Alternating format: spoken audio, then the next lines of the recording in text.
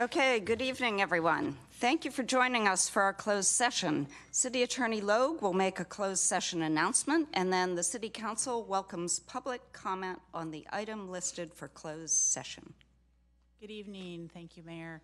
There is one item on the closed session agenda tonight. Item 2.1 is a conference with legal counsel regarding existing litigation pursuant to Government Code Section 54956.9. The name of the case is San Francisco Baykeeper versus the City of Mountain View. It's United States District Court for the Northern District of California, case number 20-00824. Thank you. Would any member of the public joining us virtually or in person like to provide comment on the closed session item listed on tonight's agenda? If so, please click the raise hand button in Zoom or submit a blue speaker card to the city clerk. We'll take in-person speakers first. Each speaker will have 3 minutes.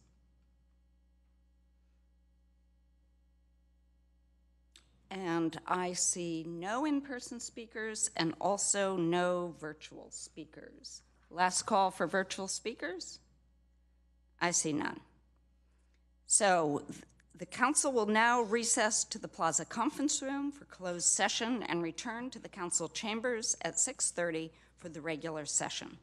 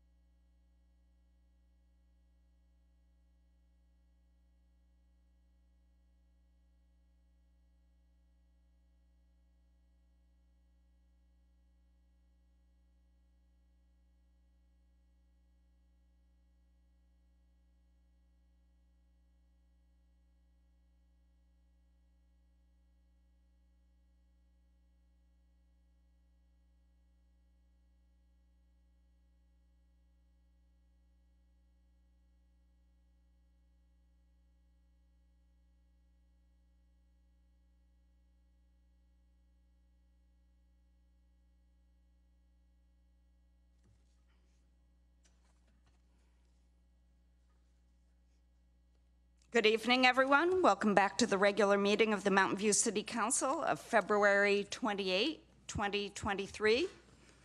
For those of you joining us in person, please note that due to our hybrid environment, audio and video presentations can no longer be shared from the lectern. Requests to show an audio or video presentation during a council meeting should be directed to city.clerk@mountainview.gov by 4:30 p.m. on the meeting date. Additionally, due to our hybrid environment, we will no longer have speakers line up to speak on any of our items. Anyone wishing to address the council in person must complete a blue speaker card. Please indicate the name you'd like to be called by when it's your turn to speak and the item number on which you wish to speak.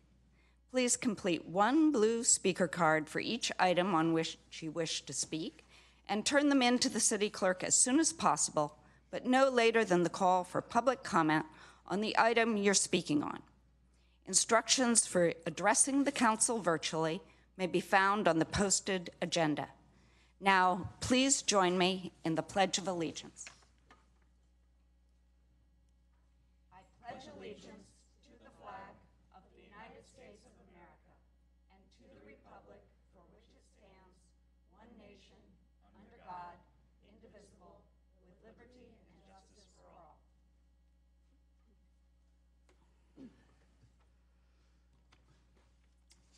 Now we will move to roll call.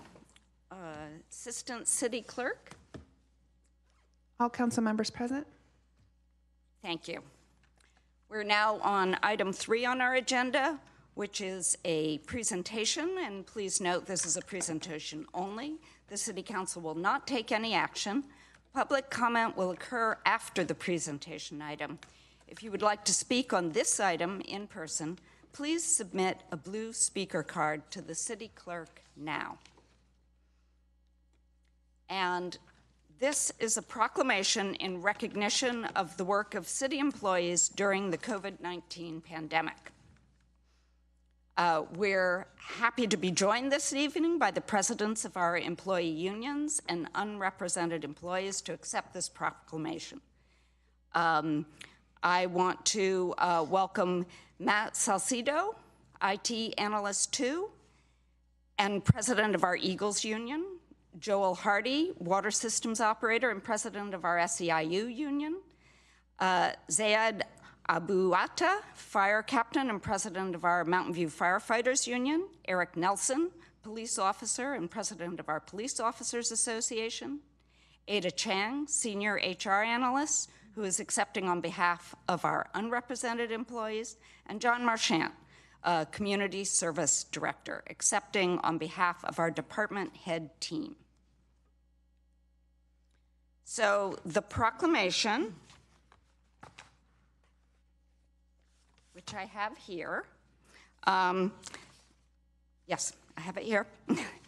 The proclamation reads, whereas from March 2020 through February 2023, Mountain View, California faced numerous health and economic challenges as well as unknown risks due to the COVID-19 pandemic, and whereas all City of Mountain View employees are designated as disaster workers, pledging to respond to emergencies and provide essential services to the community, and whereas during the COVID-19 shelter-in-place restrictions and beyond, city employees continued to work daily to deliver critical services and address community needs, and whereas city employees accepted the challenges posed by the pandemic and kept city operations running, including maintaining streets, parks, and other infrastructure, serving the city's fleet and facilities, providing police and fire emergency response, processing plans and permits, innovating ways to expand library and recreation services online, upgrading technology to support remote and hybrid meetings, and sustaining critical information technology, financial, human resources, and other essential administrative support.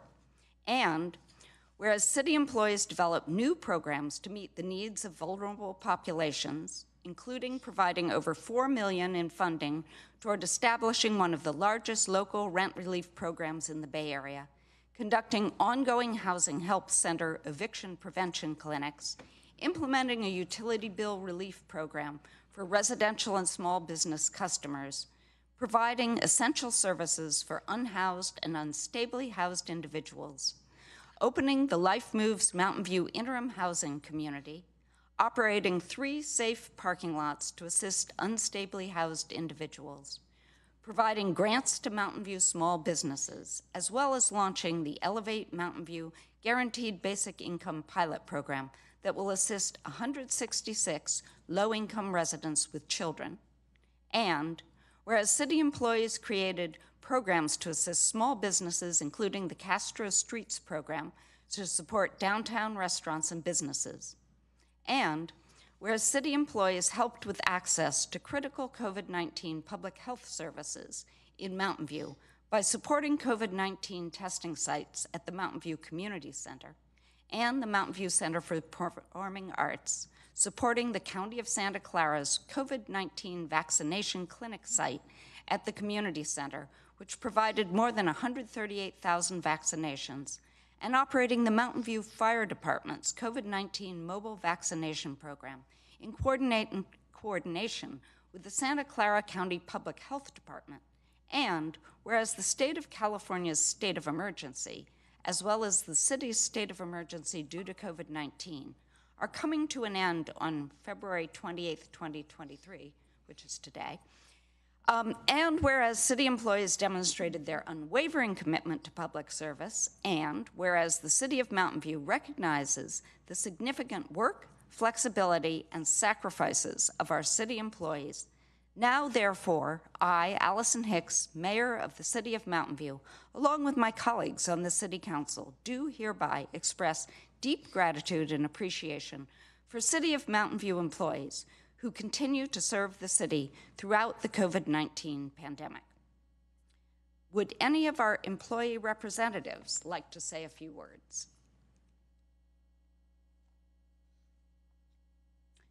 This is your moment.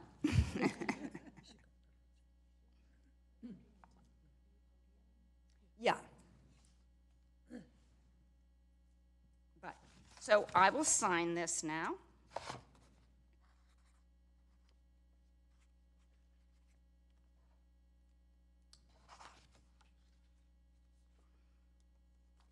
And now I'm handing this over to everyone.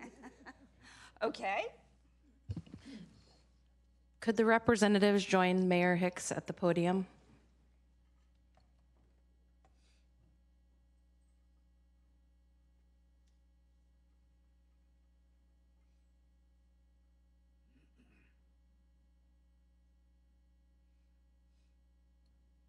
Our Chief Communications Officer, Linka Wright, would you please come forward to take a picture, and everyone can turn around that way to take a picture with the mayor and the council members behind.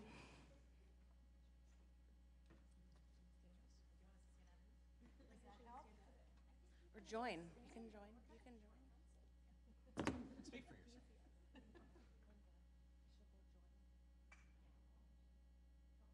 You want us to be? All right.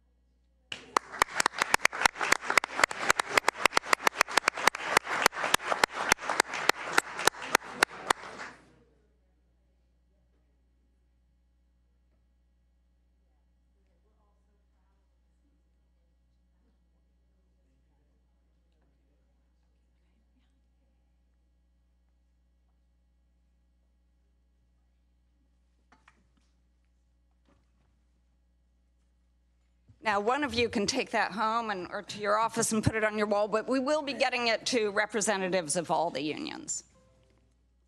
And would any member of the council like to say a few words? Vice Mayor? Yeah, I would just like to say that as a resident at home during the first part of the pandemic, I was just incredibly proud of how my city was responding. And you were the people who were implementing that response. And it just meant a tremendous amount to all of the citizens of Mountain View to know that you were stepping up, and to see you step up and to see all the creativity and care that was taken. So thank you very much. Oh, another thing I hope is happening somewhere is, you know, this has really been a historical period. And I do hope that there are some write-ups of what you've done, and so that we have a history of this. I was talking to some people the other day and thinking, you know, could we talk a history PhD candidate or somebody into writing a thesis about, you know, how the city responded. But keeping a record of what you did, it's just would be very worthwhile for people who face this 100 years from now again. Thank you. Councilmember Matichak. Thank you. I want to thank all of the city employees for all that you do to make Mountain View a great city. It's not just what you did during COVID, but it's what you do every single day. You should feel really good about your contributions, because this is a great city, and I thank you from the bottom of my heart for everything you do to make it that way. Councilmember Kamei. Great. Thank you, Mayor. Well, I am just so excited to be in our chambers again and to see all of our incredible unsung heroes, which are all of you, our employees of Mountain View. We've talked about what makes Mountain View so special, and I think it is the culture of service that you all embody. And so I'm so happy that I saw the email that our city manager put forward earlier today. I think that I don't need to add to that because it was perfectly done, which is why she's our city manager. But so I'll just keep it short and say thank you so much. Councilmember Ramirez. Thank you, Mayor. And I agree with all of my colleagues. But the only thing I would add is I think many of us at this point have largely taken the pandemic for granted. It's easy to forget that in March, April, May 2020, there were many of us who were very uncertain about what the impact of the pandemic would be, right? And uncertain about the life safety impacts of the pandemic. And so while some of us were very fortunate and able to work from home, you know, it's easy to forget those of you who were out in the field helping people every day despite that uncertainty. And I think it's important for us to honor that and commend you for being out there despite the fact that none of us really knew what was going on, and that you were putting your lives on the line, literally. In addition, as Councilmember Matichak had said, to just running the city. And I have profound respect and appreciation for everything you did during that very difficult time. Thank you. Councilmember Abe-Koga. Thank you, Mayor. So as the mayor in 2020, when we went into sheltering in place, it just brings back all of those memories. It's hard to believe it's been almost 3 years since that. And I remember the day we were going into sheltering and talking with our city manager and waking up every day saying, what do we have to do today? And, you know, lots of communication and a lot of just trying to figure out what the community needed and us responding as quickly as we could. And we obviously could not have done it without all of you. I cannot express how proud I am of all of you, and wherever I go, you'll hear it from our colleagues in other cities. They're probably sick of me saying this, but I really believe we have the best organization around, and it is the day-to-day service that we provide, that all of you provide to the city, but especially during COVID, you shined so brightly, and we were able to do so much so quickly and really respond to the needs of our community and beyond. I think we were able to do things, new things differently that became models for other cities and the county, and being able to like put up our testing site and mobile vaccinations and everything else. And I appreciate this opportunity to reflect on all that and to, from the bottom of my heart, to really thank you all for all that you did during the last 3 years. Thank you so much. Councilmember Ramos. I got to join you all on the tail end of all this, so yay. But I want to thank everyone, those who served in our city to help us get to where we are. In times of great stress and strife, that's when you find out who you are. And I hope you can look in the mirror and see extraordinary courage and innovation and optimism. You could look in the mirror and just know Mountain View leads with courage, Mountain View leads with innovation, Mountain View leads together. And that is what you shared with each other and inspired everyone else to do the same. So thank you all for your service to the city, especially in a very difficult time period. And you all inspire me so much. Thank you. City Manager McCarthy. Thank you, Mayor, council members. So I just want to thank all of you that are here, those of you that are in the audience. From the bottom of my heart, it's been a pleasure serving alongside you these last 3 years. As many council members have stated, 2020 seems like just a whirlwind, passing time, but as we were in the thick of it, it really felt like we were all family and we were all in it together. We were all trying to figure it out along with the rest of the world, but we were the helpers. We were there. As I told people, no one's coming, it's us. We're here helping our community. So thank you all, those of you that are watching on YouTube or online, those of you that are here in the chambers, thank you for your service. I'm so proud of everything that you all have accomplished, proud of our department head team, proud of all of the things that we did that were firsts that many other cities followed behind us. So I just want to thank you and recognize all of the work and effort that all of you have made. So you've made all of us proud. Thank you.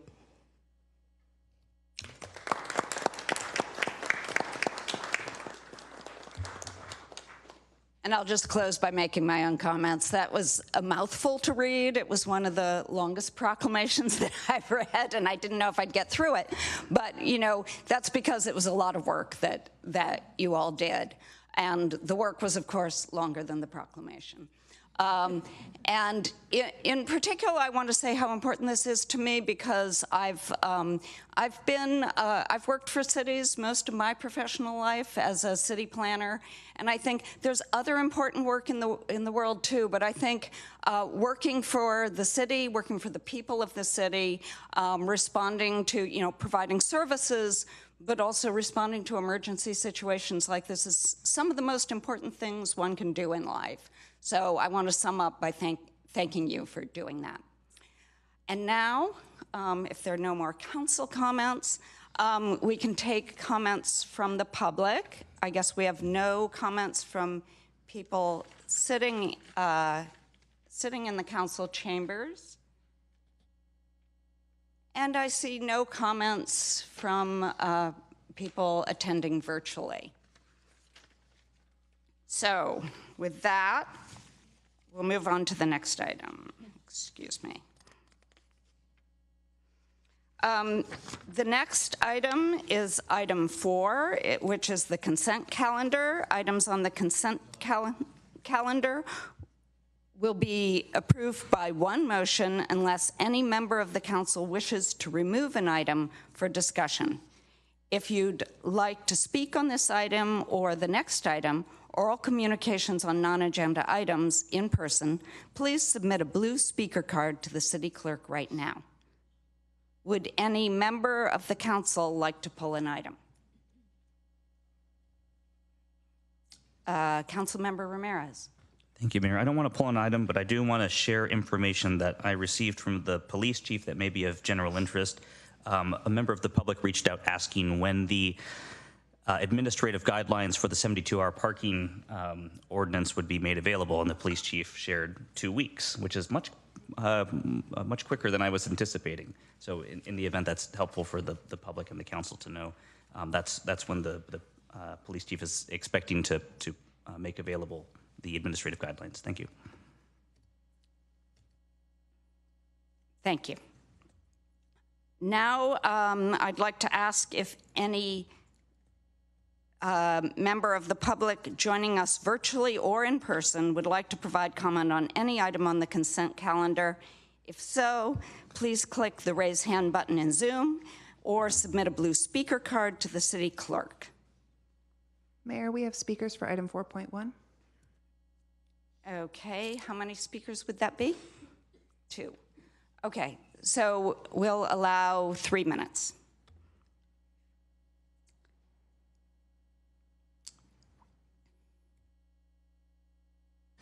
Can you hear me? Oh, hi, my name is Marguerite Lehman. I live on Ortega Avenue, and I've joined you all for public comment before discussing vehicles living in their, residents living in their vehicles. And I'm here today to speak to ask that you really fully consider 4.1. I don't feel, I feel pretty disappointed actually by the discussion that happened 2 weeks ago. I feel like a lot of the conversation in public comment and afterwards was about the technicalities of the 72-hour parking enforcement, which I understand, that's your job. But how I see it is this is really an issue for people living in their vehicles. We saw 2 weeks ago that that the majority of citations are for people living in RVs, and I think that considering the displacement of these people from Crisanto Avenue and then dispersing them across the city, and I don't really feel like the city has sufficiently dealt with the needs of these people. And I feel like my own neighbors I've seen use the 72-hour parking rule as a kind of blunt instrument to weaponize it against people living in their vehicles, people who are now my neighbors who I care about. And I think that passing this without consideration for how it will affect people living in their vehicles disproportionately is really kind of hanging them out to dry. And so I would really urge the City Council not to approve this amendment or to consider a carve-out for people living in their vehicles, because I really think that it's just not fair. It just doesn't strike me as fair. And I hope that you all will stand strong in our shared values of Mountain View for all, so that we can really address the issue of people living in their vehicles instead of, passing in ways of enforcing parking that doesn't really sufficiently address their needs. Thank you. And the next speaker? We have Oscar here who's going to make a comment in Spanish and then I will translate. Sí, adelante. Sí. Pues yo soy Oscar Mejía, vivo en una RV y es muy incómodo para mí estar moviéndome. Pues tengo una niña de 7 años y el bus pasa a traerla a la escuela y entonces no nos encuentra en la misma área. También es esto así muy incómodo porque hasta los estudios de mi niña se están interrumpiendo. También cuando voy a trabajar, sí trato de moverme 72 horas, pero a veces no da tiempo, es muy laborioso estar pidiendo el permiso al patrón para moverse cada 72 horas. Es algo incómodo. También tiene que pensar la gente que hace la ley esta, que todos tenemos un tipo de vida y pues están bloqueando muchas cosas, afectando muchas cosas así con esto de 72 horas. Sí. Gracias. Hi, my name is Oscar Mejia, and I live in an RV, and it's very uncomfortable to be moving around the city. I have a 7-year-old daughter who gets picked up by the bus to go to school, and it's never in the same area, which has caused a problem for me. Her schoolwork has been interrupted because of this, and also my work has been interrupted because I can't constantly be moving within 72 hours. I ask that you all think about this and really think about people that are in my situation and how uncomfortable this is for our life. Thank you. Gracias. Thank you. And now we have several virtual speakers.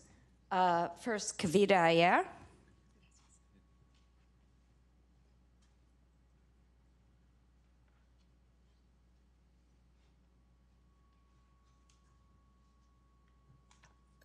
Thank you, Mayor. Can you all hear me okay?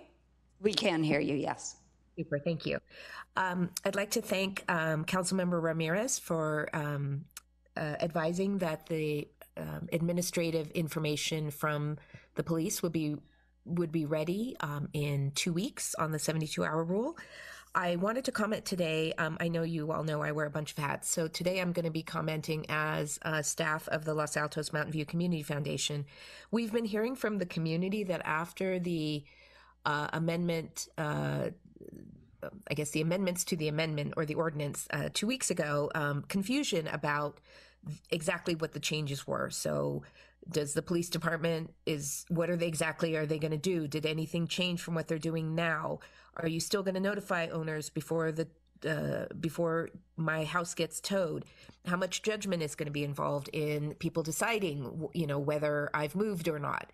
And so since the administrative guidelines have a timeline, my request is for the police department to put a moratorium on enforcement of the 72-hour rule until the actual guidelines are publicized, both in English and Spanish, in such a way that you can't miss it if you're a citizen of Mountain View. So that would be my first request to the council and the police department, is to consider that for the safety of all of our neighbors and just having civil peace around this. Let everyone get educated before this goes forward. My second comment is also hearing a lot from our neighbors in vehicles who live around Terabella, Leghorn, Pioneer, and Gemini. We have many families there with newborns, also family with young children. You just heard someone just talk about how the rule interrupts their children's school. In this case, I want to talk about porta potties. Not having toilets that are accessible 24 hours where people are living is really, really difficult on our neighbors. Like I said, we've got people with newborns, people with children. They can't pick up and move and drive their vehicle from Terabella to CSA or Hope's Corner, where the two sets of public toilets are currently available. They can't do that in the middle of the night. One recent vehicle dweller was admitted to the hospital at El Camino because with a kidney infection, because basically she had been holding her urination at night because she doesn't have a toilet. I would like the city to consider actually putting public toilets where people are and giving people their dignity back. Thank you. Thank you. Now I'm pausing to see if there are any more virtual speakers. My screen will change.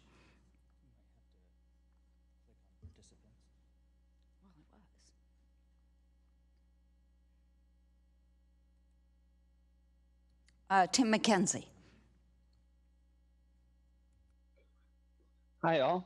Tim McKenzie, he, him pronouns, resident of Montaloma neighborhood. I'll try to be a little quick. I'll echo the comments that were just made from previous speakers. And just, I really want to I'd like to see council really think about what we're trying to achieve with the 72-hour ordinance and what we're actually looking for. The ordinance 2 weeks ago was sort of introduced as a minor clarification of language. It seemed to me that it was actually a bit more substantive in terms of changing the policy. but really thinking about what it is we're trying to do with the 72-hour rule and making sure that we craft things that are going to achieve what we really want and not disrupt the lives of our neighbors, as one of the previous speakers mentioned, that it seems to be disproportionately targeted towards RV residents, which doesn't seem like a great neighborly thing to do. I don't like our city doing that personally. And I'll just add on from the previous speaker, if there are public restrooms that are put in more places in the city, which I think is a great idea, we should make sure that there are period products in all of them.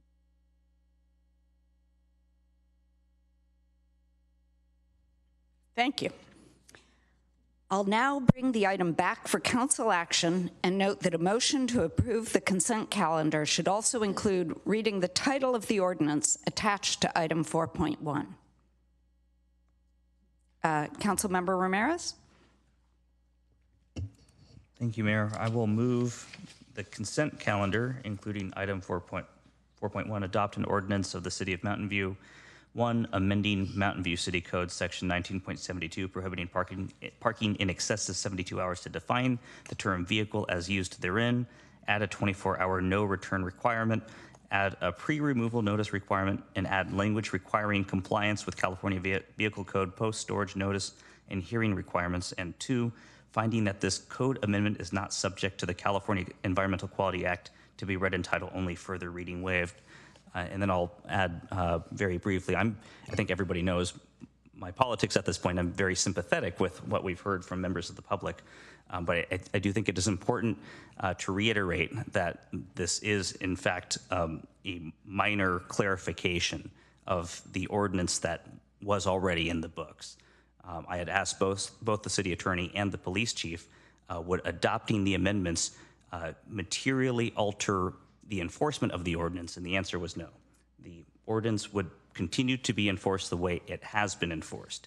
There is, I think, a valid question about, does the 72-hour parking regulation address the parking concerns of our community? I think that's a question we probably should ask ourselves at some point, but this isn't the item to do that. That we do need to clear up the ambiguity in the language, and the way that we are doing that right now is by codifying how we had been enforcing the law that was already in the books. And I will add that I'm very grateful that the police chief and the MVPD will be able to provide the administrative guidelines fairly quickly. And that's something that doesn't require council approval, right? Those are administrative guidelines, and members of the public will be able to review them. And I think there's an opportunity to explore, once we've seen those guidelines, whether there are further modifications that ought to be considered. And members of the public and PSAB and the council, I think will be probably, I'll let the city manager respond to this, but we'll always have the opportunity to share ideas and recommendations with MVPD. So with that, I will move the recommendations. Thank you. And Councilmember Kamei? Great, thank you. So I'll be voting for the consent calendar, and also wanted to add on to what Councilmember Ramirez is saying, in that my understanding is we had a substantive conversation as a council as well on the communications and the outreach. We discussed the clarity of the language. We also discussed outreach in terms of not just Spanish, but we have a multilingual affairs office that does multiple languages, and making sure there's language accessibility. And also providing the next steps in terms of the noticing and what are the things that can be done, what's the phone number, what's the email, and more points of contact. So I thought that we had also a substantive conversation about the communications and outreach, which in the 2-week time period, thank you, Councilor Ramirez, for sharing with all of us, we also will have that, and the two-way dialogue exchanges you mentioned with Mountain View PD. So I just wanted to clarify that as well before voting on the consent calendar. Thank you, Mayor. And I also see a second, which I didn't mention, by Councilmember Matichak. Do you have additional comments, or you're just making the second? I'm just seconding the motion. Okay. So I'll make, if I see no other council members wishing to speak, I will make a couple of comments. I agree with the comments that Councilmember Ramirez and Councilmember Kamei made. I wanted to say that, in addition, one of the reasons that I voted in favor of this particular item is that in talking to people who are doing hands-on service with people living in vehicles, they said that although it was somewhat chaotic when the 72-hour rule was first re-implemented, that it was working smoothly at this point, and they didn't particularly want any additional changes. A second thing is that they also told me there is now room in, there was, at the time I spoke to them, there were spaces in our safe parking lots, so people who are having trouble at this point moving around, I would encourage you to contact the safe parking lot providers and get yourself a space, because there is some turnover. And thirdly, I want to say that some of the concerns I think that have been brought up tonight and in the discussion that we had in our last council meeting, I think will be covered in other items that we'll be looking at on the work plan tonight, such as our homeless response strategy and possibly other items. So with that, I have nothing else to say. Are there other council members? Okay, so we're ready to vote then.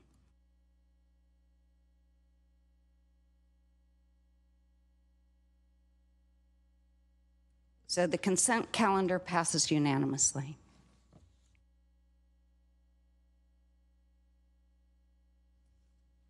Next, we have item number 5, oral communications. This portion of the meeting is reserved for persons wishing to address the council on any matter not on the agenda. Speakers are allowed to speak on any topic for up to 3 minutes during this section. State law prohibits the council from acting on non-agenda items. If you'd like to speak on this item in person or the next study session item, please submit a blue speaker card to the city clerk now. Would any member of the public joining us virtually or in person like to provide comment on this item? If so, please click the raise hand button on Zoom or submit a blue speaker card to the city clerk. We'll take in-person speakers first. We have one speaker, Jay Lula.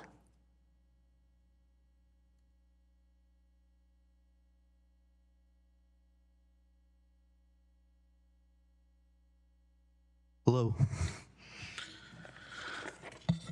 Hello, fellow community members. My name is Jay, and I'm a native Bay Area resident. I grew up here and watched my parents and uncles gain success through their work in the Silicon Valley high-tech and healthcare industries. I followed suit by attending the Valley's best schools, studying engineering at a top university, and working for several years at respected tech companies. However, what really matters to me is to feel a part of the vibrant community we have here.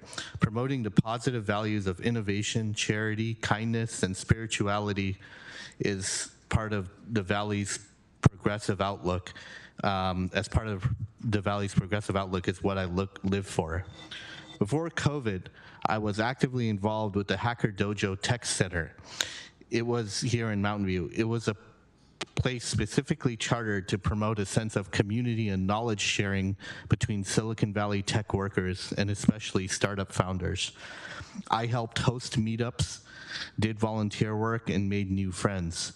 Unfortunately, my outgoing nature made me a target, and I've been the victim of bullying behavior by a mysterious Russian man, as we have a certain group of friends in common. This man resented me from the start and has been harassing and humiliating me on and off for the past few years. This behavior has even included physical abuse, and one instance where he threatened me with a large knife or sword. I intended to discuss this issue with the director of the Hacker Dojo, and in the meantime, I raised the issue on a members-only forum on Slack. Unfortunately, the director is ill-equipped to handle such issues, and in response for my raising the issue, punished me by banning my member account, which is a legal violation in terms of retaliation. Anyway, I need help from dedicated city workers who can help mediate and resolve this issue and perhaps alert the upper management of the Hacker Dojo that handling of such situations needs to improve. Please let me know if you can take on this project to improve the community as a learning experience for all of us. Thank you. Thank you.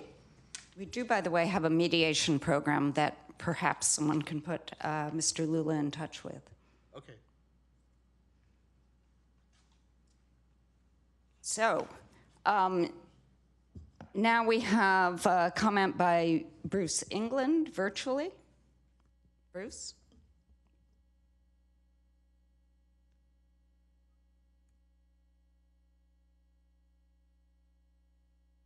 Okay, I just got the unmute thing. Sorry for the delay.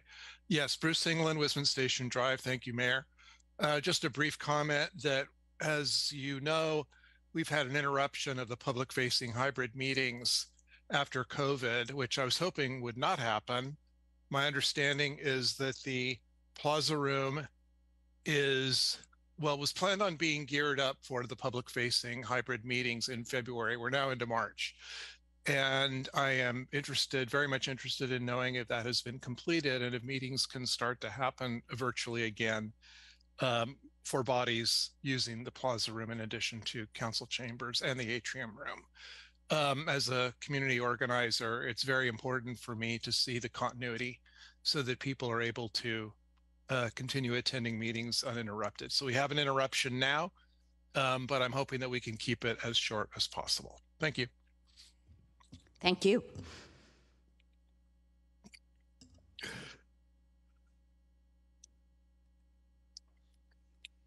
Next, we have Rocio Molina. Hi, thank you. My name is Rocio Molina. I'm here today on behalf of Catalyze SV. We are a local nonprofit organization that focuses on community engagement in the area of development. We like to engage the community and public stakeholders in a collaborative conversation about the best approaches to development in our region. Our focus is particularly in the areas of affordable housing, sustainable development, and transportation and mobility accessibility. I am excited to see the number of programs that are listed in today's budget item in regards to transportation updates and affordable housing development coming to the city.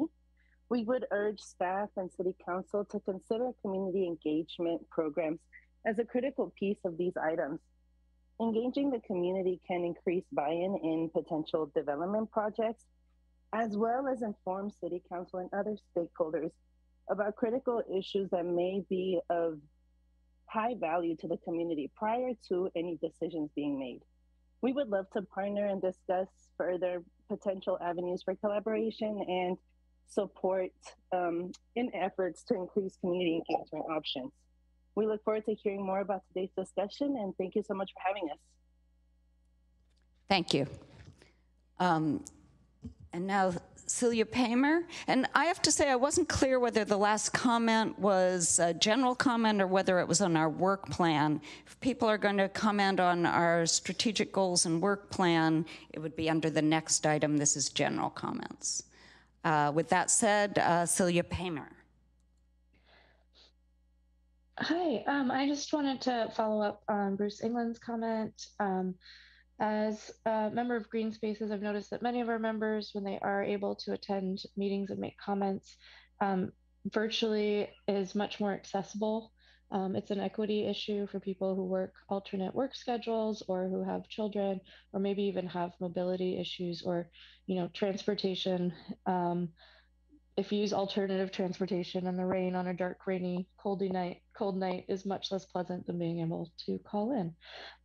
So I would hope that making all meetings accessible virtually is a high priority, and hope to be able to attend more meetings soon. Thank you. Thank you. And seeing no more speakers, we will move to the next item, which is item 6.1, our study session for fiscal years 2023 through 24 and 24 through 25 council work plan development. The purpose of this study session is to review and confirm the City Council's strategic priorities and identify potential projects to advance the strategic priorities for further staff analysis and council consideration at a subsequent study session for inclusion in the fiscal year 2023-24 and 2024-25 council work plan.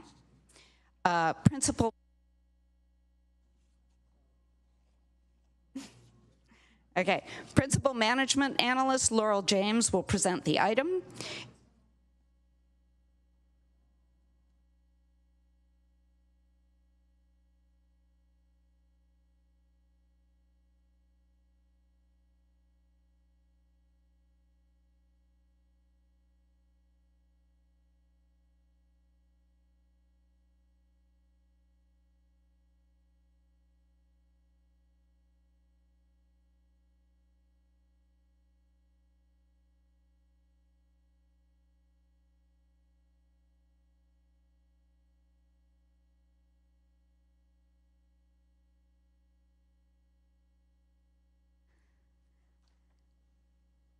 So Principal Management Analyst Laurel James will present the item, and if you'd like to speak on this item in person, please submit a blue speaker card to the city clerk now. Thank you, Mayor Hicks. Good evening, Council. I am here to discuss the fiscal years 23 through 24 and 24 through 25 Council Work Plan, and tonight we'll be discussing strategic priorities and projects. Tonight's agenda is up above. We will review the Council Work Plan purpose and process. We'll review the Council's strategic priorities, as well as discuss considerations for the fiscal year 23 through 25 Council Work Plan and staff recommendations. We'll review the next steps in the work plan development process. There'll be time for public comment, and we'll have a council discussion on the staff recommendations. So just a review of the Council Work Plan purpose. This is an opportunity to identify key projects for focus during the 2-year work plan period that are of particular interest to the Council, advance the strategic priorities in a significant way, and often these projects require significant city resources, particularly staff time to complete. We place projects, or the Council rather, places projects in the work plan to facilitate focus and visibility through regular updates, prior to direct staff on the prioritization of resource allocation, and allow the Council to easily monitor the progress of implementing those projects. So the goal here is to balance responsiveness to emerging or urgent council and community issues and stability for efficient use of city resources and for long-term work planning. This council work plan has traditionally included non-discretionary projects and projects that originate from the council work plan process entirely. And some projects are not expected to be finished within that 2-year work plan timeframe, but will be substantively advanced and either carried forward or moved to ongoing operations. This is a review of the council work plan development process, which you saw at the January 24th consent calendar item and approved then. We're about halfway through in terms of those little squares, but a little less than halfway through in terms of work and time. So we're right there at that red circled 3. Once the council adopts the work plan for fiscal years 23 through 25 in June, we'll move to a check-in process that occurs every 6 months. I wanted to bring up the strategic priorities for your review, which we will discuss again later in this study session. They were adopted in 2021 and intended to advance the council's vision for the future of Mountain View over the course of 3 to 5 years, rather than 2 years as previous council goals had been.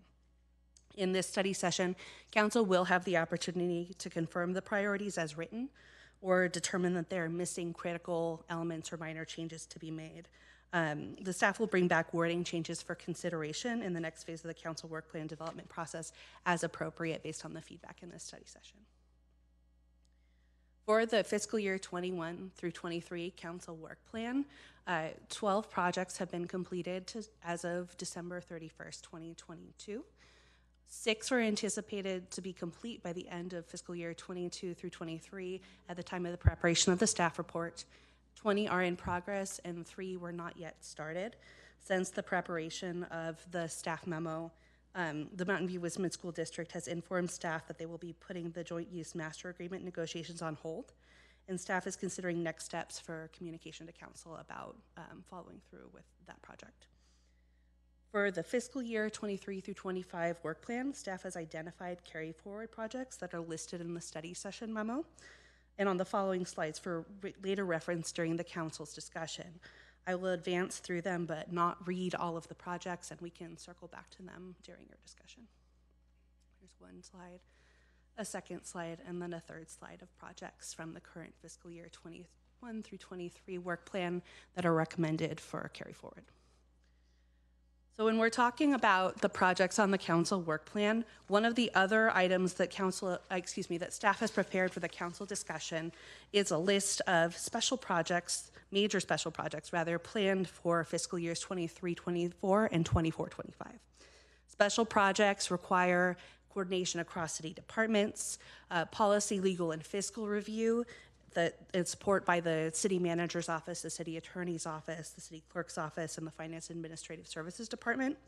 They often involve outreach to and engagement with the Mountain View community, collaboration with external partners, and specialized knowledge and or intensive use of limited staff resources.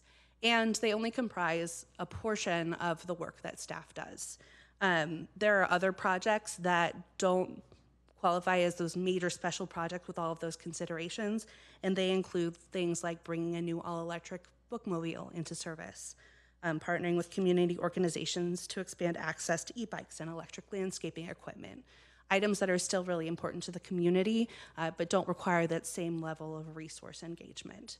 And those would be considered in this kind of core services category of these smaller projects that staff undertake on a day-to-day basis, as well as ongoing operations, which include a litany of tasks and ongoing programs, including very basic city services such as public safety, road maintenance, critical utility delivery, etc.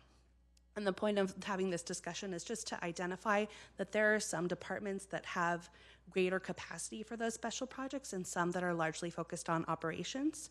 And in addition to whatever special projects are on this list, all of those are ongoing day-to-day activities that do take up staff time and resources and are really the core of the city services that we provide. So for that list of major special projects, they're pulled from some of the sources that are displayed on this slide. They're identified in these plans, initiatives, and programs.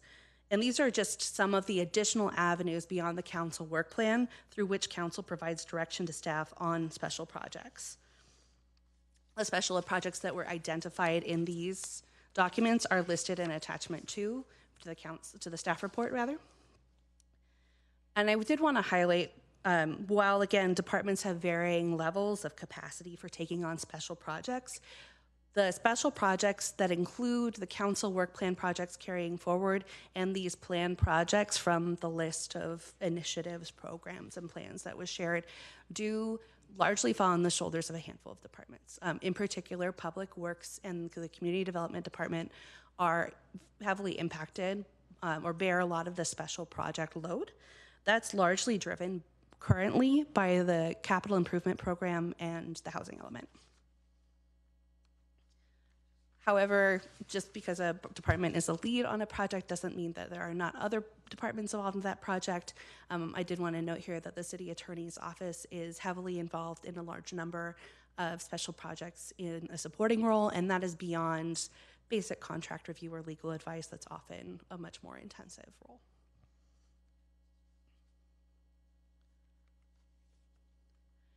This is a breakdown of all of the special projects, not just the council work plan carry forward projects, by strategic priority. Once again, the housing element is primarily intentional development and housing options driving that larger number, pardon me. And the capital improvements program does drive the mobility and connectivity number. But this is just to show that all of council's strategic priorities are being advanced by planned work.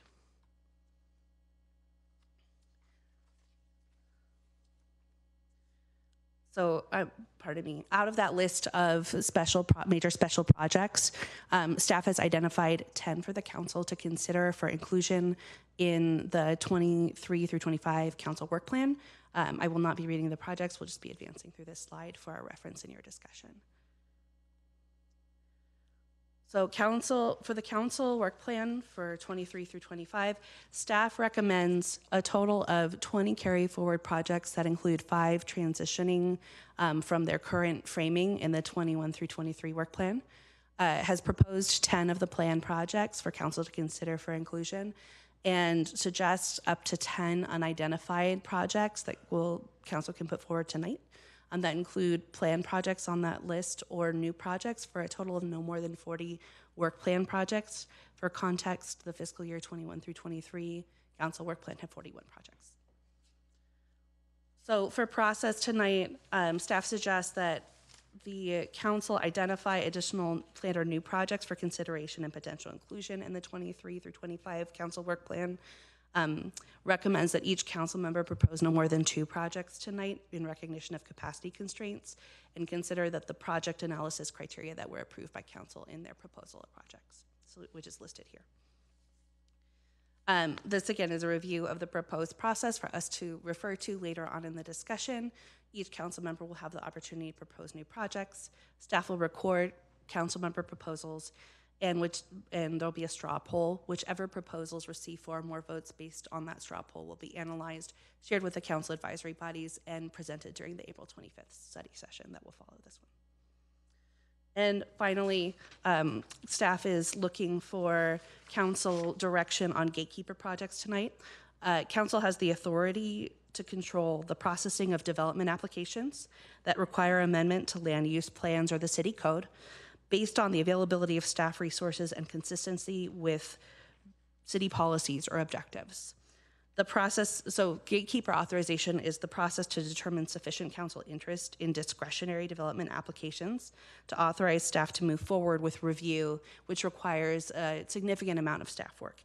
And the reason that staff is seeking direction during the council work plan process is because this gatekeeper authorization process does involve a considerable amount of staff time, particularly in community development department and public works, and does impact staff's ability to work on other council work plan projects. So with that being said, after tonight's study session, the next steps will be for staff to complete an analysis of the projects that are put forward tonight and bring those projects to the council advisory bodies for feedback and input, and return with that information as well as a recommendation for the prioritization of the council work plan projects for fiscal year 23 through 25 on April 25th. Based on feedback from council during that study session, staff will return in June with a final recommendation for the council work plan for the council to consider for adoption, after which the check-in process will begin as described earlier. This slide is a reminder of the support that staff will provide to the council process for the April 25th meeting, including analysis, advisory body input, and the prioritization recommendation, which will include 3 different categories of project, A being the highest priority to be considered first in staff allocation and planning, B would be high priority projects that would be considered after category A in staff allocation and work planning, and then category C would be priority projects that would be worked on as time and resources allow. This final slide shows the staff recommendation that was written in the staff report, which is to review and confirm this council's strategic priorities, review and confirm or provide input on the staff recommendations for carry forward and existing projects to consider for inclusion in the fiscal year 23 through 25 work plan, and then identify existing and unplanned potential projects that advance the strategic priorities to analyze and bring forward for consideration. And then finally, to approve the recommended gatekeeper process to hear requests in Q4 2023 and to limit the requests to residential or residential mixed-use projects as identified by state law. And with that, that concludes the staff presentation. Thank you very much. Now, would any member of the public joining us virtually or in person like to provide comment on this item? If so, please click the raise hand button in Zoom or submit a speaker card to the city clerk. We'll take in-person speakers first, and Each speaker will have 1.5 minutes. First, Julia Lecaire.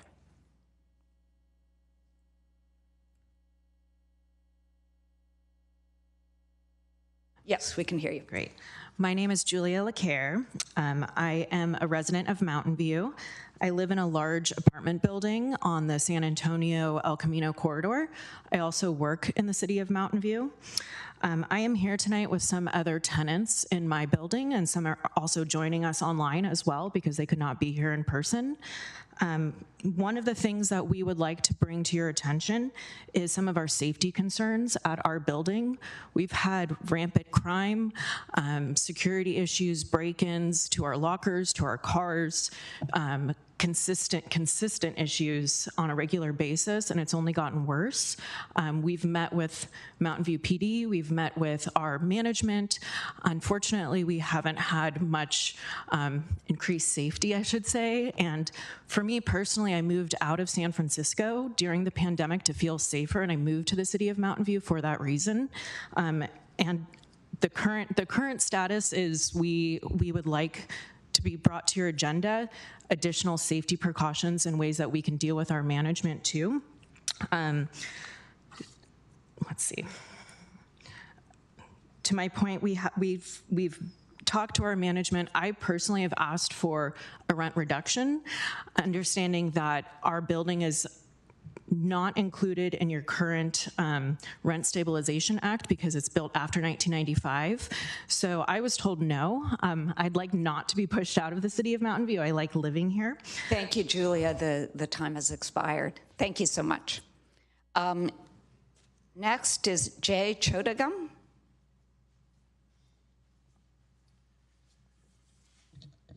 Thank you, Council, for this opportunity to. I'm representing my neighbors here who are, some of them are not able to be here because they are scared of the retribution, scared of the retaliation by the management. So I'm continuing on my colleague, my neighbor, Julia. We've had a number of issues which are pertaining to the security for which we pay for. We have broken garage doors which have not been working for about 2 months now. One morning, one of our neighbors got up and wanted to go to work and found her car on blocks. And this is inside of the paid parking. This is the secured parking area. And there seems to be, here's the issue, there seems to be no accountability. There's nothing we can seem to be have a conversation with our management and have them do something for us. There's always this finger pointing that, we'll do this, we'll do that, but there's not actually any action being taken. And we, as you all know, in Mountain View, we pay more rent than the city of San Francisco. We've just become the #1 city in terms of rent. And we don't seem to be getting the services and no sense of accountability. We're all stuck in leases.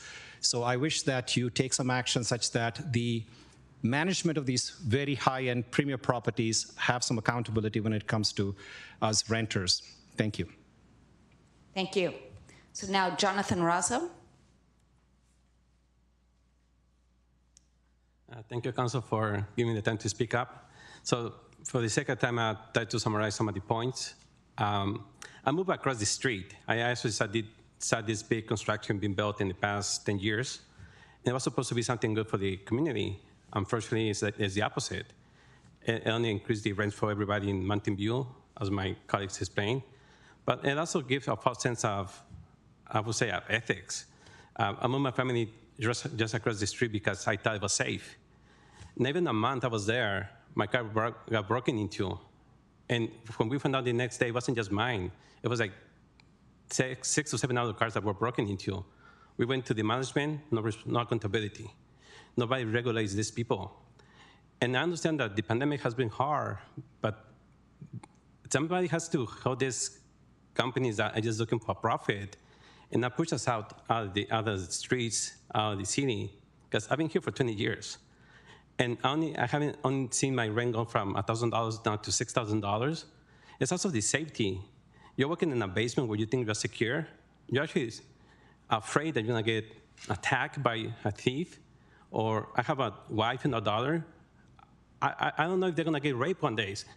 You go to management, no sense of accountability, no responsibility. So my request to you guys is when you guys get these proposals, try to understand what is it that they're trying to help the community versus just making a profit. Thank you, Mr. Azzo.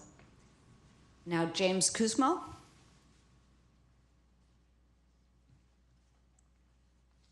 Good evening, Council. I'm going to largely echo the comments I made in writing via email earlier, well, actually yesterday, and urge you to strongly prioritize street safety when looking at your work plan for the next 2 years. The fatality on El Camino only within the last month only helped reaffirm the need for urgent action on street safety in the city.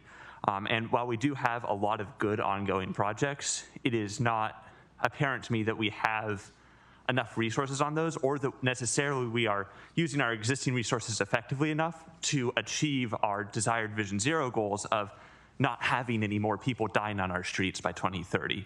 And so I had a few specific suggestions in my written email about, like, let's make sure that the work plan includes time for, like, say, the city attorney to be able to review new policies to implement that come out of the active transportation plan. Let's make sure that we're actually able to use staff time as effectively as possible to implement new projects. Let's make sure that if we are discussing, like, new revenue measures in 2024, that we're including street safety projects on those measures. And lastly, I know there are a lot of people I've seen written comments being very passionate about specific projects that are on this list. I am always wary of having too strong of a prioritization come out of these meetings because council only has so much perspective, so just be careful about excessive prioritization. Thank you. Thank you very much, James. Cliff Chambers.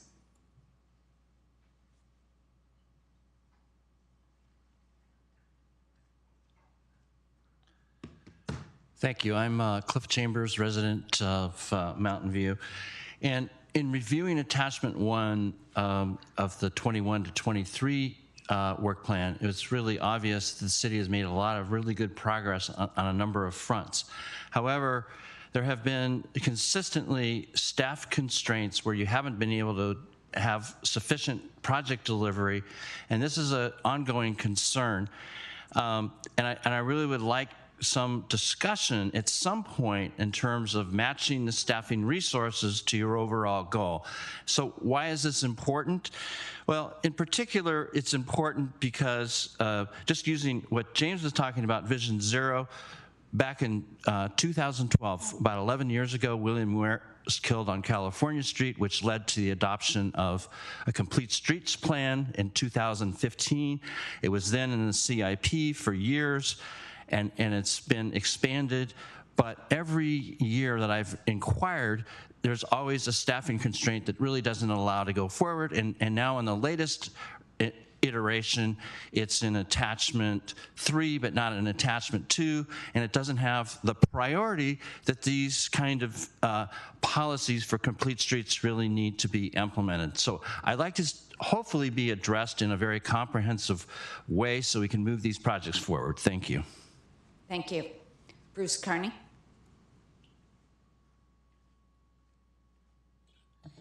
Good evening, Madam Mayor, members of the council.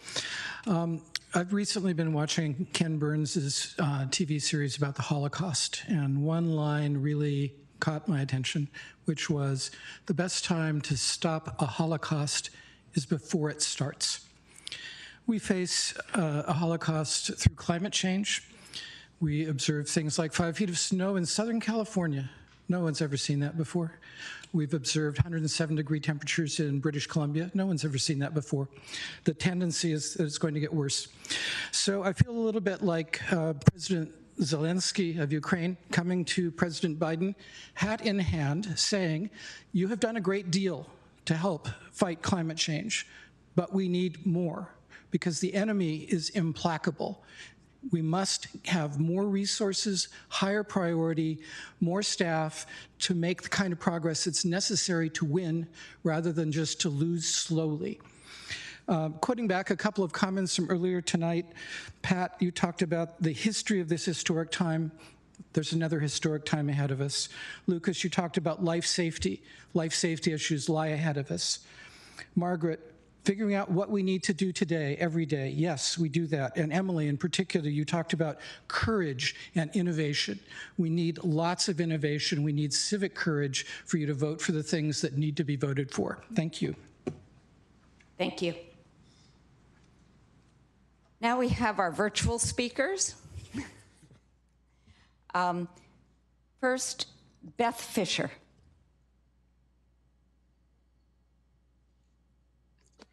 Yes, thank you, Mary Hicks and members of the council. My name is Beth Fisher. I'm with the Santa Clara and San Benito County Building and Construction Trades Council.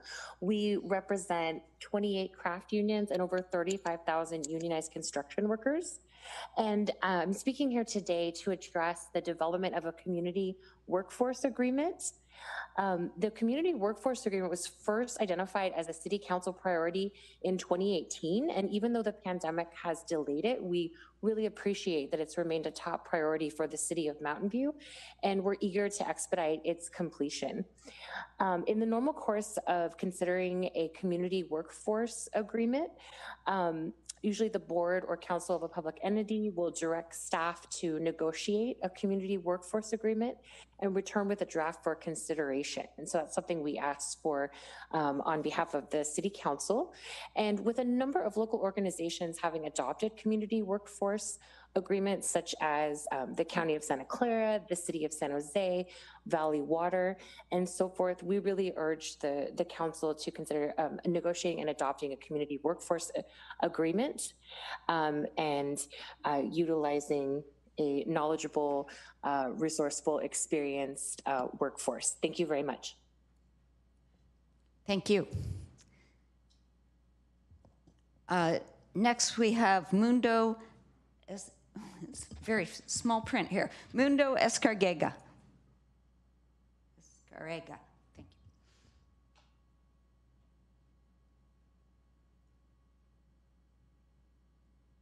Mundo, are you there?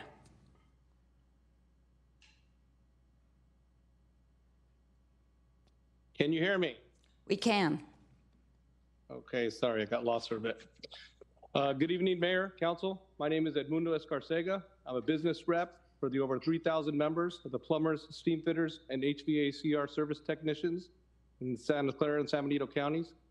A community workforce agreement will bring superior construction to Mountain View city projects. These projects attract the most skilled and qualified craft persons.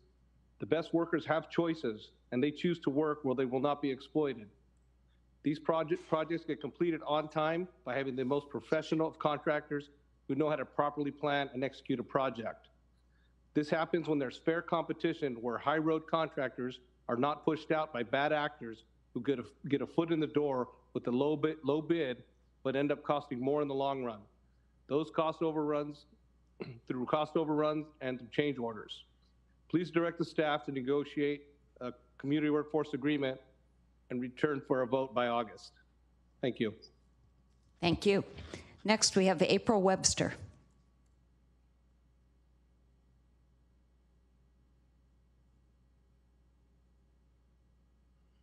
Hi, thank you.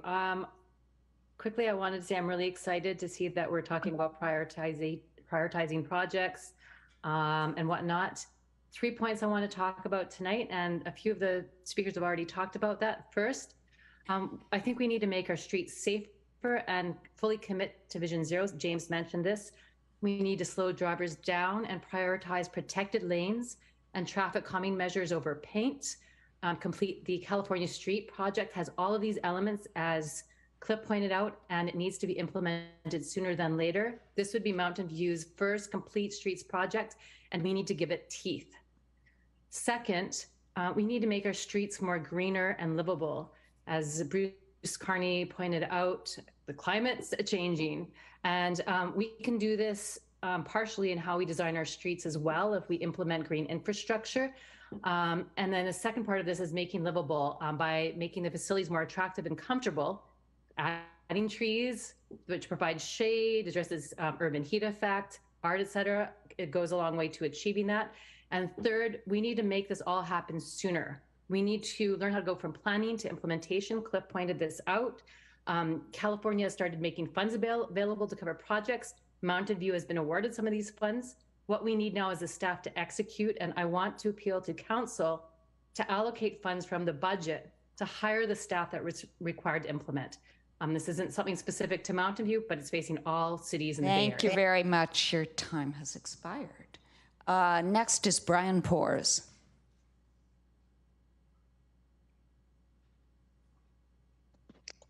Hello, good evening, Mayor and Council. I'm here today to ask that you support a community workforce agreement. My ask is not only for our members, but for the thousands of members throughout the Bay Area that have invested the time and money into becoming skilled and trained. The future of skilled and trained craft workers must be able to rely upon community workforce agreements to attract more skilled craftspeople. Quickly, I would like to share two things about how my life is different today because I am a member of UA Local 393. I'm paid family sustaining wages and receive an honest day's pay for an honest day's work, and I'm able to raise a family here in the Bay Area. I'm also granted access to safe working conditions and training to be sure I go home safe to my family. So please direct staff to negotiate a CWA and return a vote by August. Thank you very much. Thank you. Now, Erica Valentine.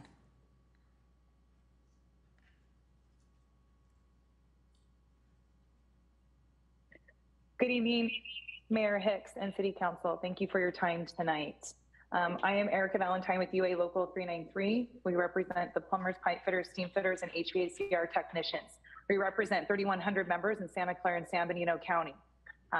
We ask every single one of you to please support and prioritize a CWTA. You guys had prioritized this in 2018. We ask that you continue to do so. We ask that you be our partners in this community, partners with the development, the building, the planning, as well as all of our local constituents that live and work here, that want to stay living and working here.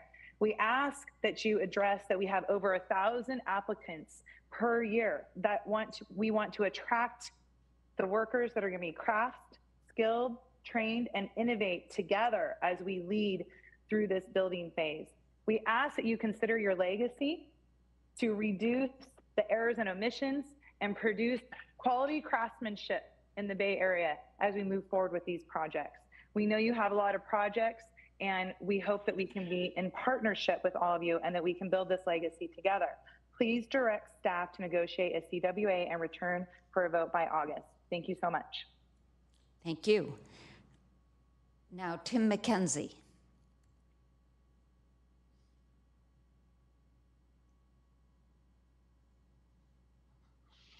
Hi all, Tim McKenzie, he, him pronouns, Montaloma neighborhood.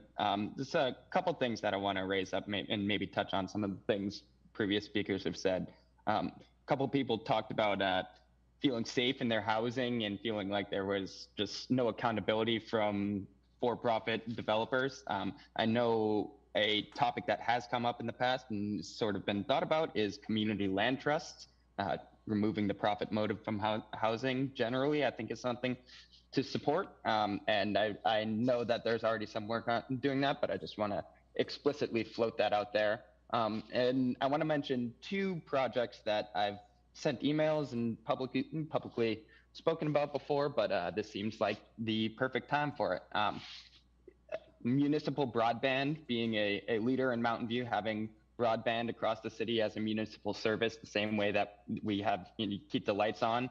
And I'd also like to see a lowering of the voting age in municipal elections to 16, coupled ideally with some sort of civics education in high school. And that could be a way to have the city form better relationships with the school districts. I know that we've sort of had the clashes recently with Montaloma Park and sort of the general parks agreement. So creating projects that we can work together, I think would be great.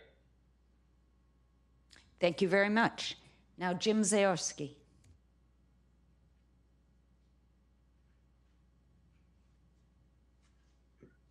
Can you hear me? We can hear you. Okay. Hi, I'm Jim Zaorski. I'm a member of Green Spaces Mountain View and a resident of Montaloma. I'd like to speak about our working and livability issue plan that may not have the importance of what some people have talked about, but I believe it's important. About a year ago, I had the good fortune to camp in a remote portion of Big Bend National Park with a bright night sky and millions of stars, and had an effect on me. This was especially poignant for me as I was growing up in New Jersey, where I didn't know there was a Big Dipper until I was 8, and I visited my cousin's farm in Pennsylvania. About 2 years ago, the city took on the issue of monarch butterflies. And although they didn't change it by themselves, they did change it, they embraced it, and they made a difference.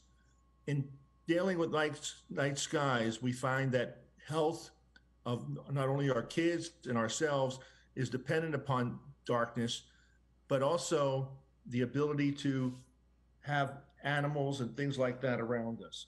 I would ask the city, even though night skies is not a big thing that they can solve themselves, to address the issue of night skies and to put this in the plan, in that it may not be a big issue, but it's something that's multi-departmental, and it's something that if you look at it in terms of how many departments need to work at it, small steps can make a big difference. I thank everyone. Thank you. Bye-bye. Thank you. Bruce Nagel.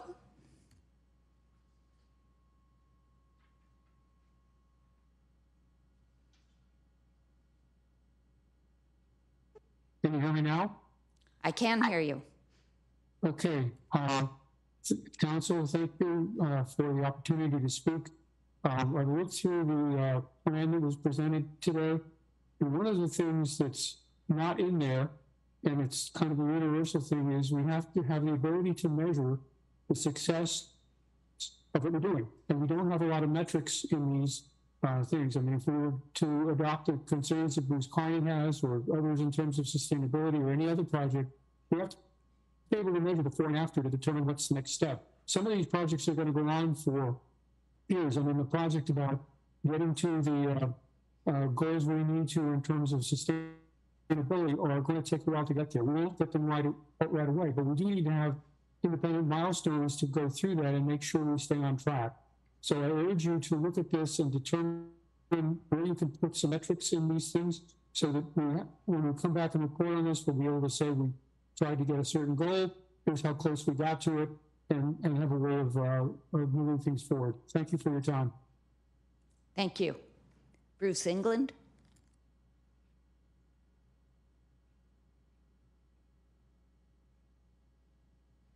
Thank you, Mayor and City Council. Bruce England, Wiswin Station Drive.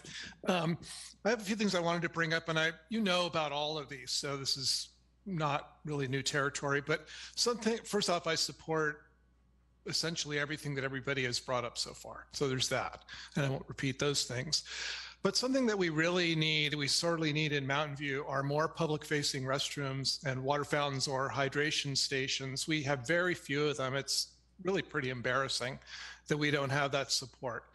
Not only is it something that will support activity in Mountain View, which we're going to be talking about through the active transportation plan, but it's also a public safety and an equity issue. Kavita IR brought up earlier the need for adequate public toilets for people living in vehicles, but it's true for everybody. If you walk around Mountain View, you'll find that there are very few such locations available to you. And then also support for the dark sky strategy. I think you're going to be talking about that. And lastly, the various plans that are happening, the active transportation plan, biodiversity strategy, and urban forest plan, have a lot of potentially actionable items that will come out of those, and those themselves need to go into your work plan, into future work. And also lastly, a lot of what can happen through direction to staff. Doesn't have to be part of your work plan. I know that you're very tight on what you're going to be able to put into your own work plan, but by directing staff where there's cross-department work to be done, like the water fountains and the restrooms and so on, just direction to staff should be adequate, I would think. Thanks. Thank you. Celia Paymer.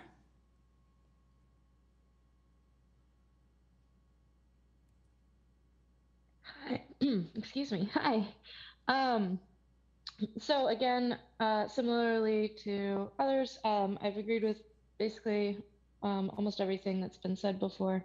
So my new points are One of the things we noticed in Green Spaces Mountain View and wanting to volunteer and contribute to the city is the biggest hurdle we had was for finding a sponsor for liability coverage, considering that a lot of this work being done by volunteers is for the city on city property. It would make sense for the city to have a way to cover volunteers through the city liability coverage. This would encourage a lot more volunteers within the city, which would probably reap tenfold benefit over the cost. And I know that that's something that's interdepartmental.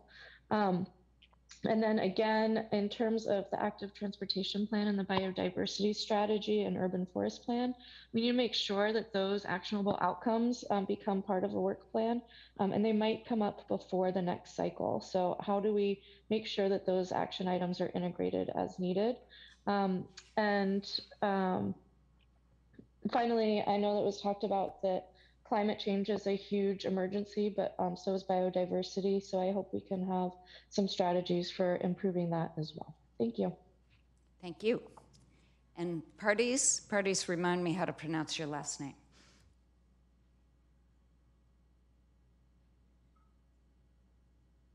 Hello, my name is Pardis Bakzadeh. I'm a Mountain View resident. I would like to provide sort of 3 high-level criteria that I hope that the council will take into account as they prioritize staff's finite time and the city's finite financial resources. One is efforts that will save human lives, such as Vision Zero or Safe Paths to Schools. 2 is efforts that give our residents and fellow humans their dignity back. And 3 is efforts that will combat climate change effectively and not superficially, with the keeping in mind that we cannot solve climate change. It's a global issue, but we should do our part, obviously, and try to do it effectively. And my last comment, which I think is unpopular, is less is more, and please do not oversubscribe yourselves and the city staff. I think it's better to do a few important things well than do very many things poorly. Thank you. Thank you. Casey Hetterly.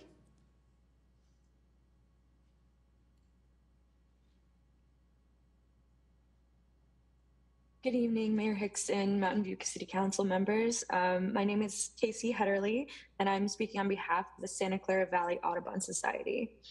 Our organizations with other local and regional groups have been advocating for the preparation of a dark sky ordinance in Mountain View, which is something that previous speakers have mentioned.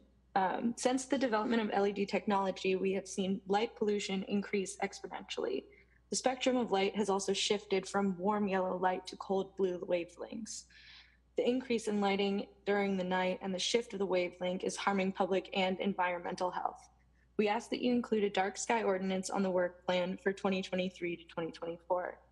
We also ask that you prioritize a capital improvement project to stop the erosion of the Sailing Lake Island. The island is critically important to nesting black skimmers and other local species. Protecting the island is included in the Shoreline Wildlife Management Plan, which will come to you for discussion soon on March 14th. The Parks and Recreation Commission recommended prioritizing protection of the island, and the design and permitting of this project is likely to take a long time. So it's important to start soon, and I hope that you include it in the work plan. Thank you so much for your service for the community and your attention to our requests. Thank you. Rocio Molina.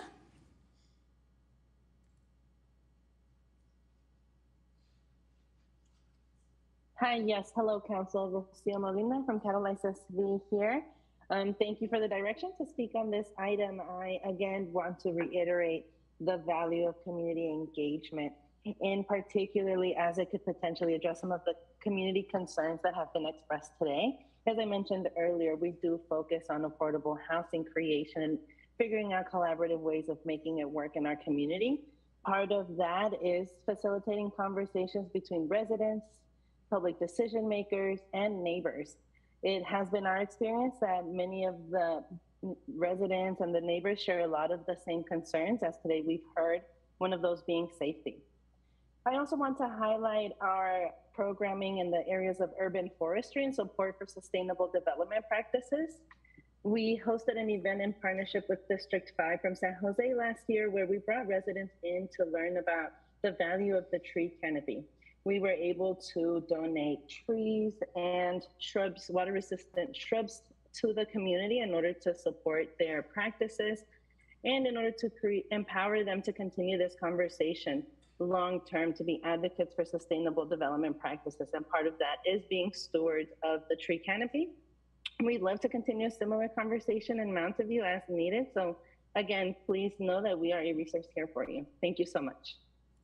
Thank you. Keith Silva.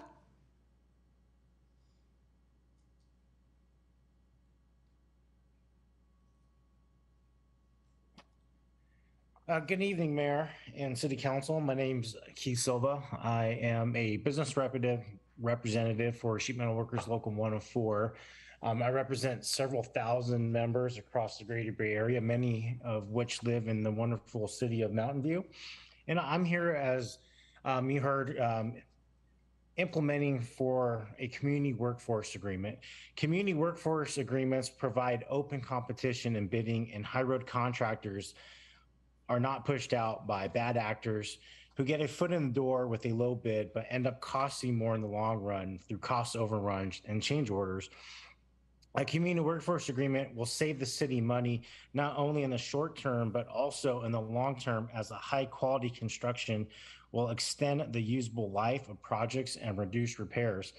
I'm a firm believer that communities, cities who implement a community workforce agreement are ultimately better off. You get skilled workers, a livable wage, and it's just better off for the community in general. You're going to be happier with the product that is being produced in your city, and you're going to have a standard that all the players on the job will be held to. Please direct the staff to negotiate a CWA and return for vote by August. Thank you. Thank you. Now, Mary Daddio.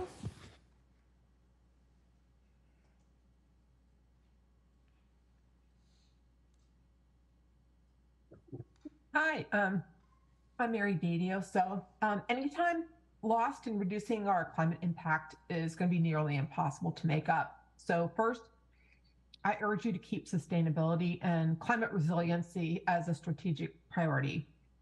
Second, within the mobility and connectivity priority, there are a number of projects in support of active transportation and Vision Zero. Transportation creates the majority of our city's greenhouse gases.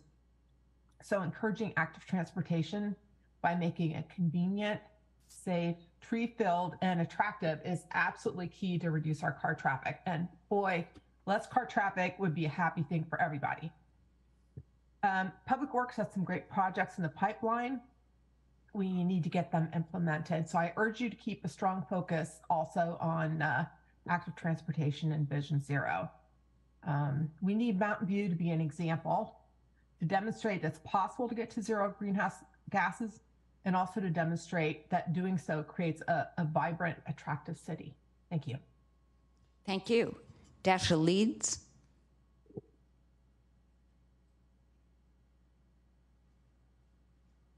Hello, my name is Dashel Leeds, and I'm the conservation organizer for the Sierra Club Loma Prieta chapter. We support the implementation of dark sky policies to protect ecological and human health from the negative impacts of light pollution. Light pollution affects both humans and wildlife, as circadian rhythm disruption from light pollution can affect our hormone regulation, including growth hormones in children, and can lead to increased risks of cancer and other ailments. Light pollution also affects critical wildlife behaviors and can result in fatal incidents for many species, such as birds, who can get thrown off their migration routes entirely from sky glow. We're aware that members of this council have expressed interest in dark sky policies in the past, and we encourage you to add the creation of a dark sky ordinance to your work plan. Consider using Cupertino's ordinance as a starting point. We'd also like to thank the council for everything you've done so far in climate change. And as you move forward with climate action, we ask you to simultaneously enhance biodiversity and ensure equity. We must reduce emissions while protecting and restoring nature. The continued existence of gas pipelines is fundamentally incompatible with Mountain View's strategic priorities. Indoor air pollution from gas appliances threatens the livability and quality of Mountain View residents, and these pipelines consistently leak and leak during the end use in our homes. Furthermore, the demand we generate for gas here leads to massively polluting operations, such as fossil fuel extraction in the Permian Basin. We support Mountain View's ongoing efforts to decarbonize buildings and the development and rapid implementation of a citywide decarbonization plan. Let's start planning for a future without gas pipelines. Thank you. Sam Munoz.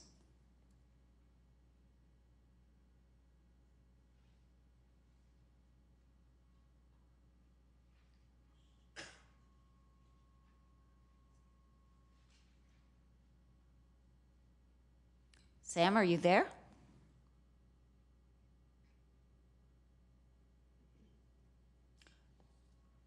Okay, maybe we'll go to Danny Mangan and then back to Sam if he can connect in the future.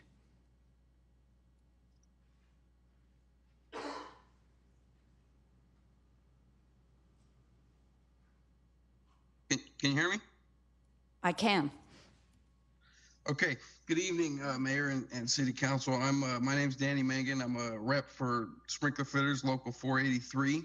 I represent over 900 active members, men and women who install life safety fire protection, many who live and work in Mountain View. I'm here to kind of echo, some of the previous comments about the community workforce agreements. A community workforce agreement will leverage the resources of the construction industry to bring superior construction to Mountain View City projects, such as well-trained journeymen and women and properly trained apprentices to get the project completed safely and in a timely manner. CWAs can also ensure projects are completed on time. They prevent serious delays by providing alternatives to work stoppages and attract the best of the best and the most knowledgeable professional of contractors who know how to properly plan out and then follow up that and execute a project. So I'm here tonight to just urge the staff to negotiate a CWA and return for a vote by August. Thank you. Thank you. And then Sam Munoz, one last chance to connect.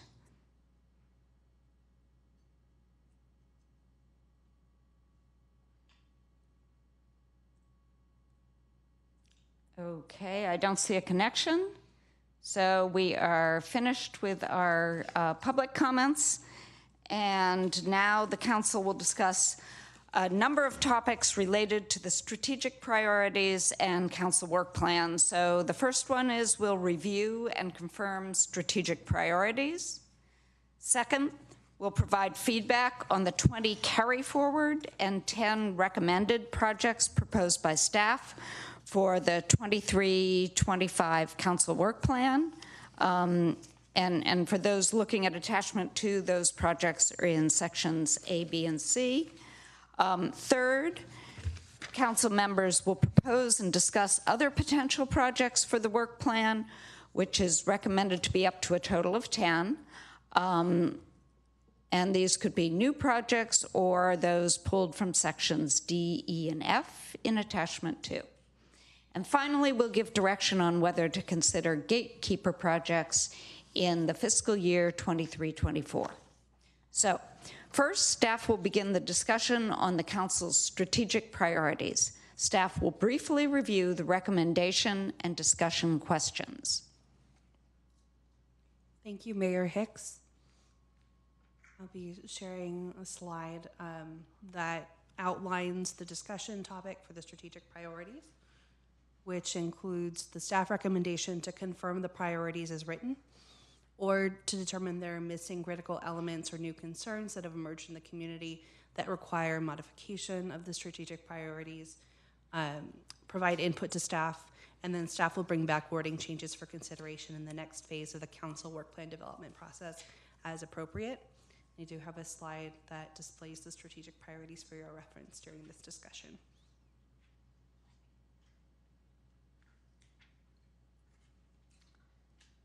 So thank you very much. Now, keeping in mind that the strategic priorities you're seeing here were intended to remain in place for up to 5 years, Do any council members have questions or minor changes to the strategic priorities that they would like to propose for discussion?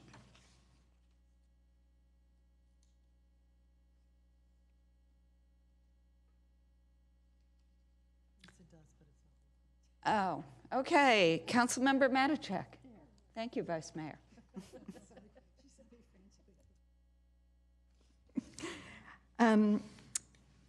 You know, I don't necessarily want to change any of the strategic priorities. We've had good conversations about them.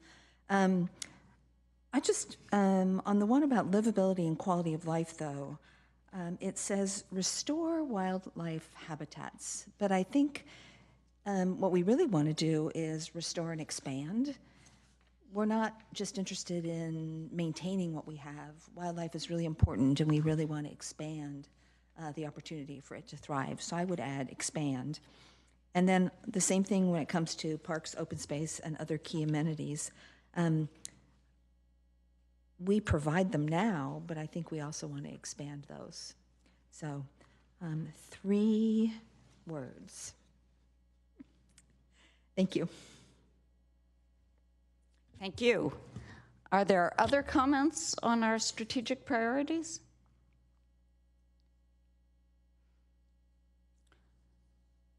I was going to make one, seeing no other comments. I was going to make one, which is if you look at the priority for economic vitality, the first sentence is support a walkable, beautiful, vibrant downtown and accessible village centers that draw residents and visitors. And I just wanted to point out that that sentence that's linked to so many of the priorities. It's part of mobility and connectivity because it supports walkability. It's also a part of livability and quality of life. But I also think it is a part of economic vitality because if a downtown is attractive and village centers, then more people shop there and hence economic vitality.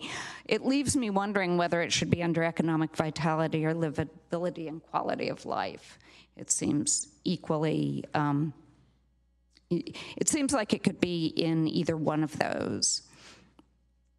I think for now we can leave it there, but I just wanted to draw attention to the mutually reinforceable aspects of these strategic priorities. So we can take a straw poll on the suggestions that Councilmember Matichak raised. All those in favor? Okay, passes unanimously. So now, well, it says, my script says that staff will summarize council direction, but I think that's not necessary. So the council will now discuss potential council work plan projects. And before we begin discussion of these items, the potential council work plan project, comprehensive updates to the downtown precise plan, requires some members of the council to recuse themselves due to conflicts of interest. Could council members with conflicts of interest please make your recusal statements?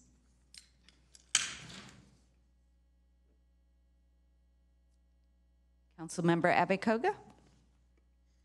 Thank you, Mayor. I am recusing myself from discussion of the comprehensive updates to the downtown precise plan due to the proximity of my residence to the downtown precise plan area.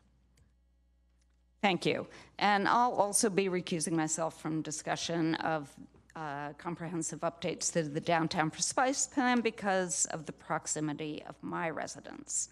So I will pass the chair to the Vice Mayor. Good luck.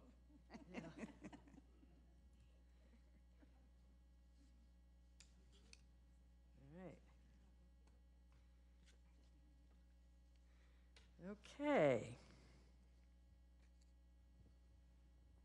Vice Mayor, may I? So all that council needs to do is to confirm whether you all would like to keep that project in your as one of your priorities, and then if that is the desire of council and you affirm that, then we can move on from that item. Would anyone like to speak on this, make a comment about whether or not we should affirm this?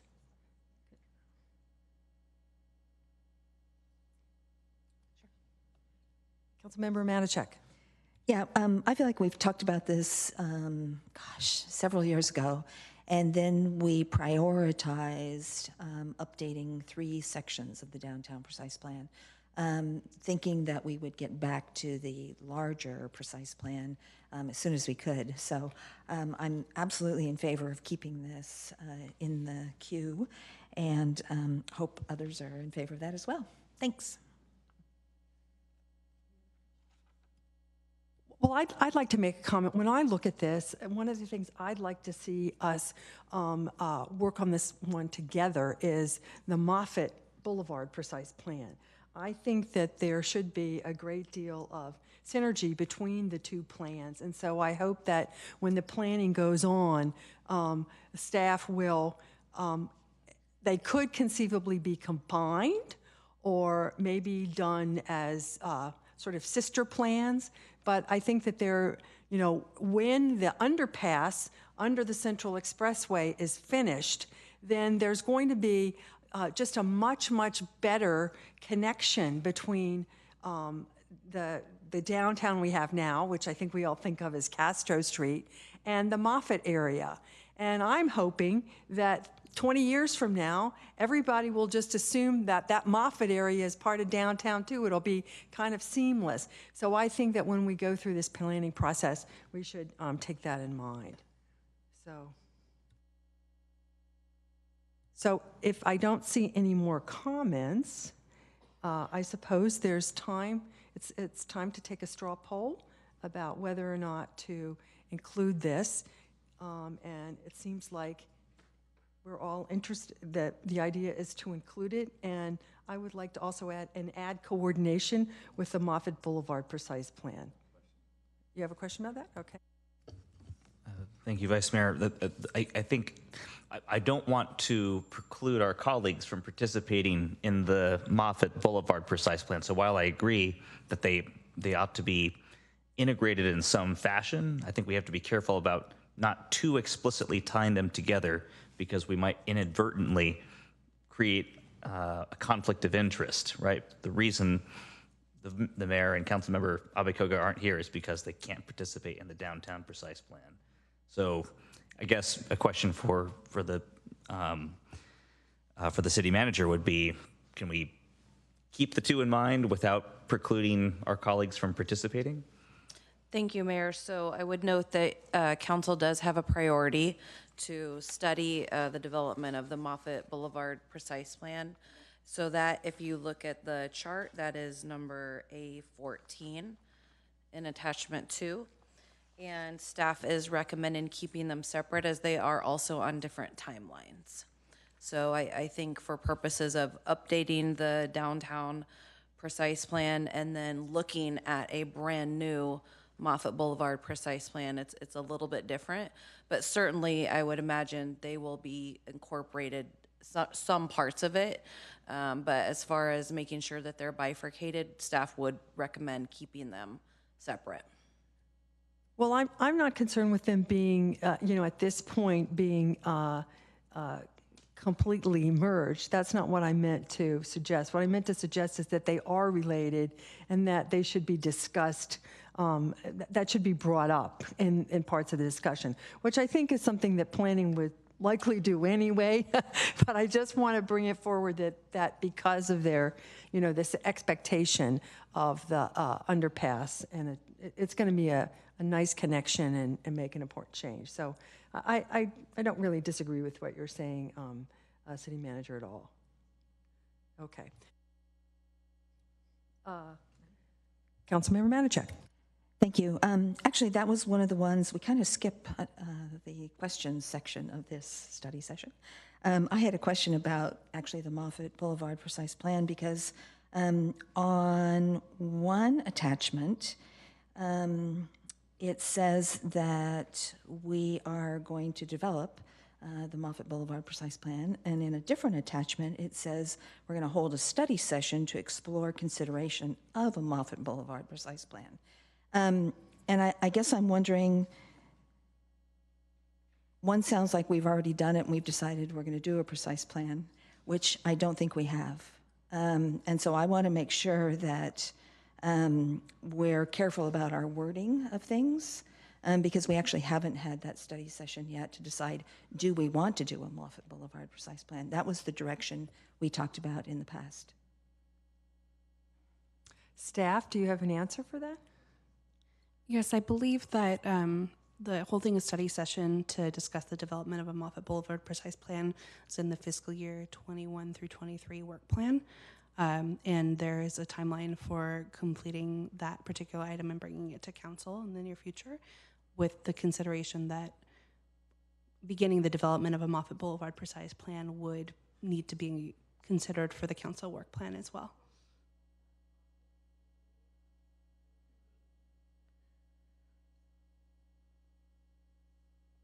I'd have to defer to, yeah. Yeah, let's take the straw vote. Does anybody else have a question about the downtown? I'm seeing no questions. Okay, so let's have a straw poll, and then we can get our other council members back to talk about Moffett. Okay, straw poll. Everybody raise their hand, please, if they're for it. Okay, anybody against? All right, so that passed. Our council members, other council members, Mayor Hicks and Councilmember Abakoga, please return to the dais.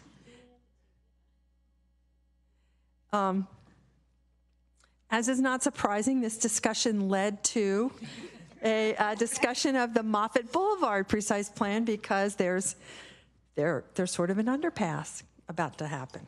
Yes, we noticed we have a television. May I have the script? You may. Thank you very much. Okay, so let's see where we are. This is mine.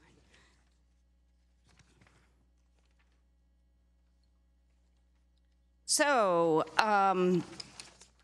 the council will now discuss the remaining potential council work plan projects, including the proposals for carry forward, transition, and planned projects. To begin the discussion, staff will review the recommendations. Thank you, Mayor Hicks. The discussion for this section will be focused on the recommendations for carry forward projects and the planned projects that staff recommends for consideration in the fiscal year 23 through 25 council work plan. Those projects are listed in sections A, B, and C of attachment 2 to the study session memo. And staff requests that the council provide feedback on each of those project groupings. Thank you. Okay, thank you. So we will now be taking questions and comments. You know, we usually take questions first. So if there are questions, we can start with those. Councilmember Matichak. Thank you. I do have a question on the community workforce agreement. I think I spoke with the city manager about this, and she indicated that we would have a study session on this, and then another meeting on it where we would adopt it. So I guess I'm wondering, would this be similar to the approach we took with the wage theft and responsible construction, where kind of a draft came to us with the major elements?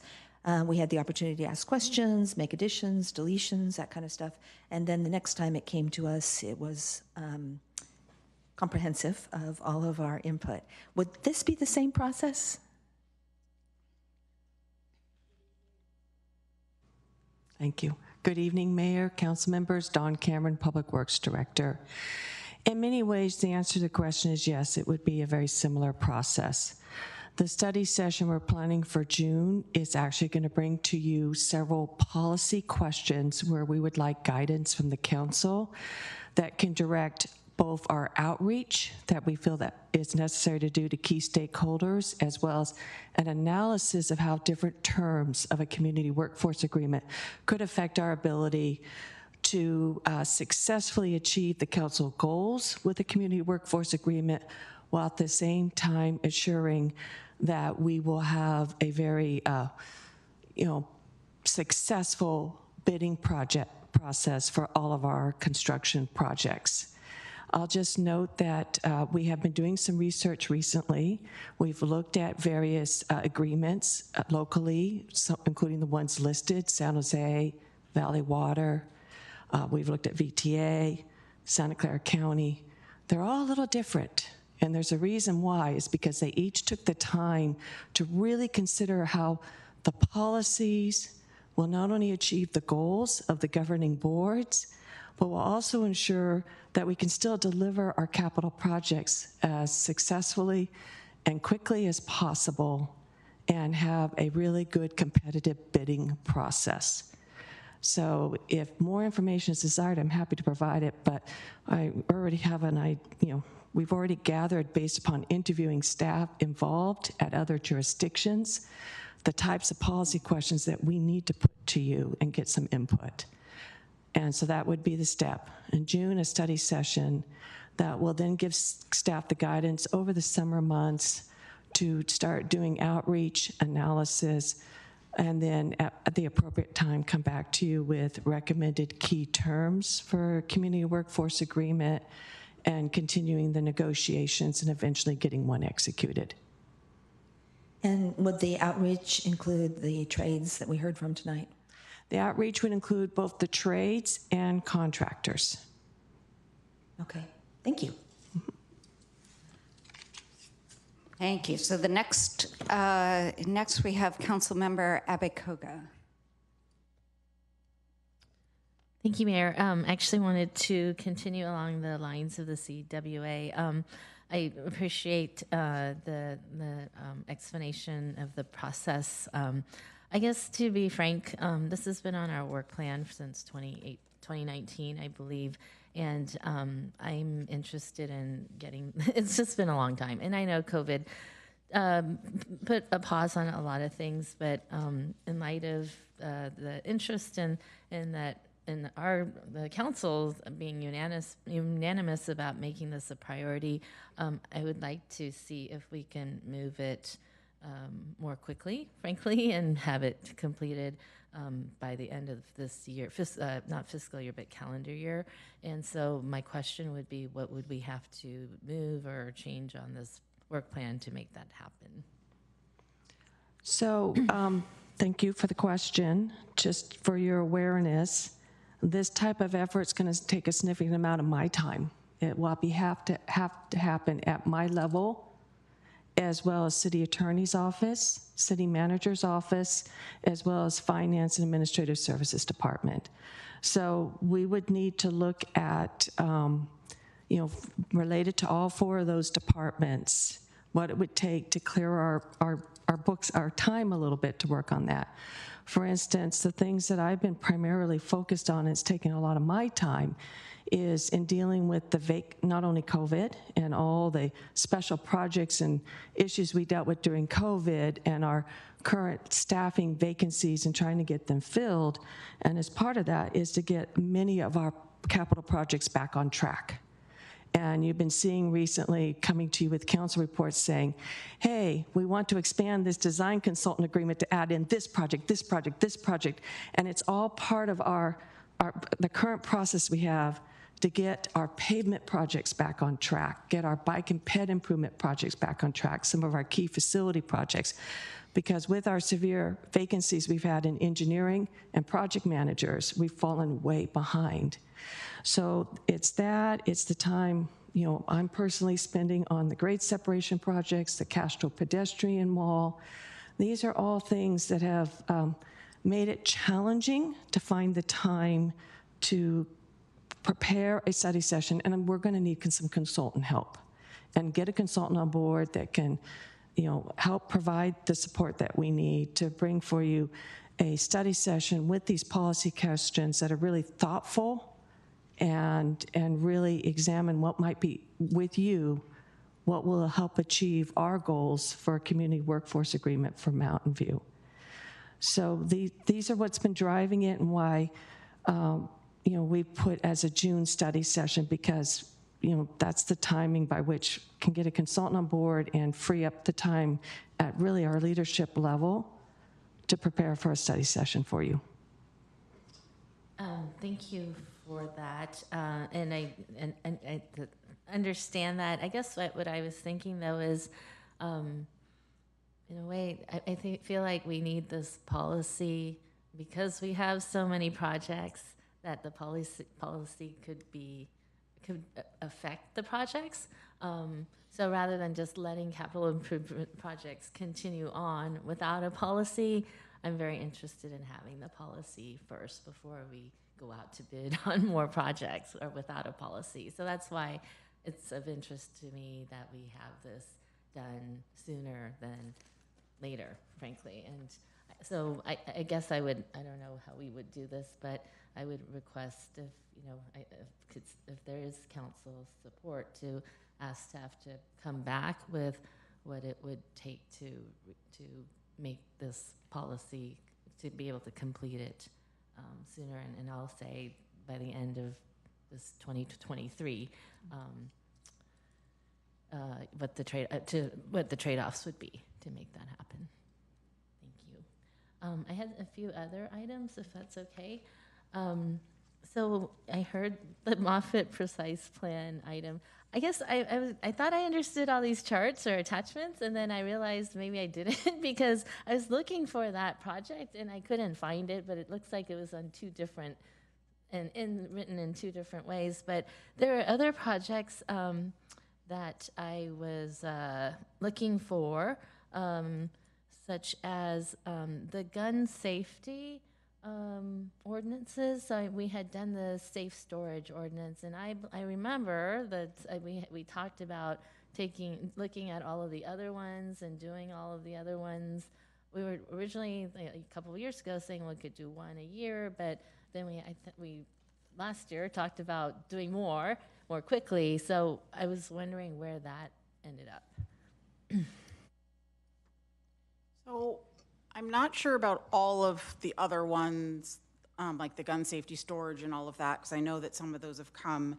But one of the ones that we are working on that we just got direction from council on not too long ago is an ordinance that is, one, imposing a permit requirement for firearm dealers, and is also amending the zoning ordinance to prohibit firearm sales as a home occupation. So you will be seeing that in May, probably around the May timeframe. It's drafted. We are doing some legal research on the amortization. If you remember, that was one of the things we discussed. So that is coming and is basically drafted. We're just finishing up that research. So that's comprehensive. It will add an entire new section to the code, and it will amend a section of the zoning ordinance. So you'll be seeing that soon. So was that the one with establishments within, I forget what we said, 250, 500 feet of... That was the one, that whole conversation, okay. Yes. Okay, great. So there was a list previous of like 14 different ordinances that other cities had done, and this was way back, I want to say maybe even pre-COVID, and we had agreed to like at least try to take one a year or two a year. So is there a plan to continue to do that after this set? So let me go back and look at and okay. I'll go back and maybe be able to discuss that the next time we come back to see what else was on there and what portion of what we're working on incorporates some of that and what's left to take on. Okay, great. Thank you. Moving on to micro-mobility, I appreciate the e-scooters being included. If I can provide commentary on that, I appreciate the bike share program, We just at MTC the other day approved $20 million more to expand bike share, but the plan is to do it in the cities that already have it, like San Jose. And I've asked them to look at bringing it back to cities that had it, like Mountain View, before they took it away from us. But in addition, I went to a transportation conference last week, and they talked about e-scooters and the just how much ridership increased by adding e-scooters. So I appreciate that. I'm assuming that we are going to add that to this. Okay. The other piece was micromobility. I remember discussing the VIA, the shuttle program that Cupertino has, the on-demand shuttle program, and they had asked if we would be interested in partnering with them. I remember, I think we said yes. I'm pretty sure we said yes, but again, this is pre-COVID, so wondering where that is. And part of it is maybe I got a little confused with the CIP list and then our priorities list, because there are projects that appear on both, and then there are projects that don't. So I don't know if you can, help me navigate through some of this.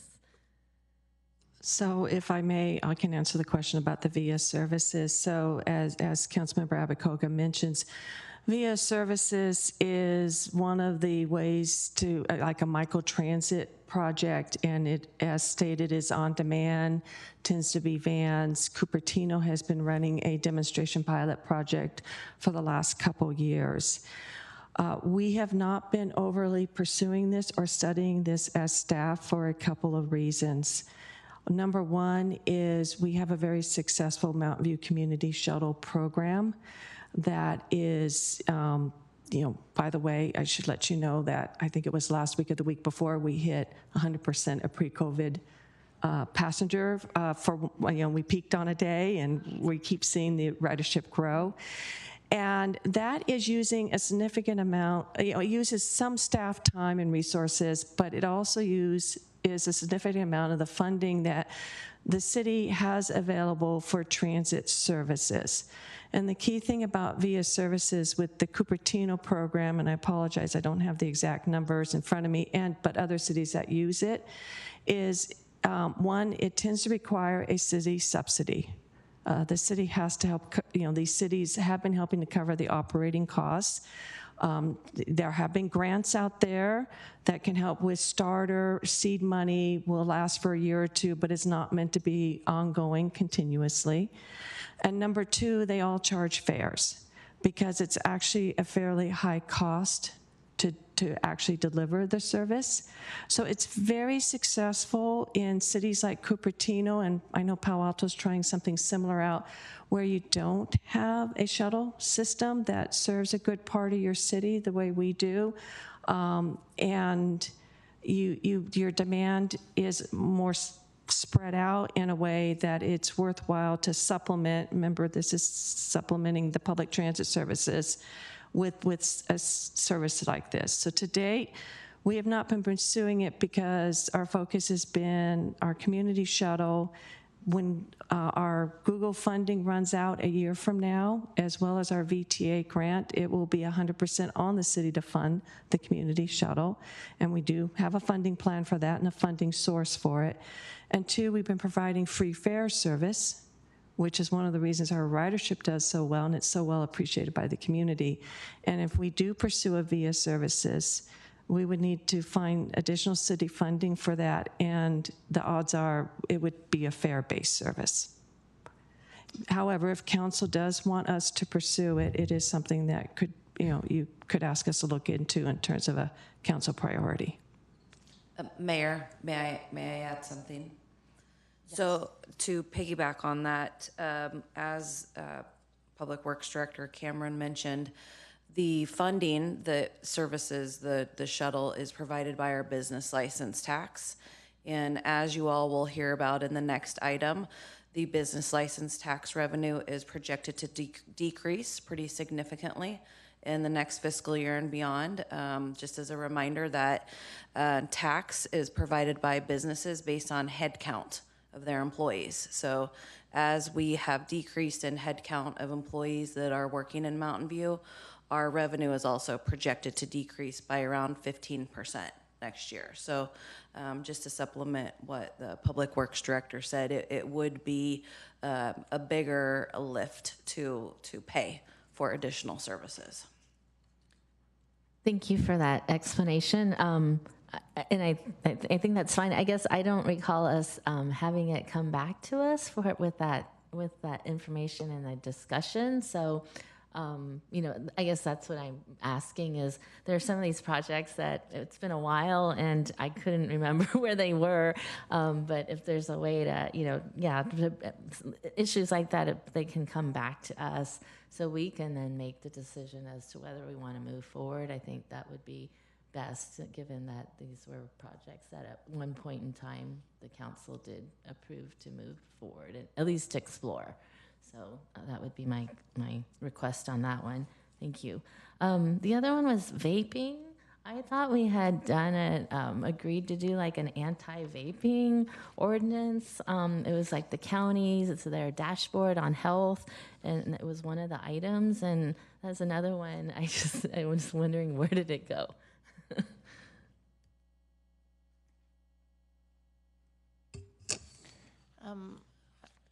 It is my memory, although I'd like the opportunity to refresh it, that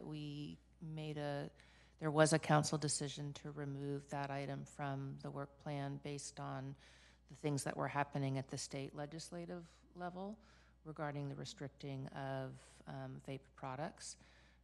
I do see our police chief and our city manager who may want to chime in. Thank you, Mayor and Councilmember Abekoga. So it was removed from the work plan, and that's because there's a state law about vaping. And at that time, I believe that we discussed it. I'd have to look at our notes and come back to council about that. But that at that time, that's what was discussed and why it was removed. And I don't know, I don't recall the state law or enough to know what that does, as opposed to, I think, what we had originally intended. And, this was something that came up as we now have a store downtown, and that's what reminded me. So, yeah, it doesn't have to be today, but if we could get clarification on that, that would be helpful. And I'm sorry, these are just things that kind of popped up in my mind in the last overnight as projects that I remember at some point in time as talking about. But I'll move on to the revenue measure item in the list. So we are talking not just TOT, hotel tax, but are we planning to look at different options for a revenue measure? Thank you, Mayor, Councilmember Abekoga. So we certainly will have to review options for a revenue measure in 2024. And TOT was something that was on the council work plan and was removed, and staff is putting this forward because it's very clear that we will need to have a revenue measure likely for our public safety building and potentially other efforts which are mentioned in the attachment, including efforts for new parks, potentially sustainability. So that could potentially be a TOT, or it may need to be something else. So that's part of what this effort would include, would be studying the amount that's needed, what the best potential revenue measure would be, and so that could be TOT or something else. Great, thank you. And then the California, I called it the road diet, but that is still in, I saw it somewhere, but I just want to confirm because public members brought it up, but that is still on our list of priority projects, correct? Yes, that project is currently in design, and we expect to complete design in the fall and bringing to you the plans, specification estimates to advertise a construction project, by late fall, early 2024. Thank you. And then while you're here, dark skies, is that part, or I guess that would be John maybe, but in the lake shoreline Lake Island, are those? I just want to make sure they're included in our wildlife plan. I can tell you that that is part of the things that that is included in the biodiversity strategy work, is a look at the dark skies as well as follow-up work related to a dark skies ordinance, but the ordinance itself is not yet in the work plan. That is correct, Mayor, Councilmember Albecoga. So if you all wanted to elevate that as one of your priority projects, you could. And we also have our Community Services Director, John Marchant, here if it would help to expand on that any further. But that certainly is something you could elevate. So I'm going to ask a question of clarification on that one, because actually this is a question I have on a number of items. Here, the biodiversity strategy seems to include only landscaping choices, but you're saying that dark skies is also under that umbrella, or that we would have to add it to that umbrella, or add it as a separate item? Mayor, I believe that is something that staff is studying, and likely if council's interested in adding more parts to it, we would probably have a phasing of the biodiversity strategy. And I'd ask our Community Services Director, Marchant, to expand on that. That is correct. Thank you, City Manager McCarthy. So the current biodiversity plan may look at the overall dark sky, but if there is a desire for us to do even more, it's a matter, and whether you would like that to come as a policy decision, then that would be needed to be added as an additional element. And as stated, a phase 2 may be appropriate depending on what other items of interest there are based on the council's discussion further. So I think I'll ask more because it's a related question. I've also been hearing a lot recently because of our I think the cycle we're going to continue having of droughts and then heavy storms. And then we go back to a drought and not having enough water because we don't capture the water. For instance, groundwater flows back into the ocean. So I've heard more about increased groundwater capture through various biodiversity measures like bioswales and additional measures. And I'm wondering whether that's something that was is currently envisioned under the biodiversity plan, or is that another item that would be under the umbrella that we, like the dark skies? Is it something we should highlight tonight? That would be a similar item to the dark sky ordinance, if that is what you're interested in. If you would like to add that to as an additional product of a phase 2, that's where I think that would be added as well. Yes. Wouldn't that also fall under complete streets? I mean, there's stormwater protections. Wouldn't they also be under complete streets? Director Cameron? Well, that is correct in terms of our not only street design, but any kind of a major project, whether it's a new building or a park, we put in bioswales and other ways to handle stormwater in order to not only, potentially we capture it and have it go into the ground, but also ensure that, that we're not increasing the stormwater flow into the creeks. We're trying to capture it more on site. Now, the question about whether it's replenishing our water supply is a bigger question, and that is something I would suggest we could talk further with our water resources manager about, and she could provide more information, because it's a process by which you replenish the aquifers under the ground, and where they're located and how that feeds into it. But the issue of bioswales generally have to do with capturing your stormwater on site, and also can include a cleaning process a little bit for the water as it sinks down into the ground. So I had assumed this would be one of the things we would talk about while talking about the biodiversity strategy, and that we wouldn't have to bring it up separately tonight. But I want to confirm that that's true. To some extent, it can be looked at in the biodiversity strategy in terms of how it supports our biodiversity goals. But as Vice Mayor Showalter was saying, one of the primary impetus for bioswales and trying to capture the stormwater is more related to stormwater pollution control, stormwater flow, So a lot of that is already regulated by some of our permits and how we design our projects.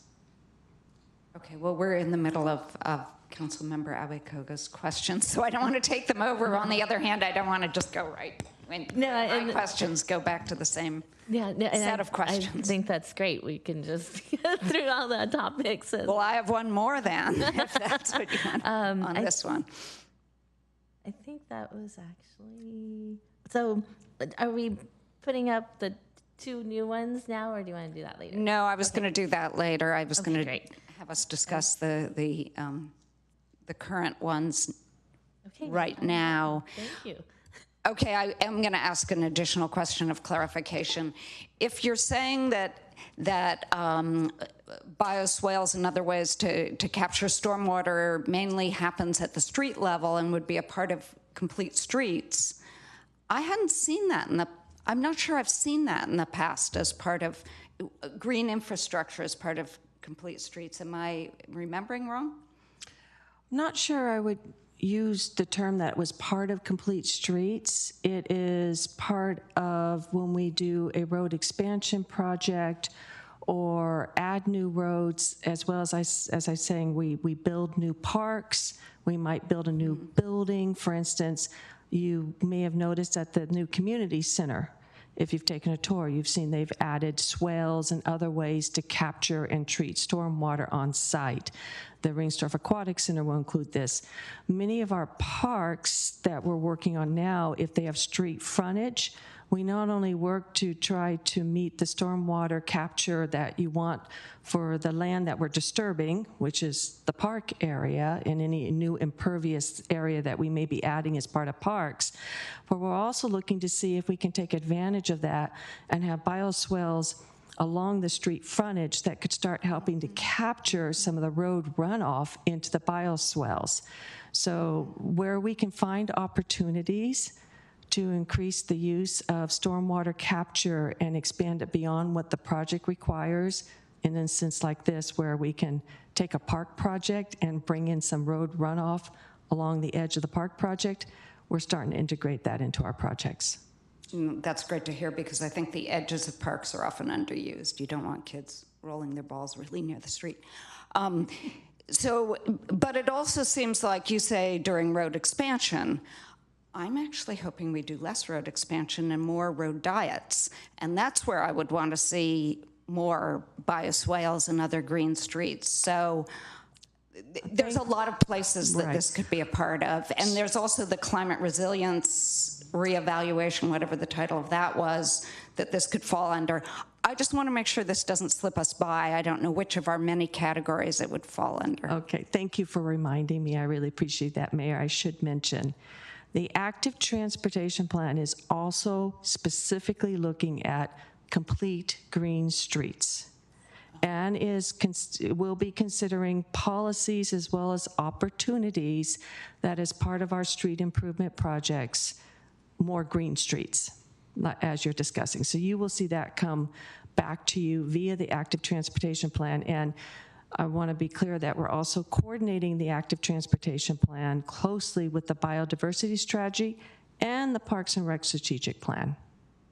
Okay, so in summary, I think I'm hearing we don't have to bring green streets and bioswales and other ways of capturing stormwater up as separate projects. They will be under various headings, but we have to be awake and make sure that we capture them at those times. That's correct, and they were specifically called out in the scope of work for the active transportation plan when you approve awarding the consultant contract. Okay, great, fabulous, thank you. Vice Mayor. I will just remind everybody that in the consent calendar, we okayed the extension of the SCVRP agreement, which is the SCVRP regional plan permit, shared permit, has all the requirements for things like bioswales in them, as well as it's our NPDES permit for the Clean Water Act. So anyway, that was also on our agenda tonight. If anybody was we were paying attention to that. Anyway, I want to go on to things related to this item. And I too have quite a few questions about how things sort of map. I talked to quite a few people to get ready for this meeting. This is a really important meeting. I mean, we only have this discussion every 2 years, so it's a big deal. And I tried to talk to quite a few people about what was important to them. And I would say, you know, the number one thing I heard was really bike safety and Vision Zero. I talked to a lot of people who like to bike, so that was, it probably wasn't necessarily a representative sample, but still in all, I think there is a tremendous interest in our community in moving to, moving forward on our bike infrastructure. And when I have talked to Public Works about this, I have gotten the impression that we are moving as fast on these items as we possibly can. And I wanted to check in with you about that, Public Works Director. It seems to me that of course something like this is so important that we can never feel like we're doing it fast enough.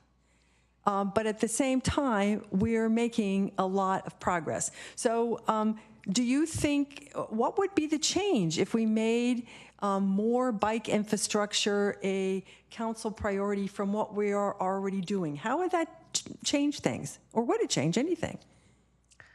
I would say no, it wouldn't change anything because it's already a very high priority by virtue of all the projects that you approved that we're working on in the capital improvement program, as well as your overall strategic priority related to mobility. And again, as I mentioned earlier, it has been a struggle for Public Works to get these projects off the ground and moving forward because first for COVID and then the vacancies. We've had a very large number of vacancies of engineers and project managers. So making it a higher priority until we can hire the staff to deliver it, we're still not able to deliver. At the same time, the good news is I got looks like 3 new engineers starting at the end of this month. I've got 4 more job offers going out in the next 2 weeks. I'm trying to fill 10, I'm not kidding, 10 project manager positions are vacant. And that's what's led to these delays. So we've been strategizing again on how to get these projects delivered as quickly as possible, which is why you saw the creative item 2 weeks ago where we said, well, in addition to the Grant Sleeper intersection, we'd like to add 9 other intersections that have been long needed for pedestrian crossing improvements and put them all under one design consultant, one project manager, move them as quickly as possible, and one is waiting for materials, get the other one going on construction. You're gonna see other similar projects really starting to really move forward, appearing. We just recently have been polling for 2 Council Transportation Committee meetings to happen in the next 2 to 3 months, and they're very full agendas because we're ready to bring to you the El Monte Corridor Study. We're ready to bring to you some additional bike and ped thoughts that we have for the Miramonte project that could be built into the paving project. And I've got 2 or 3 other key ones that we want to bring to Council Transportation Committee, get our direction, and then get it brought to Council. So we're really trying to light a fire on delivering these projects as soon as we get our positions filled. Okay, well, I wanted to check in with you about that because in more conversations with you, I thought that was really the situation, and we're delighted that so much work is going on in this area because it is of incredible importance to our community.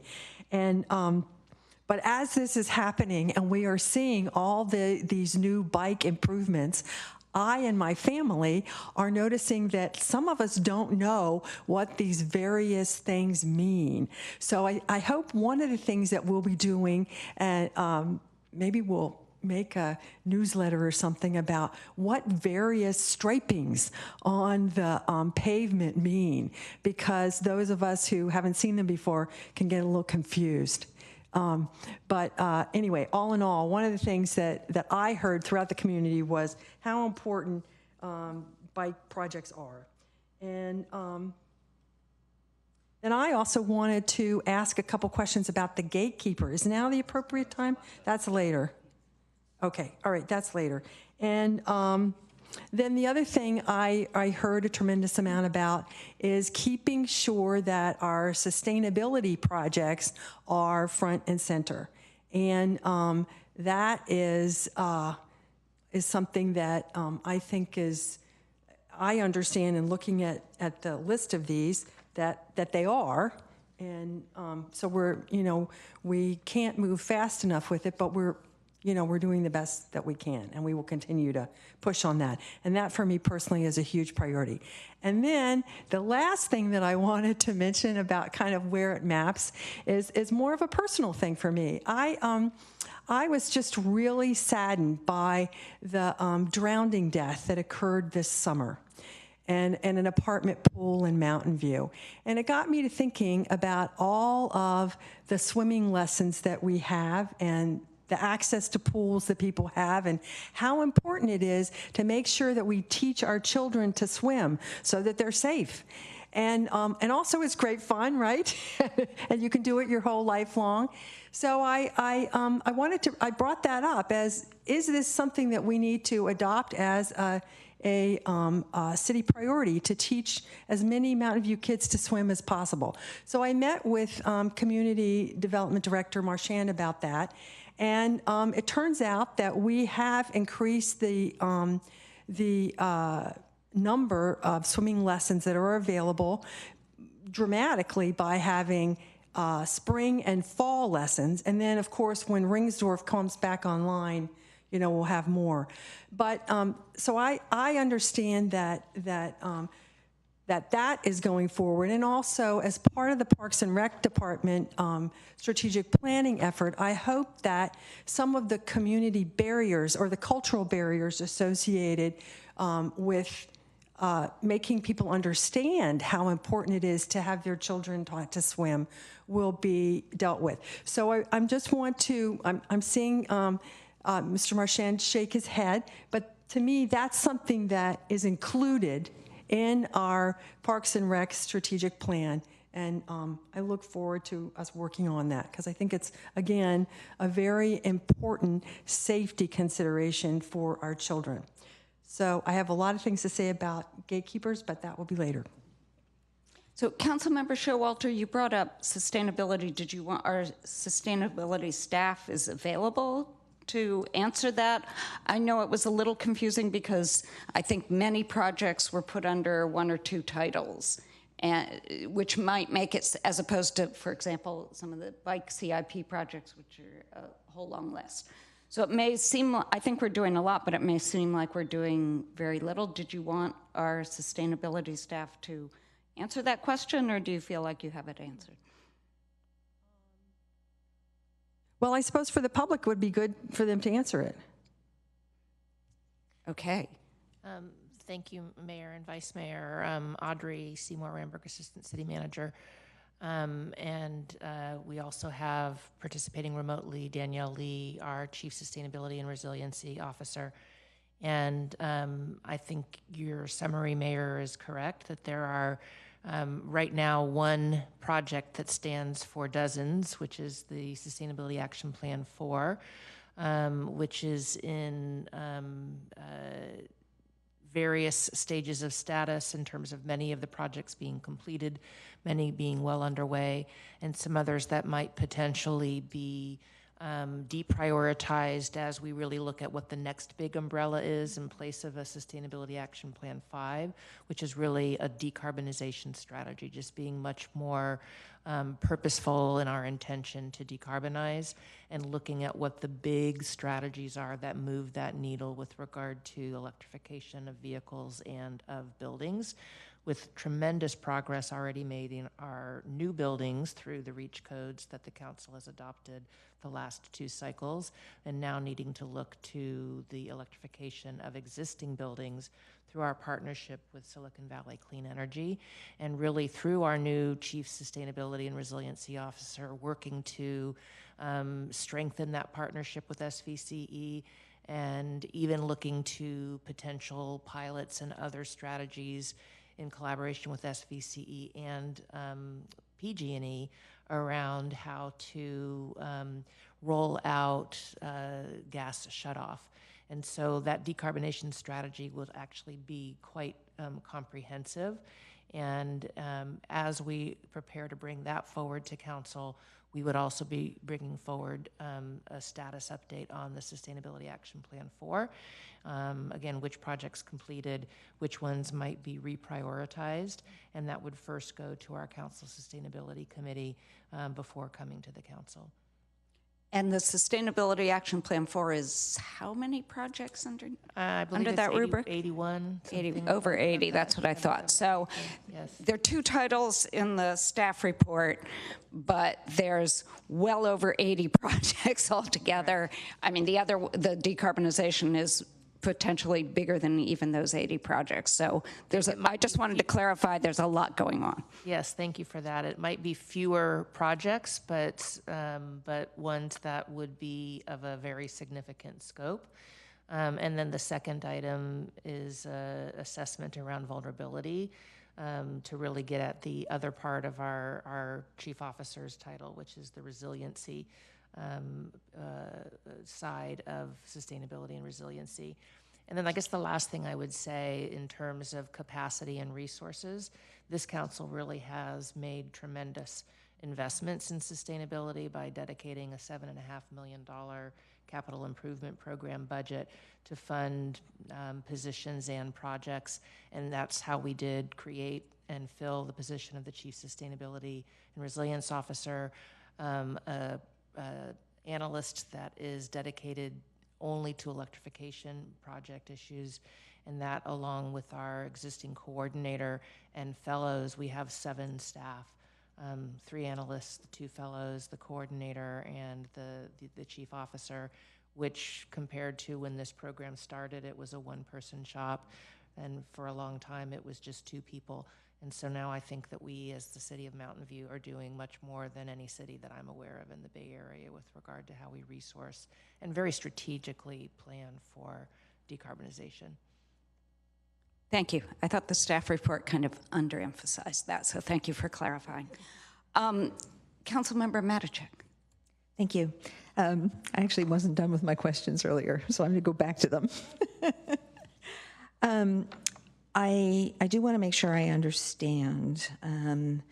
When we have something like a Parks and Rec strategic plan that we're developing, or a biodiversity plan, or a public art plan strategy, I had made the assumption, and I need to understand if this was a correct assumption, that any of the actions that were part of that would be included, and we wouldn't have to one by one say, we want to do this, we want to do that. And I'm really not sure, based upon our discussion about other topics tonight, is it the same for every plan that everything's included, or does it vary by plan, or how does this work? Thank you, Councilmember Matichak. So I think it's more of an art than a science. So there are certain aspects of plans that we have that council has identified of being kind of your very, very top priorities are important, similar to what the assistant city manager just said about decarbonization. So even though the SAP 4, the Sustainability Action Plan 4, has 80-some projects, there may be that one project that really rises to the top. Carbon neutrality.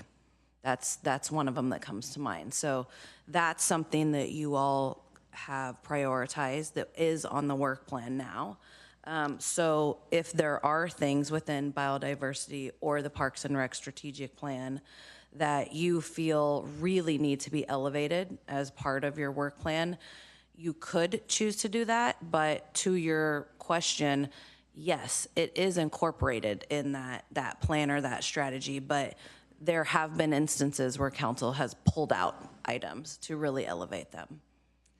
So I guess I was not thinking that way tonight. And so I would like to go back and find the scope of work for those plans that are being developed to figure out, is there something I would want to elevate?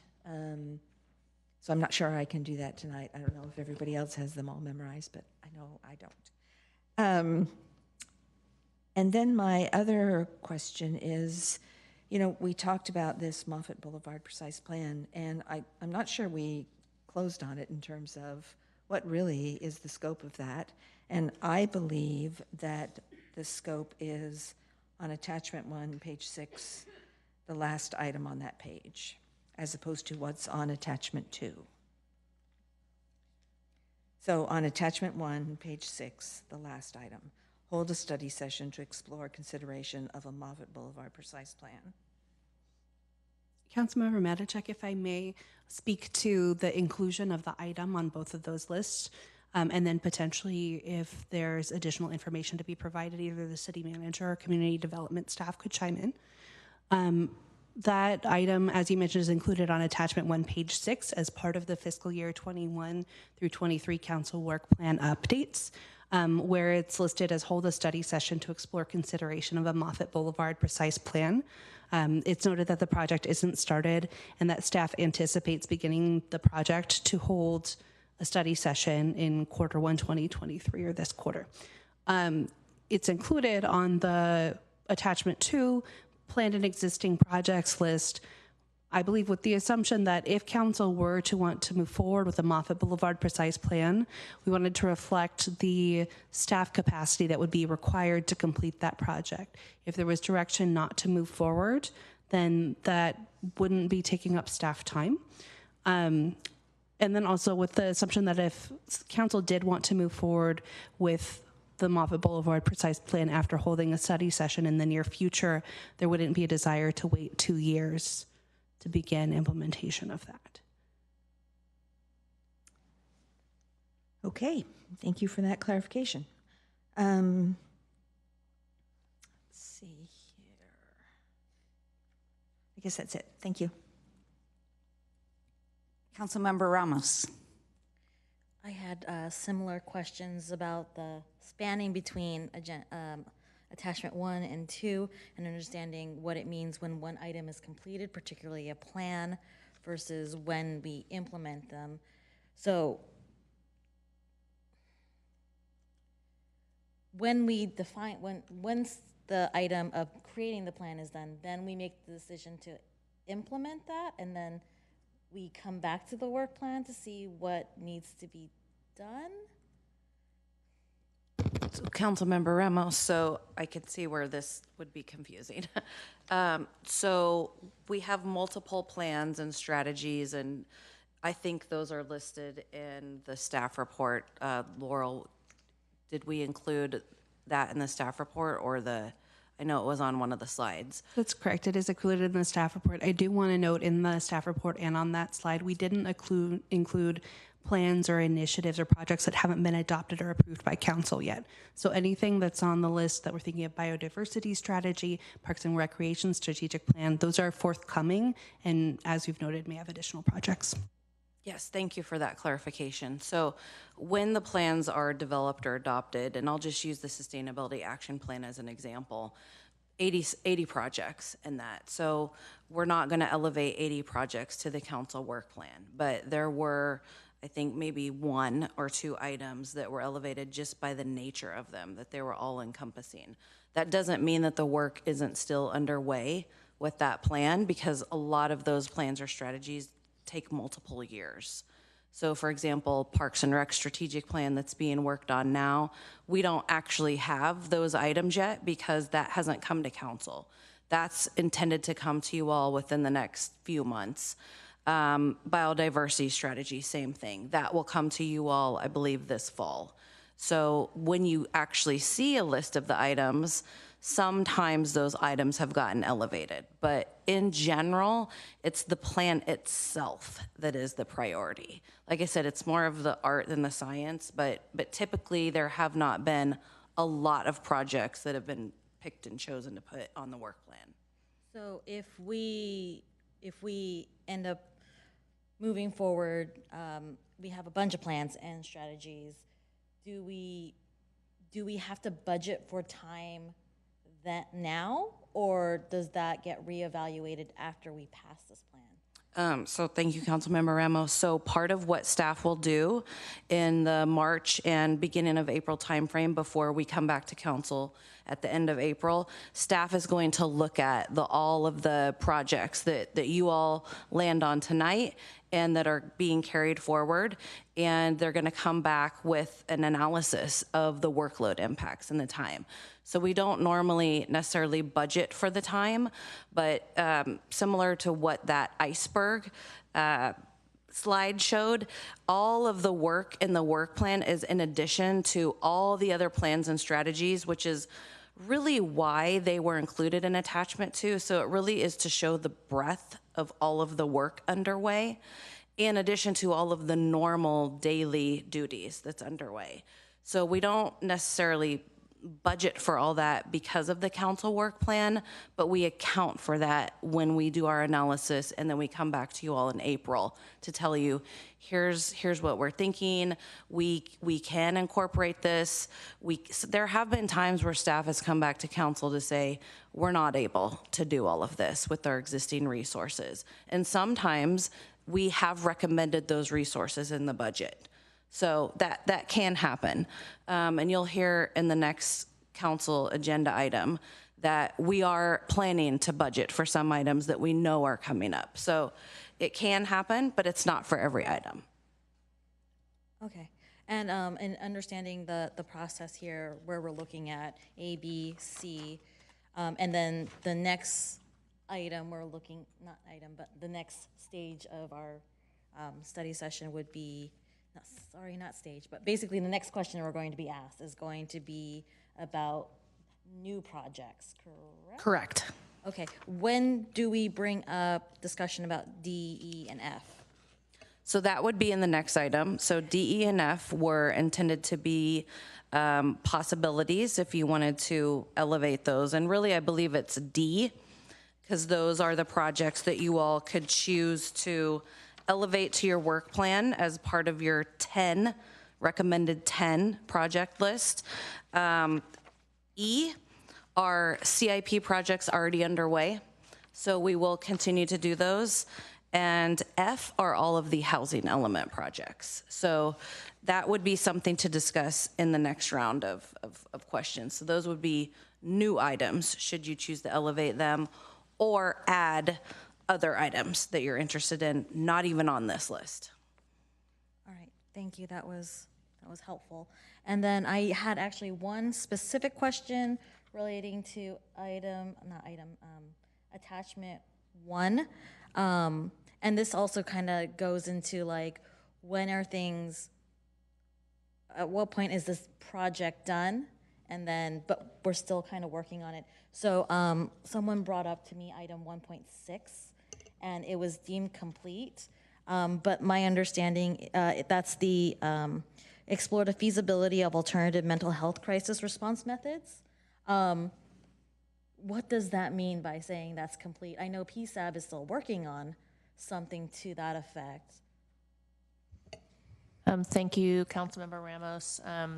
The item that was scoped for that project was to explore what a model might be and to help inform that model. And that work is substantively done because the Public Safety Advisory Board completed its mental health crisis assessment and completion of a profile that was presented to the Public Safety Advisory Board at their, I believe it was their November meeting.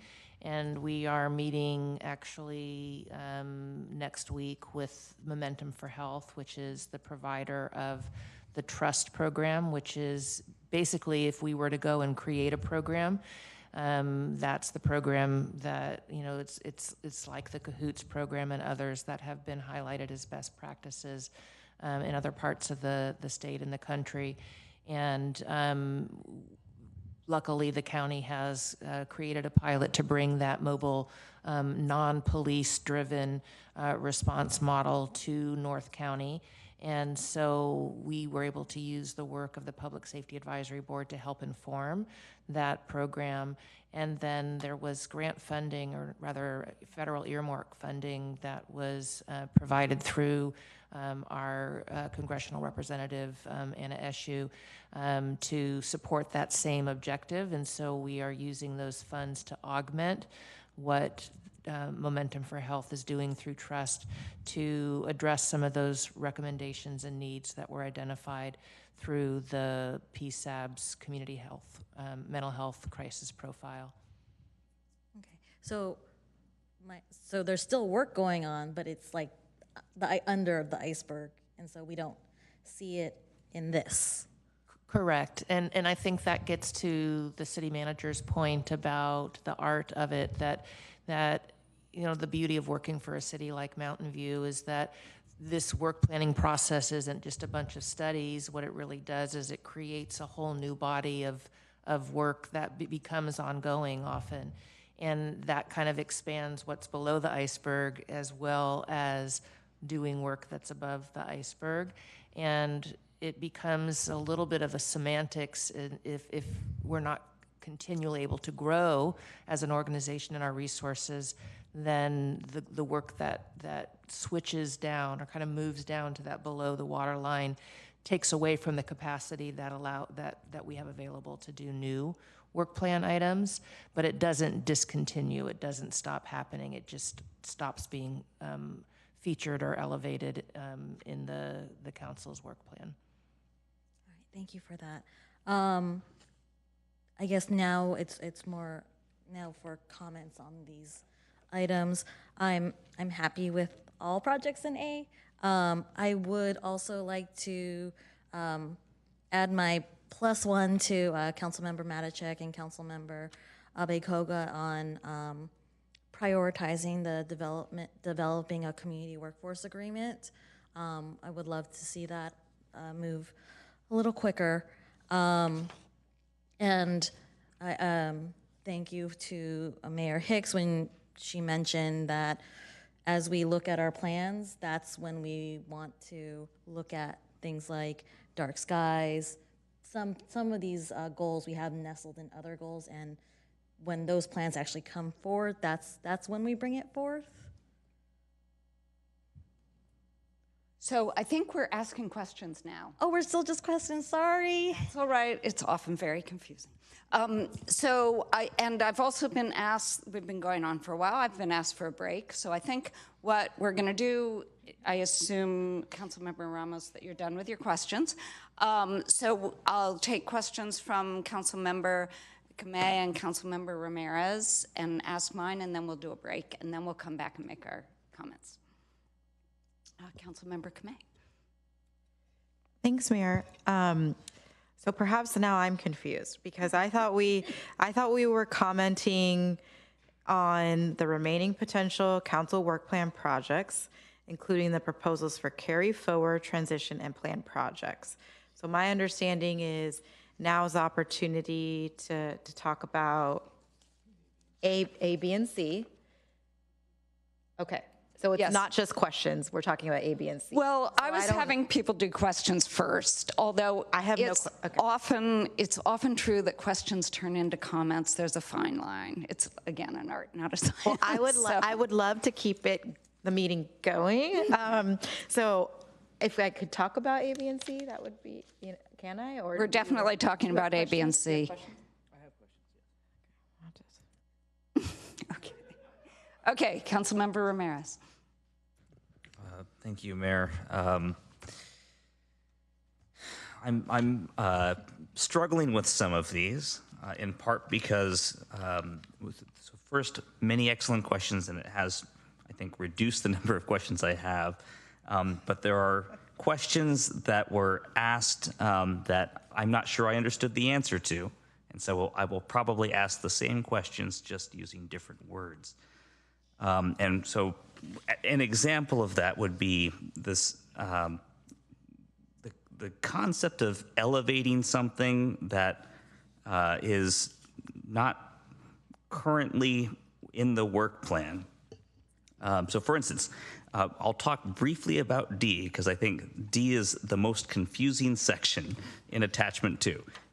Section D includes items that are nearly complete. It includes non-discretionary items.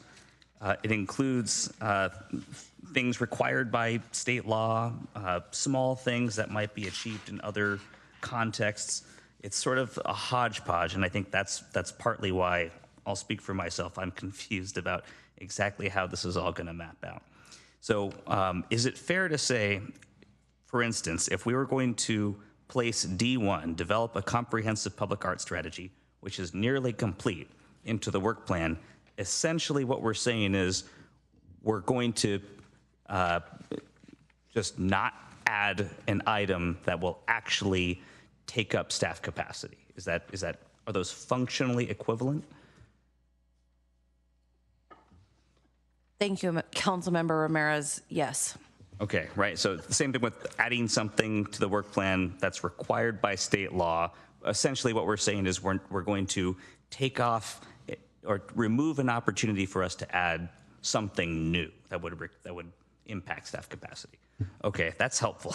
I think that was the distinction that I wasn't quite grasping, right? And it came up in the context of the dark skies ordinance, where it sounds like we're exploring that in the biodiversity strategy, but we could also elevate it in the work plan, and there might not actually be a distinction between the two. It would simply mean that we're going to create additional space to get the stuff in the work plan, or to increase the probability that the stuff in the work plan actually will be accomplished. Councilmember Ramirez, for that item, there's going to be a lot of components to the biodiversity strategy, so it will take time to roll out the various items. So if you all prioritize the dark skies ordinance part of that, then that would be something that staff would likely work on above some of the other items that come in the biodiversity strategy to you all. So there's going to be a number of elements of that. Unfortunately, right now, we don't have the benefit of knowing the scope of that item, right? Correct. So we would be prioritizing it kind of blind. Yes, and I see our Community Services Director, Marchant, can provide some more context to that. I just wanted to give this as an example. So we are working on the biodiversity plan right now.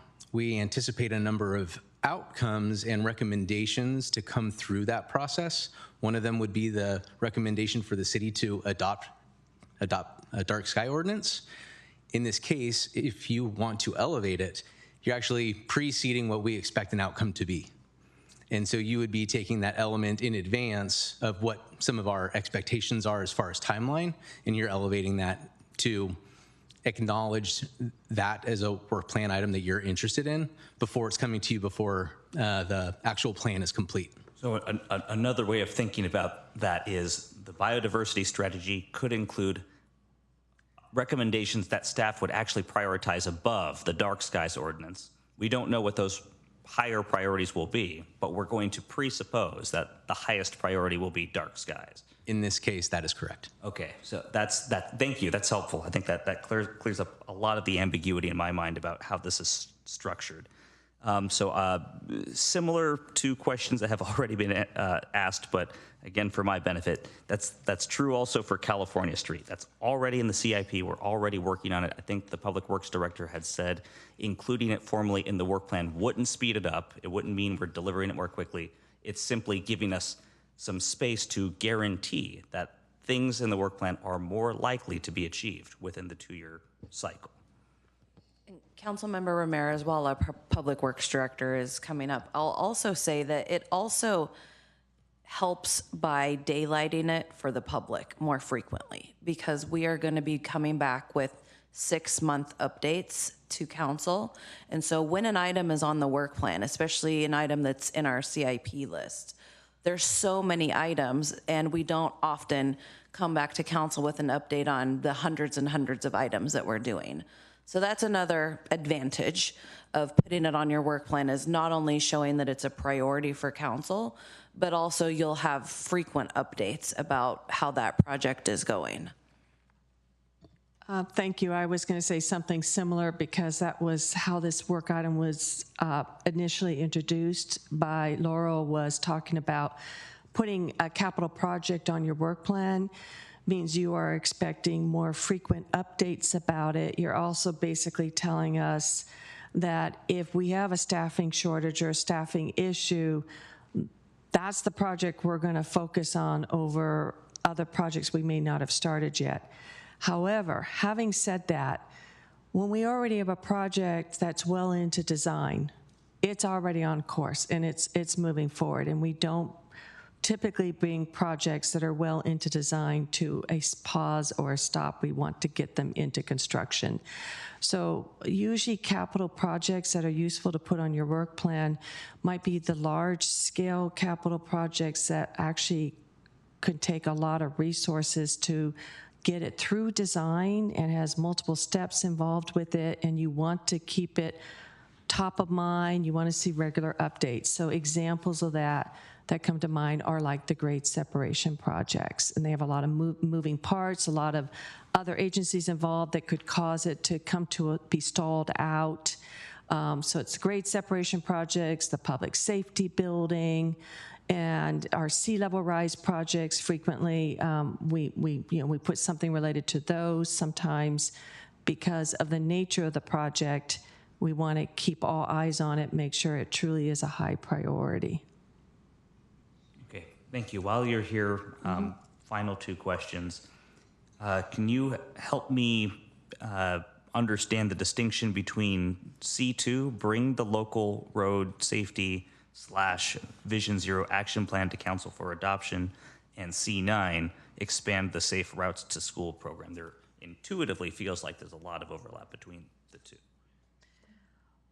Well, one is, you can consider there's overlap, but the local road safety plan / Vision Zero action plan is more comprehensive and looking at all of our people moving, whether they're driving, that includes drivers and automobiles, as well as bicycle and pedestrians, and an overall, identifying strategies that we want to take in order to make our roads overall safer. Now, Safe Routes to School program is, as it says, focused on improving safety related to students by getting to school. So it's kind of a subset of the local road and safety program. A key reason why you will see them different, though, is Safe Routes to School program is a major undertaking, and it includes not only capital infrastructure improvements, but education and encouragement. And that's a big part of the activity. And your local road safety plan and Vision Zero action plan can tend to be more focused on your infrastructure improvements. Okay, perhaps my memory is flawed. I thought education also was a component of the Vision Zero plan. Education is a component of the Vision Zero plan, and it is an encouragement for using alternate modes and so on. But I think the key is the local road and safety plan.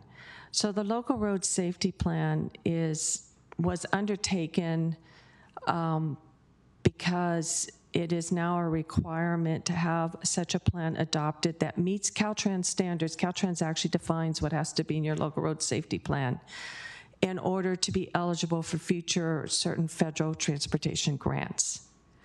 So many jurisdictions, when they start to undertake the local road safety plan, which is more of a systemic look at your road network, and it's a little different than Vision Zero, but there are a lot of overlap.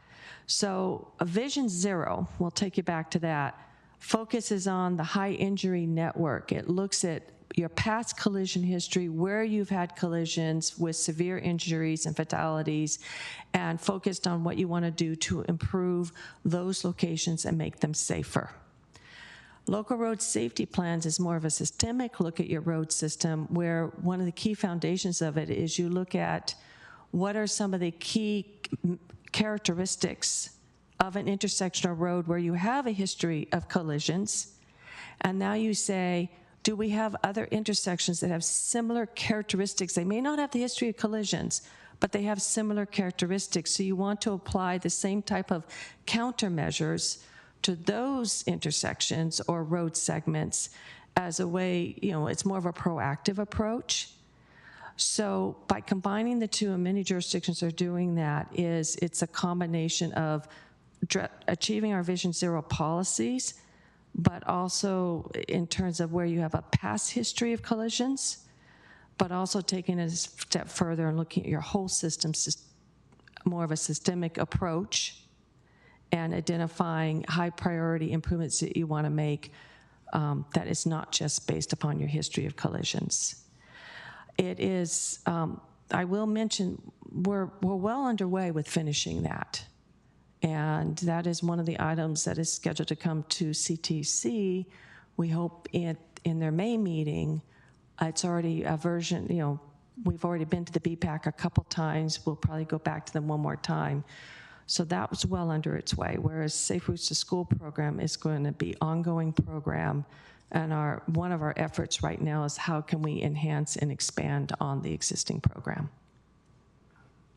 That's helpful. Thank you. It invites additional questions. I am sorry. Okay. So you've mentioned that C2, bring the local road safety Vision Zero action plan to council for adoption. It sounds like that actually could be achieved by the end of this fiscal year. I'll have to look at our schedule, but I thought that's what we were on track to do. So then does it need to be in the work plan? Again, it comes back to the level of scrutiny and priority that you want to give it as part of your work plan, because we're going to finish it.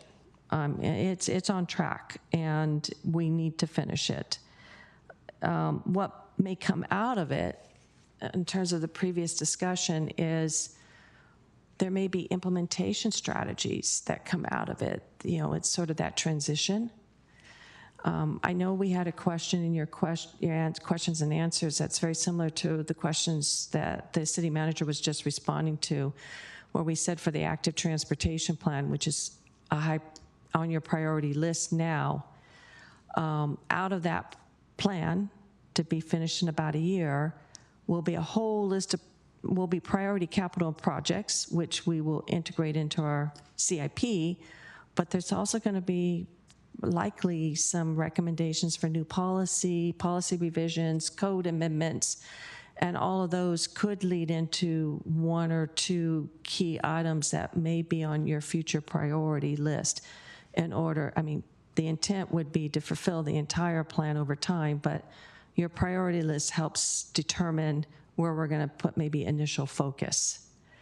So one outcome of the local road safety plan and Vision Zero action plan, if you keep this on your priority list, is we would transition into an implementation phase where there might be one or two components of it that you want to keep in your council priorities.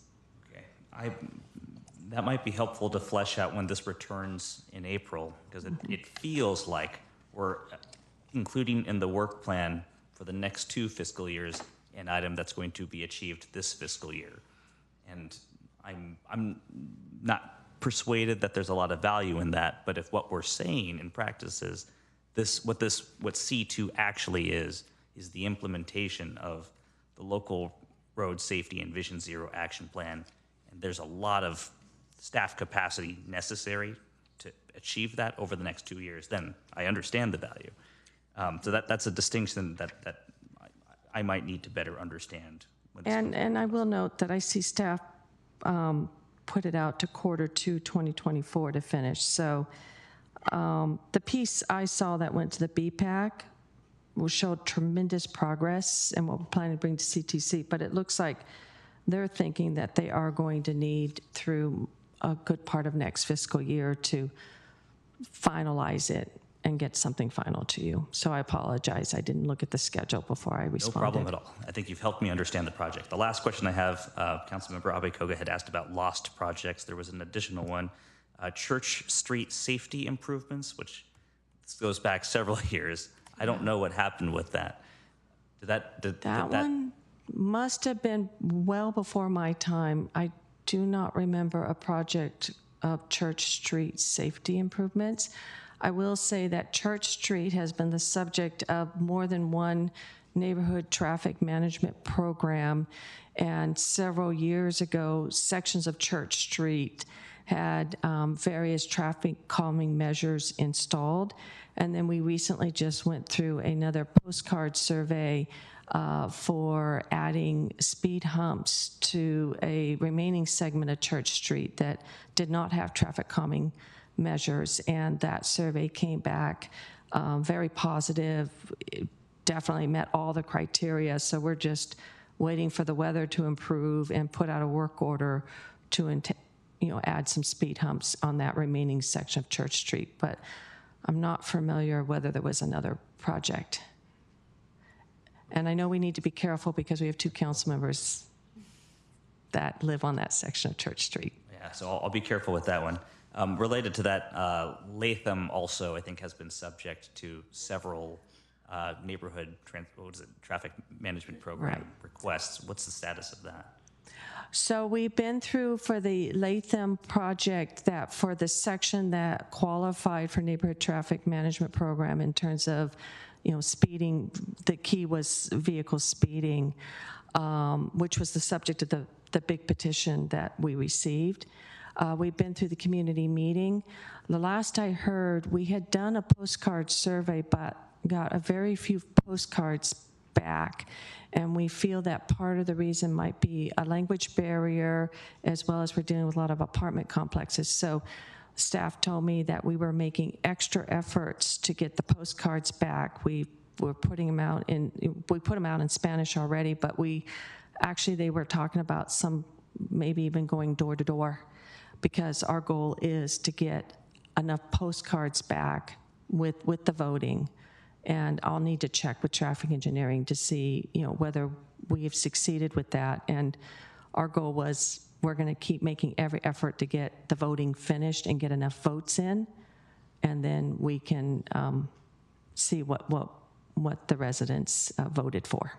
Okay, thank you. Those are all of the questions I have about this question. Thank you. Okay, so I'm going to ask my questions. Luckily, they've gone, and then we'll take the break. We'll take the break and we'll come back to make our comments, which will be about whether there are specific omissions or changes requested. But before that, my questions have mostly been answered. I'm going to bring up one that several of us have talked about, and I still don't fully understand it. This is the Moffett Precise Plan, which it appears, as people have said, as both a study and as doing it. In my opinion, this is turning into a comment.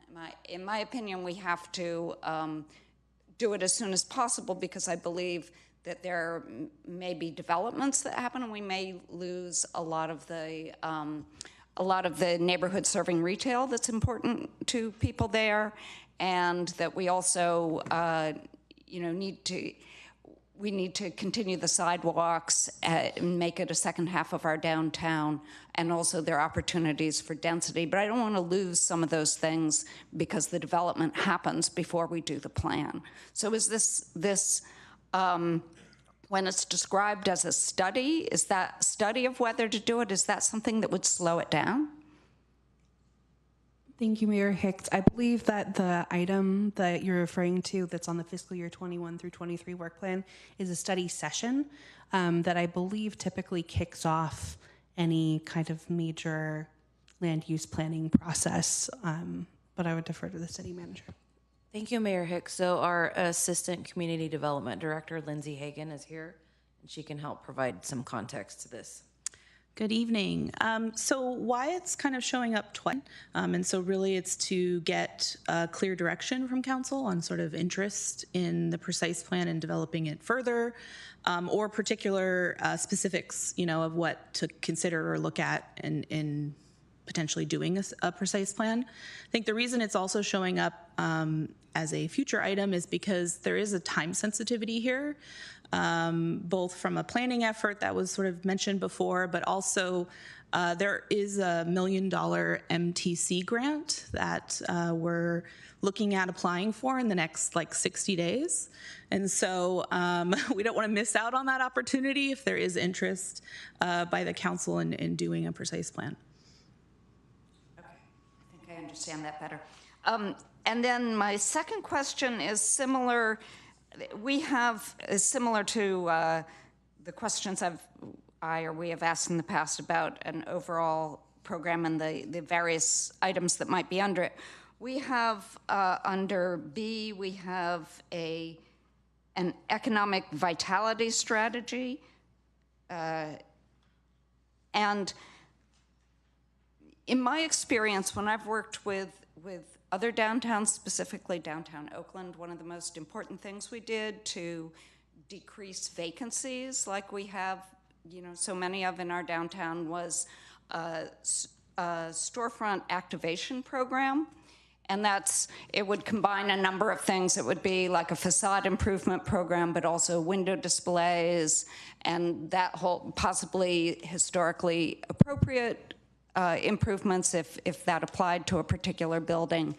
And that sort of curated, facade improvement plus, in other words, not just handing people $5,000 and say, go buy a bucket of paint, but a little design assistance. That was tremendously important in reducing vacancies and making downtown Oakland more vital. I would like to see something like that here. Would that be something I would bring up under the economic vitality plan, or should I be highlighting it tonight, or again, is that more of an art science? Thank you, Mayor Hicks. So that the economic vitality strategy is expected to come to council in April.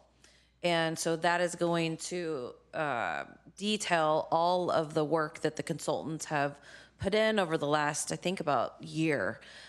So that could be an item to bring up during that discussion, because in section B, and it is labeled B2, is begin implementation of the economic vitality strategic plan.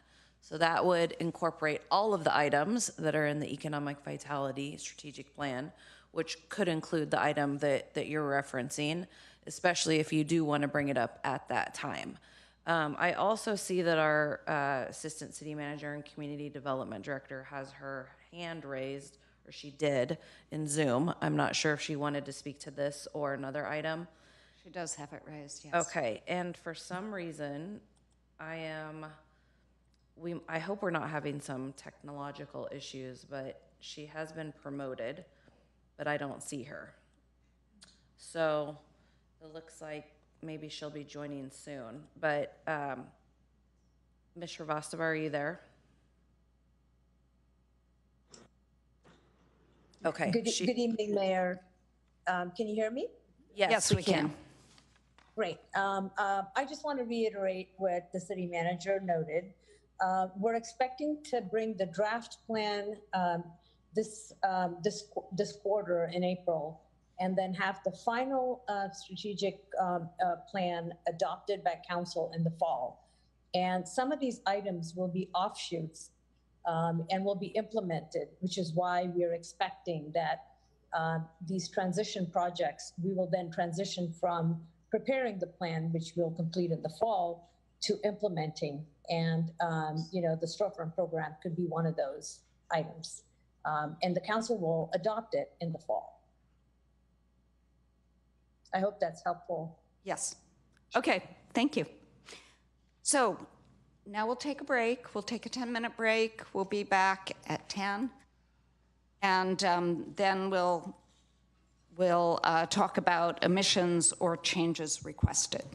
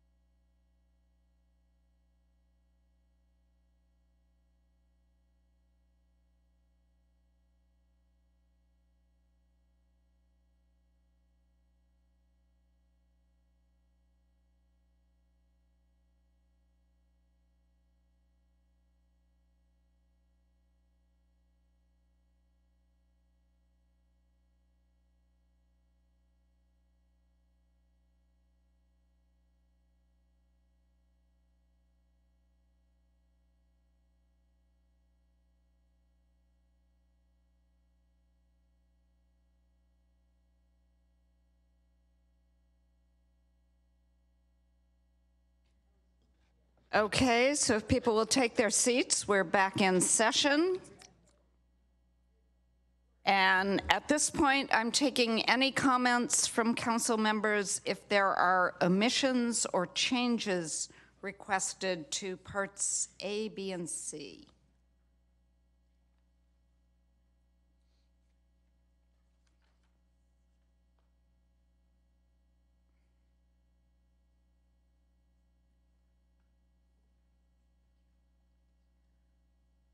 So we're looking for any omissions or changes to parts A, B, and C?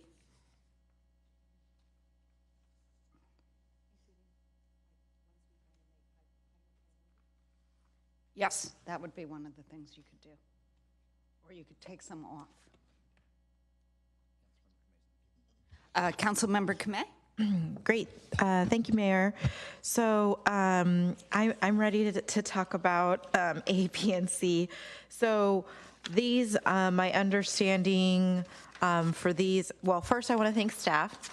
I know that every time we do this, it's always a difficult process, but I just want to thank them because one of the things we discussed in our meeting last November as part of the ad hoc subcommittee on council goal setting was how do we try to comprehensively look at everything the city is working on. And so the document attachment 2 that we all have is a result of that conversation.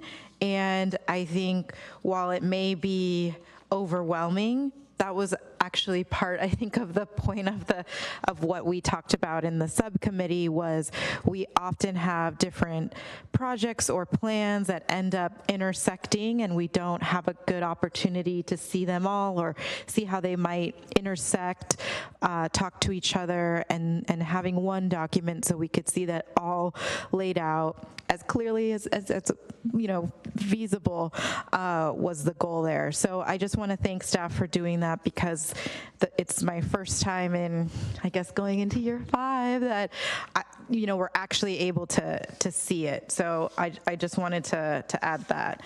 I think in terms of what is listed on A, B, and C, I am comfortable with staff's recommendation of moving forward these projects. I think that ends up equaling what is it, 40 projects, is that right? 30 for those. 30, okay. I'm looking at my various charts. Okay, so 30 projects. 2 in item A that are of interest to me that I just wanted to highlight that other colleagues talked about was in A7, the community workforce agreement. I really appreciated the questions colleagues asked and the timeline that our public works director shared. I want to be cognizant of the staff capacity and the different vacancies. And so while I think in an ideal world, this would probably be completely off the work plan, since we discussed it first in 2019, I want to give the June 2023, when this will come back to council, the opportunity to flesh it out. And I don't feel like we're going to be wedded to this projected timeline. My hope is that with dedicated time from Public Works and having the opportunity of looking at the different agreements and tweaking it to Mountain View, we might be able to reach that goal that Councilmember Abekoga was bringing up of being able to finish that sooner. The other in item A is A14, which is the Moffett Boulevard Precise Plan, and appreciate Ms. Hagan's comments on that. I do think a study session is warranted after a lot of the conversations council had over the last few years, and I want to support that. I don't necessarily want to get into tweaking the existing timelines which staff has presented, kind of again going back to the staff report discussing the various workloads that are currently happening. I do want to give staff the opportunity as we emerge from the pandemic to kind of see how some of this plays out. So I don't feel like I'm going to be tweaking the timeline. So at this point, I support staff recommendation for A, B, and C. Thank you. Thank you. Councilmember Matichak? Thank you. Just focused on, again, A, B, and C. I appreciate Councilmember Abekoga suggesting perhaps a different approach to the community workforce agreement to see if that could happen sooner rather than later. So thank you. There are some projects that I'm interested in making sure they happen as soon as they can. So I guess they'd be ones that I would say I'd want to prioritize. And those are C8, C9, and C10, which are the potential revenue measures, the safe routes to school, and the update to the downtown precise plan. And I also think the online permitting system is high priority. I'm not sure that can be done sooner rather than later. When you're implementing IT systems, it can be complicated and take time. You want to make sure you do it right. But that one's also very important to me. Can you call out the number on that one? C5. Yeah, and so C8, 9, and 10 are ones I'm interested in prioritizing. I actually had talked to some folks, and we were thinking that maybe we drop C7, which is the micro mobility, including the scooter share. And I think we were thinking that the bike share we stopped. And I can't remember why, but I thought we stopped doing it because it wasn't very successful. Why did we stop? Mayor? Yes. Can I answer? Yes, So, you can. We had it under VTA was running it, and then it was so successful that MTC took it over. And when they took it over, they decided to focus on the big cities and dropped Mountain View. Then we allowed like the companies to come in on their own, and they set those up, but the corrals and whatnot, I understand they just went away, it pulled out. So that was what happened with the bike share program. But so the latest is, as I mentioned, is with MTC, they are expanding the program, and their initial thought was they would expand it in the cities that already have them.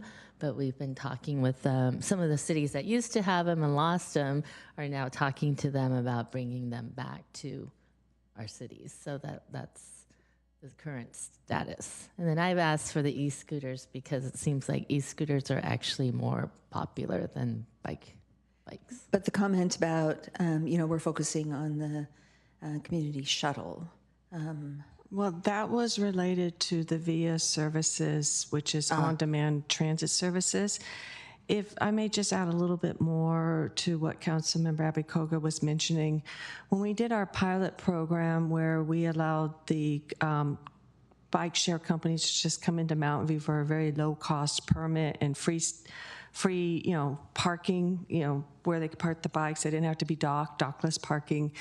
We had 2 bike operators take us up on it, big launch. It was growing in popularity, especially the e-bikes. Lime was putting out e-bikes.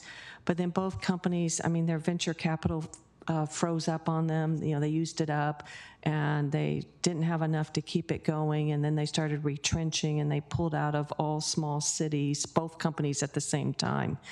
What they told us, especially Lime at the time, which is proving true today, is they're more interested in scooter share than they are in bike share. So what we have seen other jurisdictions do is leverage scooter share to bring bike share back. Talk to companies about, okay, yes, we're interested in scooter share. We want to set some really strict rules and guidelines, but it could be a way to also say, but you have to bring in bikes as well. Okay. So I guess the rest of A, B, and C, I'm okay with. Thanks. Okay, Councilmember Abbott Koga. Thank you, Mayor.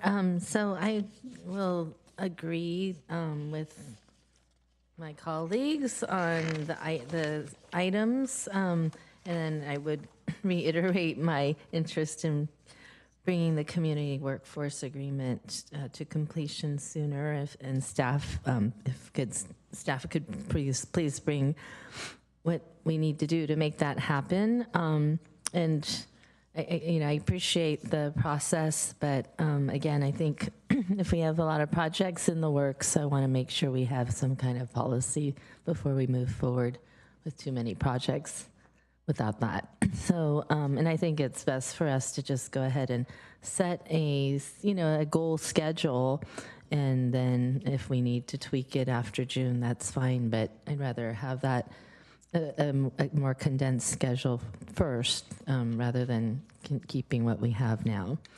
I would support Councilmember Matichek's comments about C8. As you know, I wanted to do the TOT, lost out on that vote. And it may not be, TOT may not be enough is what I'm hearing. So the sooner, and it just takes time to get do the polling and whatnot to see what would work. So I believe we really need to get going on that. And I support C9, and I guess I can't talk about C10.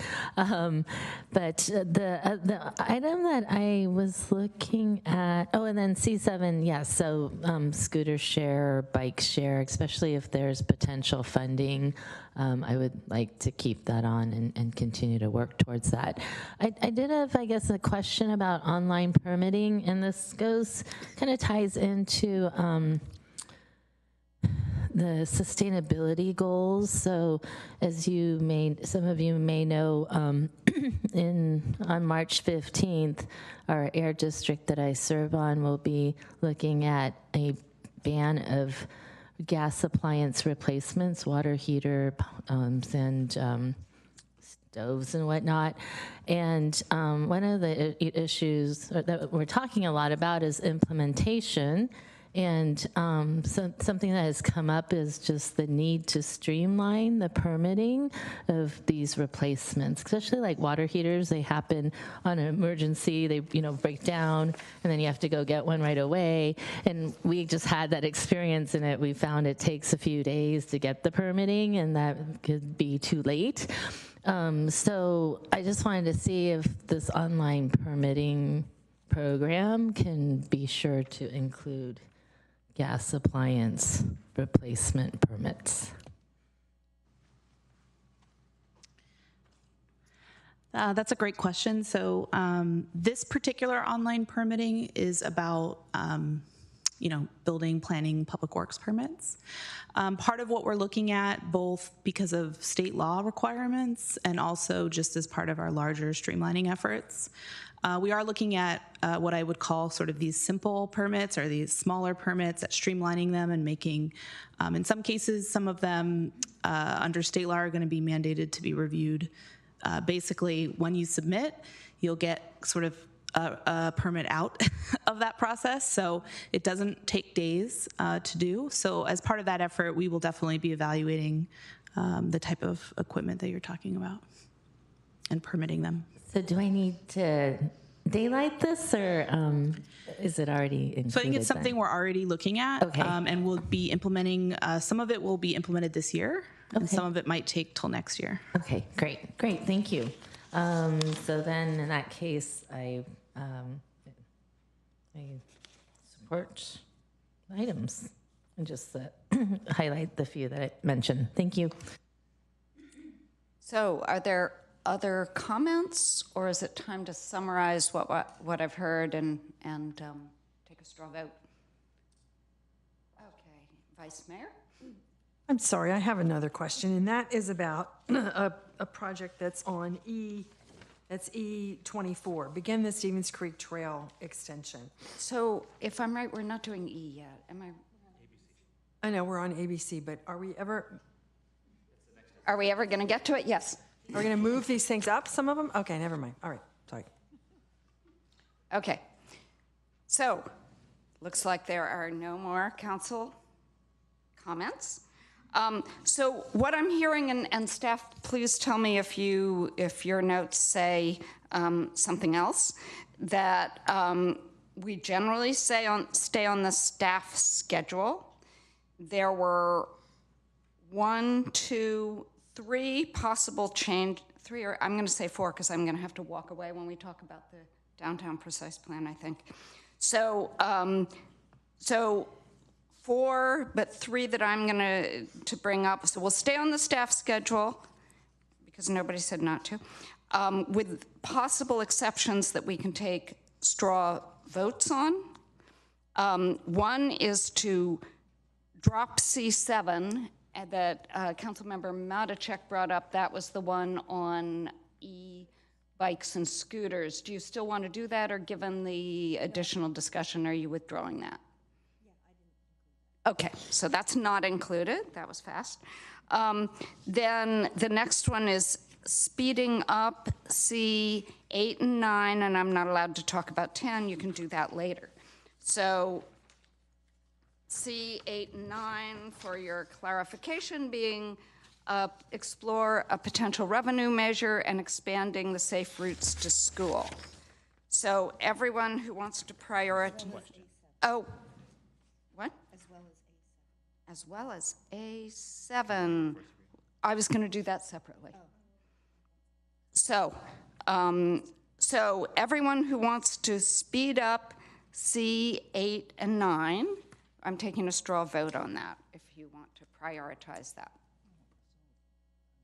Oh, okay. A question? Yes. So, thank you, Mayor. So for C8, we're pretty much bound to the 2024 November election, unless by speed up we mean consider putting it on the March primary. Mayor, Councilmember Ramirez, so yes, this is already just by virtue of the deadlines that we have to meet with the county's revenue measure deadlines, which are really next summer.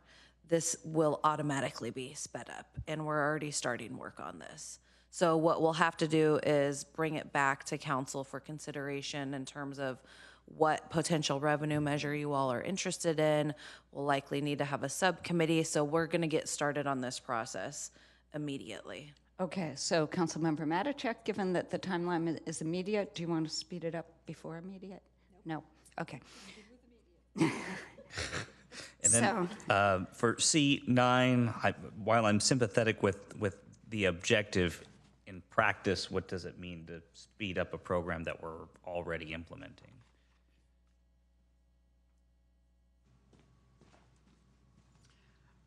Essentially, we're already going as fast as we can, and in fact, you will find in your next agenda item a mid-year budget request to add funding to the program that will allow us to plan for an expanded program next school year, and we're continuing to look at how we can expand the program, but it's a continuous process we're doing.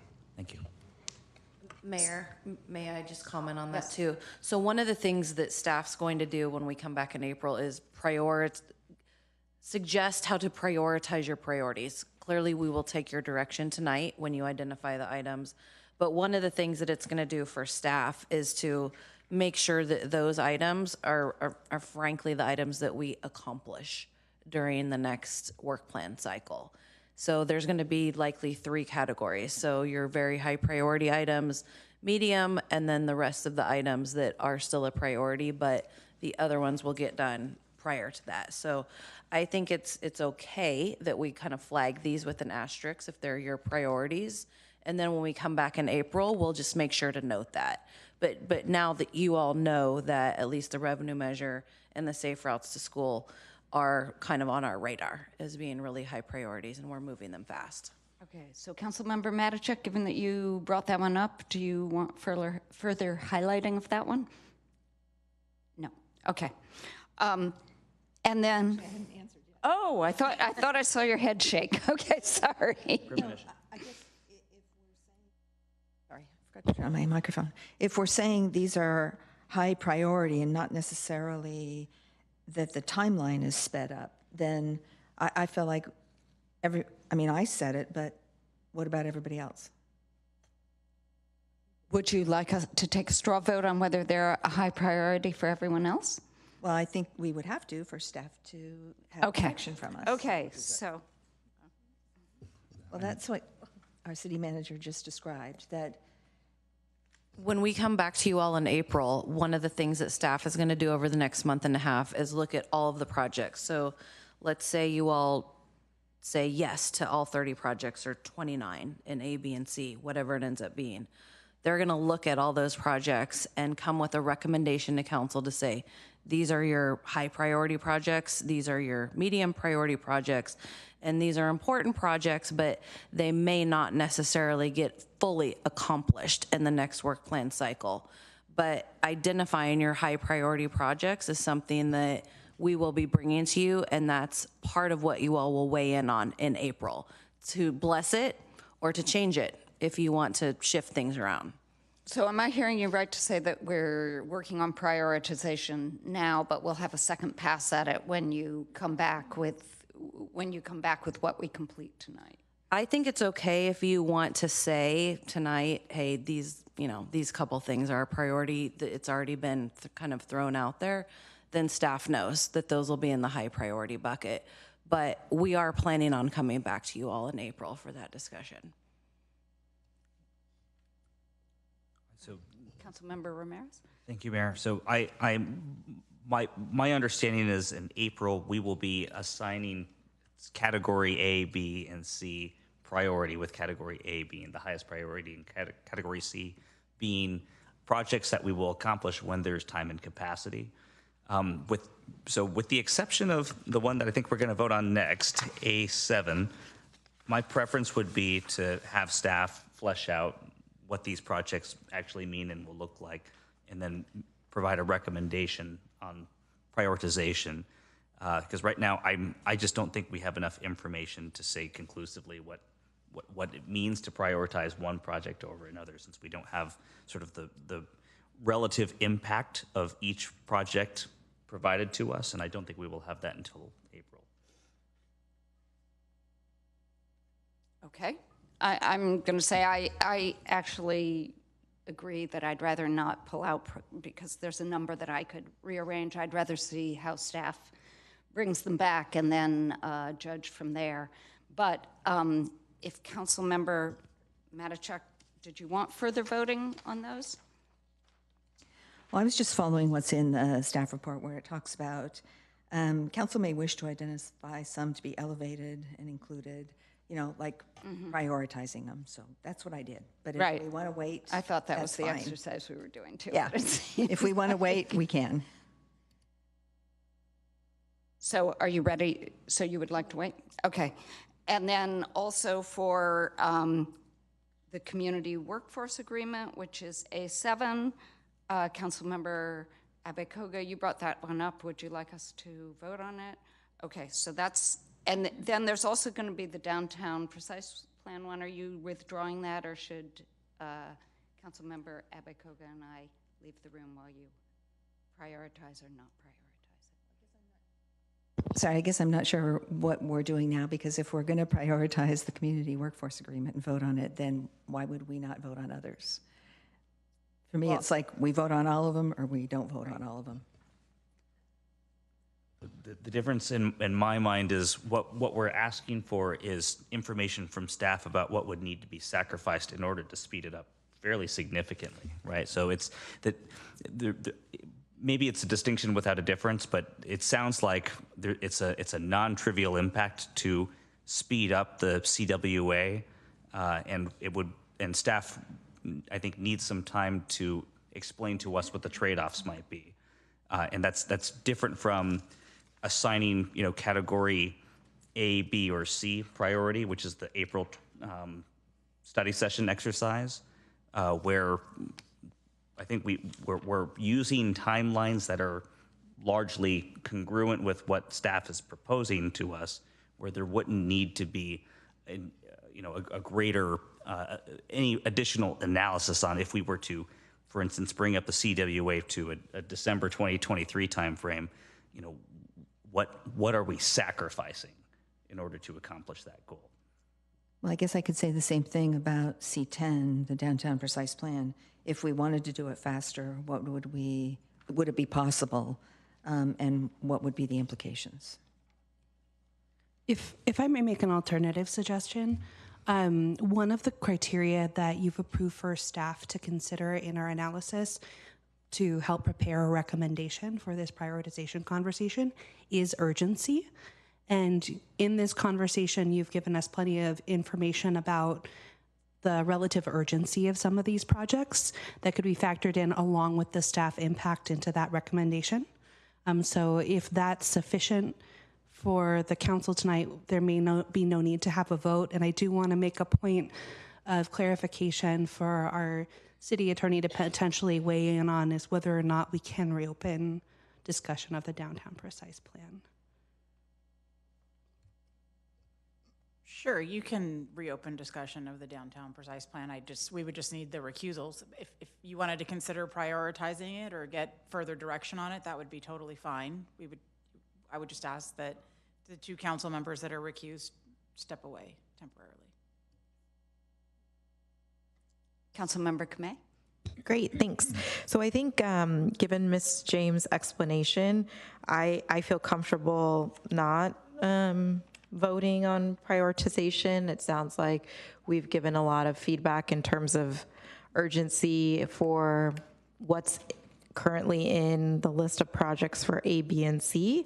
And so it sounds like in April, perhaps we'll get the information that we need to maybe drill down on if we'd like to move it up or down in the list.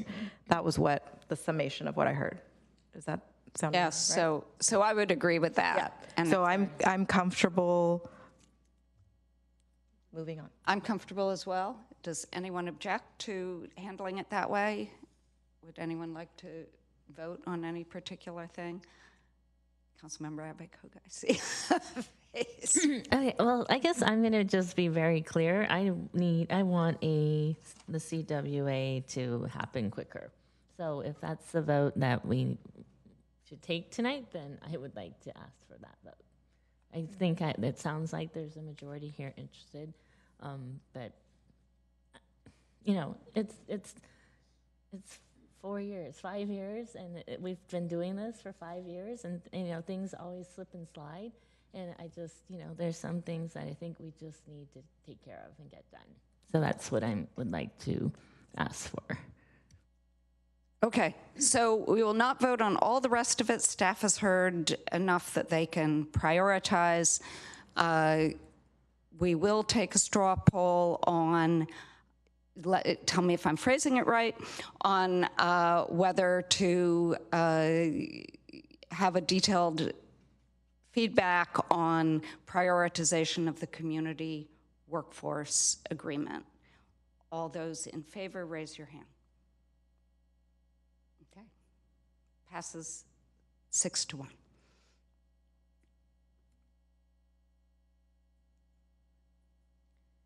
Okay, so next we are,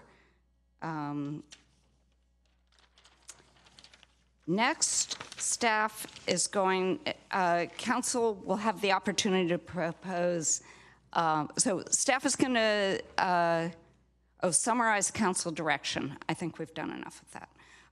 Now council will have the opportunity to propose potential new work plan projects. Each council member will have the opportunity to share up to 2 projects. Staff will record council proposals as they are made. The proposal will then be subject to a straw poll. Staff will analyze proposals with 4 or more votes for feasibility and prioritization and report back in the April 25th study session. So are there any council members who want to start us off?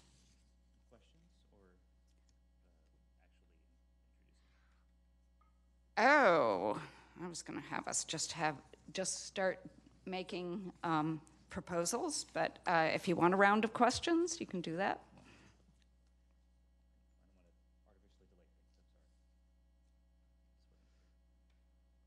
Okay. So, Councilmember Abakoga. Thank you, Mayor. So we get to propose 2, is that right? Yes, you do. All right. So, well, and this one may be, well, it ties into the gatekeeper discussion, and I don't know if we should have had that first, but I would like to propose that we look at just overhauling the gatekeeper process, because in all frankness, I don't really know what our criteria is anymore. I think we've made some tweaks here and there, but it's not making a lot of sense to me. And rather than even talking about limiting it to residential, or when we could talk about that, and I'll just share my thoughts. I don't think it should be limited by type, but more by, we talked about, like, at one point, 2 acres or less projects don't have to go through gatekeeper. There's a project right now on the El Camino, a U-Haul site that wants to add public storage, and they're being told that they have to go through gatekeeper because we had changed the El Camino precise plan, and that's a village center now that's supposed to be set for housing down the road, but this is a thriving business right now that wants to expand, and we're not allowing it. I guess staff is telling them they have to go through gatekeeper. I guess I'm just really not clear anymore on what we're using as criteria, other than staff time. That's obvious, but I think we just need to look at the entire process and come up with some clear criteria. And it actually, I don't want it to stall. And we can talk. I guess we'll talk about the gatekeeper process for this year later. Is that the plan? So I can add more thoughts. What's the plan before? So. Okay. Yes, it is 2 different things, but I think that because I don't want to do like a moratorium and to do the the overhaul, I think we can look at doing something in 2023. But I think we really do need to look at this gatekeeper process, because I don't know if it's really working the way, and to be honest, I don't even know anymore what the intent of it is. Okay, so I'm hearing that you would like it to add a project to overhaul the gatekeeper process, but not stop it and talk about it later on the agenda. Yes. Okay. So that's one. And then the other one would be the vaping ban. So my understanding was the state law was for 21 and over, but cities are outright banning vaping, and I would like for us to look at that. Thank you. So, Vice Mayor.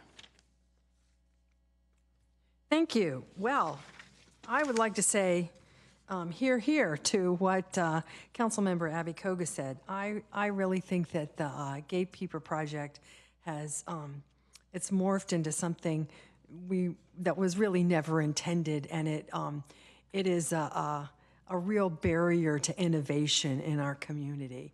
And we're supposed to be the innovation center for Silicon Valley, so this is just, it's just not the way it's supposed to be. So I think reevaluating the gatekeeper program is very important. And so I'm really glad that you brought that up. That's great. I was going to bring that up, but I'm glad you brought it up. And then the other one I would like to bring up is the holistic review of our parking regulations. On February 14th, we discussed the 72-hour rule, and one of the things that was mentioned as a possibility was looking at how it fits in with all of our parking regulations. I really think that we need to have an overview of them, and we need to really consider why do we have, what is it that we want to regulate? What do we need these regulations to do, and are they doing it? Are they meeting our needs? And we also need to understand how they fit together. So that's my my second one. I guess the other thing I wonder about is moving things up. And if I get to have if Margaret's going to take the gatekeeper and I get to have another one, I want to move up the Stevens Creek Trail extension. It is E24, and I know we have, it's under here on quality of life. I don't know why it's not also mobility and connectivity. But anyway, we have grant funding to do that. We have partners who want to work on it, and it is just something that I think we need to get moving on. So those are mine. Okay, so now we have Councilmember Matichak. Can I ask a question about the Stevens Creek Trail one? Does the grant funding really cover the entire construction? No. Yeah. But it does, well, we're going to get some, I don't know exactly what it covers. My understanding is that that's no. I think we have design money, but I'm not sure about the rest. Thank you. That is correct. What we have is a grant for design, which is not insignificant. We're estimating this design cost is going to be $6 million or more, as I recall. I'm trying to work off memory here. But it is something that is on our work plan that we want to assign a project manager this summer in order to get the project going. It's one of our many new hires that we're doing that's going to create the project manager. The grant funding that we had was an extra long one. We had up to 10 years, but frankly, we've eaten into 3 years of that already, so we do want to get started. It is going to be a major construction cost, but it's an example of one, by getting through design and starting that process, that's where you start to create the opportunities for future grant funds towards construction. Okay, thank you. So in terms of new ones, I think some folks are going to bring up some later during this discussion that I would support. But the one I haven't heard anyone mention is, I've heard from residents that they would like to revitalize Gateway Park. This is the park at the corner of Castro and El Camino. It is, I feel like gateway is kind of an overused term, but if I had to use it one place, I would say this is a gateway park because it is marking the entrance to Castro Street. And I think it could be, make more of a statement, be more significant, be more useful, be more attractive, although I would not want to destroy any trees. I'll quickly add that. But I think, we're spending a lot of time sprucing up Castro and doing things. Not all the way down to that end, but you never know. That might eventually happen. And so I would like to actually revitalize Gateway Park.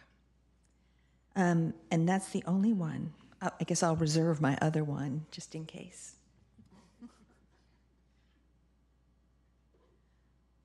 I actually have a question about the Gateway Park one, which is that there is, I think, some proposed development. So would it interface with that, or would you want to do it before or after that? Well, I don't really know what's being proposed. I don't. So, and it's our property, so I feel like it can be independent. Okay. Councilmember Ramirez. Thank you, Mayor. So first, I guess a question or comment about the process. If we're limiting ourselves to the introduction of 2 new items each, and then we're also adding a second limitation of 10 new projects. I personally feel uncomfortable voting on which ones to advance to an analysis stage because we don't even have scopes for any of these. Some of these might be very easy. Some of them might not be feasible. And I think these are good ideas. I would prefer that we advance all of our new ideas for at least analysis, and then staff can come back with, this is feasible, this is not feasible, this is something that's easily incorporated in some other item, right? So the Stevens Creek Trail extension, for instance, I'm fine as elevating that, but it sounds like we're already doing that, and I'm not certain it needs to be in the work plan proper. So that would, I guess that a request would be that since we're already subjecting ourselves to so many different constraints, that we don't necessarily apply the for affirmative vote threshold simply to advance these projects to an analysis stage. But that, we analyze all of them, staff will come back with what we can or can't realistically include, and then we decide whether we want to include them in April. I would agree with that, actually. But do people disagree? Okay, we can think about it. Okay, we can think about it. So Do you have projects? I have two. And of course, they are wonky and boring. The first is, I'm not bringing up performance auditing this time. I've been shot down twice, and I don't need to be shot down a third time. The first is, this is so exciting, municipal code cleanup. And I recognize that it's not something that's going to be done immediately. I'm actually fine pre-assigning it Category C priority, and just as the staff would identify a scope, they would come back with sections of the code that really need to be cleaned up. There are ordinances that are unenforceable, there are inconsistencies, there are ambiguities, and I think it's helpful to assign some space for staff to bring to the council's attention the sections of the code that merit the greatest attention, right? And then things that are really low priority, staff can consciously deprioritize and come to us, years down the road. That's fine. But I just want to give some space to a comprehensive cleanup, because it's something that we haven't done in who knows how many years. And the other, since we're likely to place a revenue measure on the ballot, very similar, a charter modernization, just to give us an opportunity to clean up sections of the charter that are clearly inconsistent with, council policy, or that are maybe archaic requirements that made sense. As Councilmember or Vice Mayor Showalter explained to me, we don't really need to read things into the record because we're all literate now. So that's something that maybe doesn't need to be in the charter. But at any rate, I think giving us an opportunity, or staff an opportunity to flesh out a scope, we could place what I would hope would be a largely non-controversial measure on the ballot that would clean up the charter and address any ambiguities or inconsistencies there. I do have a question for staff. The other thing that I think I've gotten a lot of questions about, we got a lot of public input. Clearly, staff capacity and staff retention are constraints that impede our ability to do good work. And I've been wondering, is there value in placing something on the work plan explicitly to address the challenge of staff capacity or staff retention? Or is that something you're already doing in some other good governance work plan? Thank you, Councilmember Ramirez. That's a great question. I wouldn't necessarily say that you would need to put it on your work plan. That is something that we're working on. We're very actively working on expanding our internal training program, our coaching. We have launched our leadership program for our employees. It started, I think, one time maybe in 2019 pre-COVID. So we were just recently able to hold it again this year.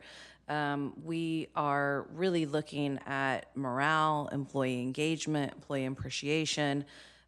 This is something that internally is, I would say, probably one of the most highest priorities. So I don't necessarily think you would have to put it on your work plan, but just know that it is something that, as city manager and the executive team, this is just one of our highest priorities. And succession planning is also part of that. That's something that HR is currently and has already undertaken a review with every single department about our succession planning efforts, potential retirements on the horizon, and how we're building our pipeline of great staff. So I don't think you necessarily need to put it on your work plan, but I think we're happy to provide further updates to council and the community about how those efforts are going. Thank you. And if staff decides by April that actually there are a lot of things that really need some dedicated capacity, personally, I would be very comfortable adding an explicit item to the work plan if it really helps us address the capacity issue. But I'll leave that to staff's discretion. So my two would be Muni Code cleanup and charter modernization. I did want to highlight something in the staff responses to council questions. The shopping cart abatement item, thank you very much. This is the hill I'm going to die on. When I term out and you prepare the resolution that lists all of the nice things I've done in the whereas clauses, I want you to explicitly mention shopping cart abatement. Thank you. Okay, duly noted. Councilmember Ramos. So I'm actually really happy that as we get to pick two items, so many of you selected items that I probably would have wanted to do, but now I don't have to use my two. So I was very interested in the holistic review of parking and the gatekeeper, and I wasn't interested in the municipal code cleanup and the charter modernization until it was actually brought up. But oh my gosh, I'm so excited. But so that leaves room for other stuff. I would like to actually move up dark skies. A dark skies ordinance. And then I would also like to, I was trying to find a way, we got a lot of comments via email, and I'm sure all my colleagues got it because I saw that it was sent to city council, so we don't have to forward it to everyone. But it was about particularly residents who are not covered under the CSFRA. They're not covered even partially under the CSFRA, but they're looking at finding ways for them to be protected. There are a number of different ways you can protect them, and there are very strict ways in which we cannot. We are severely limited on how we can protect them. But I'm trying to figure out, maybe throw some stuff out. One idea I had, and it's interesting because we do have item F, which is the planned existing housing element projects. In the housing element draft, the most recent draft, and I know that it's actually really squishy right now, but under the housing programs, item 1.12, which is the maintenance of existing housing stock, utilizing existing programs to ensure proper maintenance of the existing housing stock and support rehabilitation of housing developments. Now, I'm sorry, this is not in your attachments. It's in the most recent draft of our housing element. But that program itself is mostly focused on CSFRA properties that are under our rent control law. But there is another item, 2.5, in the housing element draft, mediation and fair housing programs, that's broader. And I'm kind of wondering if we can, and the reason why I brought up item 1.12 is because it has an item as a metric and milestone that by December 31st, 2024, to prepare additional outreach and marketing materials to tenants and landlords regarding tenants' rights to habitability and safety without rent increases under the CSFRA. But if we expand having that timeline include the mediation and fair housing programs, that might be a way to protect those who don't have that same protections under the CSFRA, so that residents who don't have the protection of the rent increases, they still know that they have access to mediation, that they have access to fair housing, and they have access to other state laws that that might be able to protect them. And I'm so sorry that this came really like at 4 o'clock in the morning to me. To try to figure out, and I don't know how to properly word that, but essentially it would be similar to a housing element project, and it's kind of existing. It's just a little bit more. So I have a question of clarification related to that. Yes. And I believe, and you can correct me if I'm wrong, that this came to mind because of the many comments we've had on habitability and safety and underground garage doors breaking, that many people in one of our new high-end apartments have been emailing us about. And I also am interested in some way of addressing that. and was trying to think of a project. But I'm wondering whether it would be a project of, if we were to do something like that, a habitability project for properties that, because of Costa Hawkins, are not on our CSFRA, whether that would be an RHA, rental housing, whether that would be their project or a council project, or both. Thank you, Councilmember Ramos and Mayor. I was actually going to provide an update in item 8 about the emails and the concerns that we've received from some of the residents in these apartment complexes. So I'll first say that to directly answer your question, staff will need to look at it. So we will need to figure out what some sort of vehicle could be. Having said that, a lot of the concerns and issues that were raised were from members of, as noted, complexes that are not covered under the CSFRA. So essentially, these are properties that are not owned or funded or protected by the city. And assuming that some of these challenges are solely about these private apartment complexes, so for example, repairs to garage doors, pools, things not being fixed in time, that is the responsibility of that private property owner.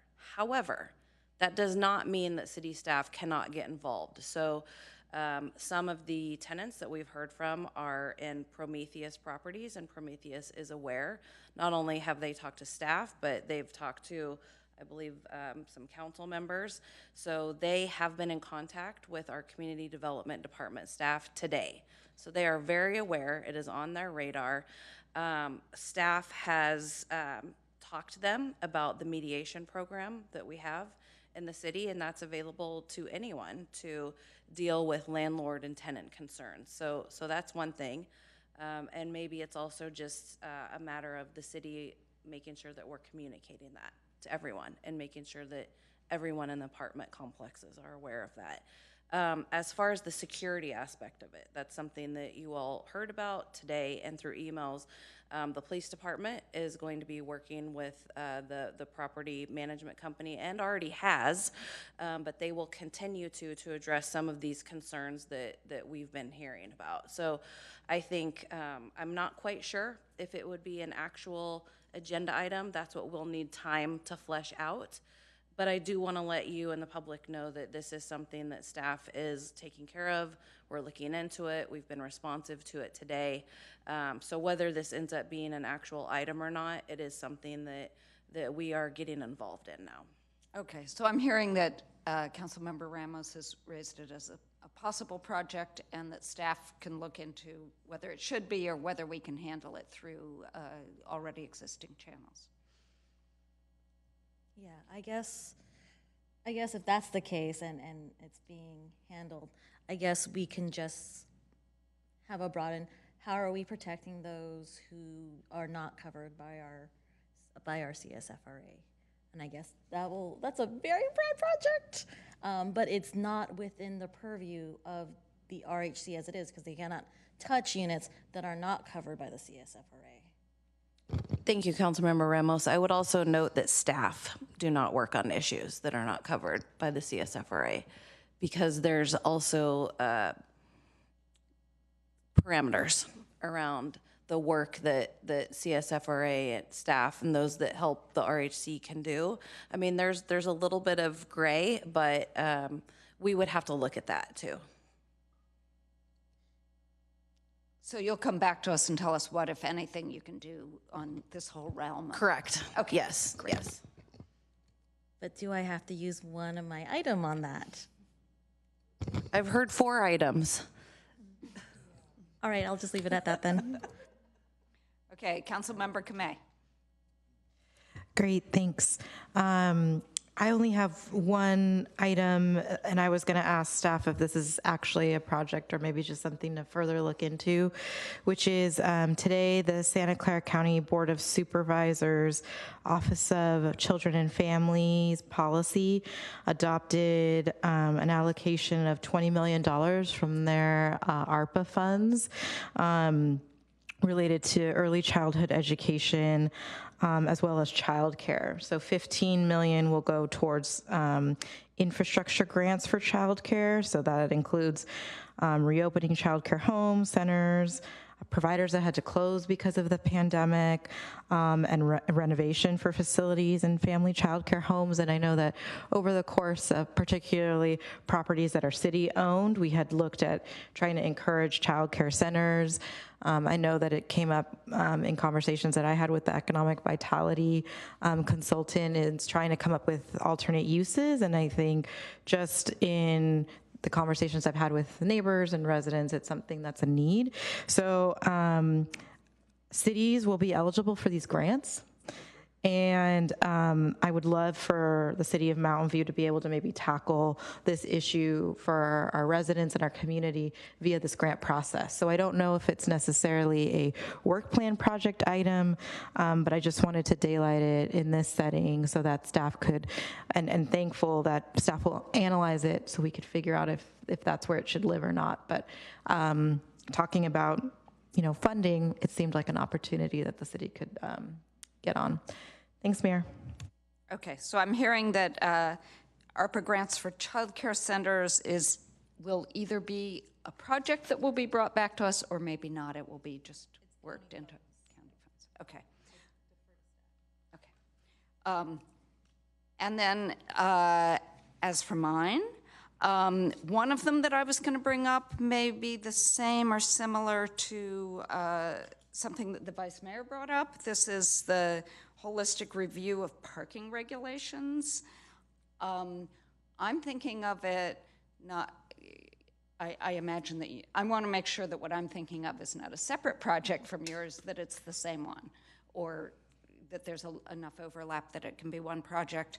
I'm thinking we have recently spoken about the 72-hour rule, but what I'm thinking of is one of the things that in talking that over came up was the fact that there are some fairly dramatic changes in parking in general, in terms of parking minimums being, that we don't set parking minimums in many places, and that will be an increasing factor, I think, in multiple places.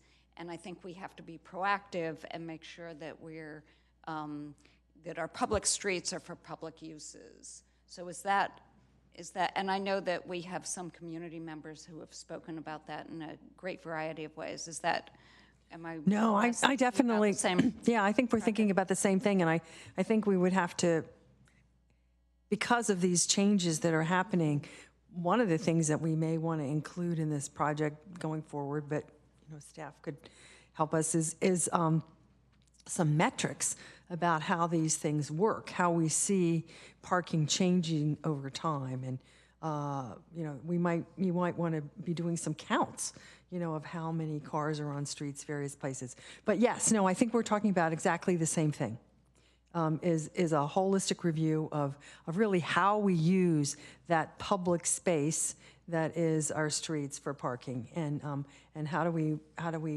want to control it? Yeah. Okay, so I think we're talking about the same project. I won't bring up an additional one.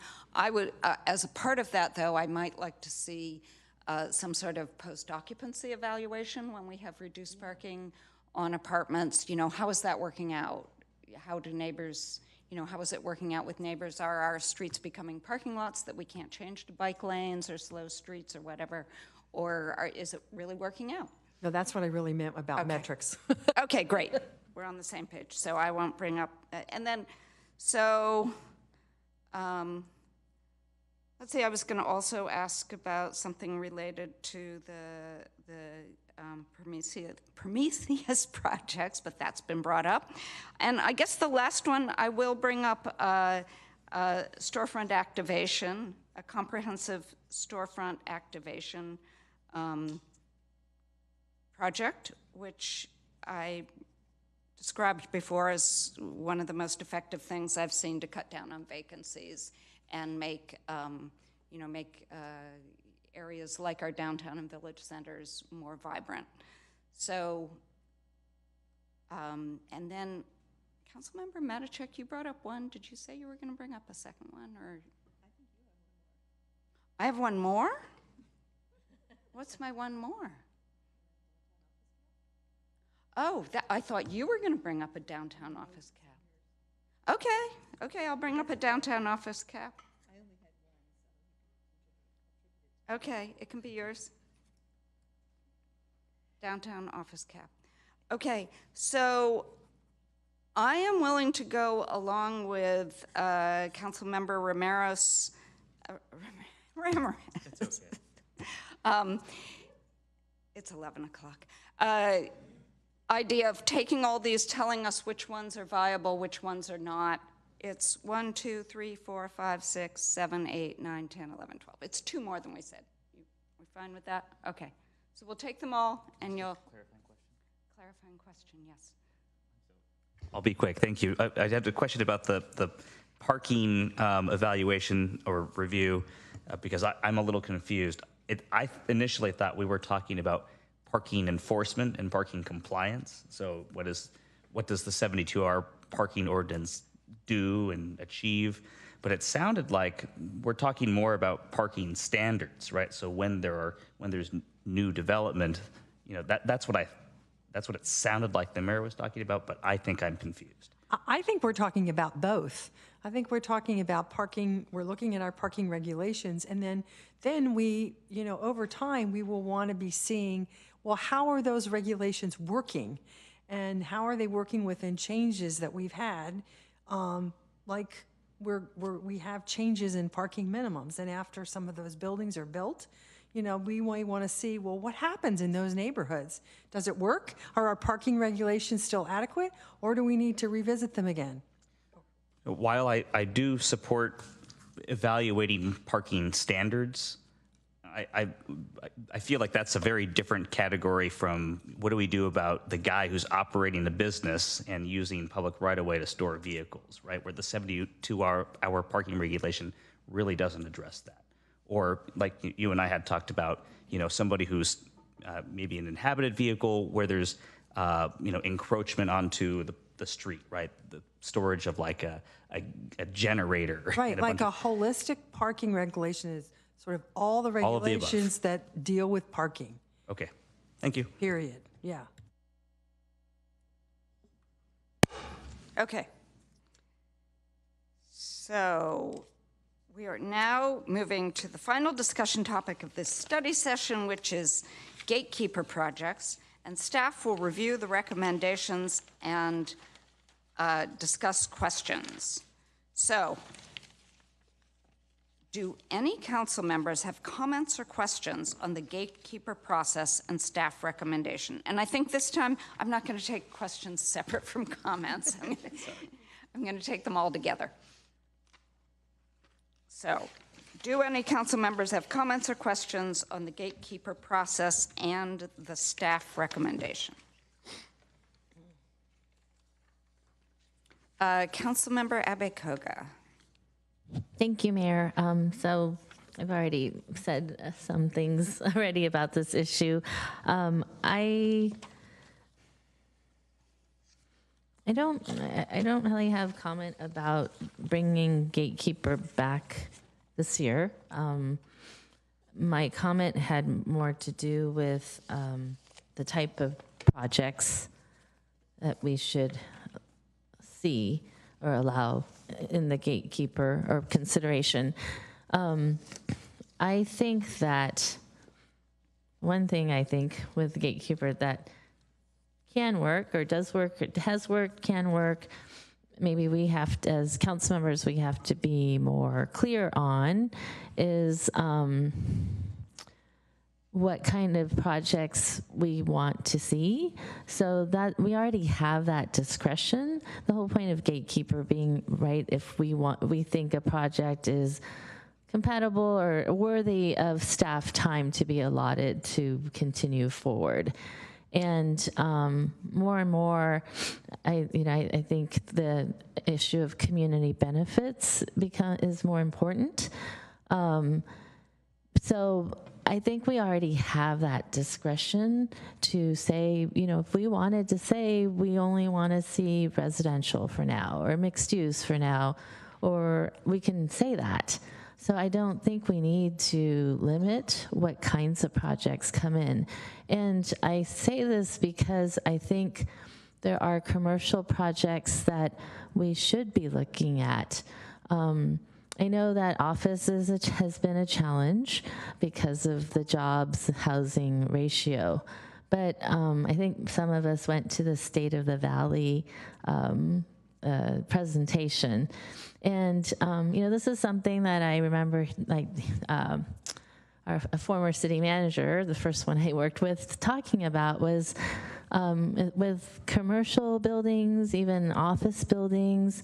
The benefit of allowing redevelopment of those projects is that companies can come and go, but if we let them redevelop their offices to modernize them, then they become more attractive for new businesses to come in.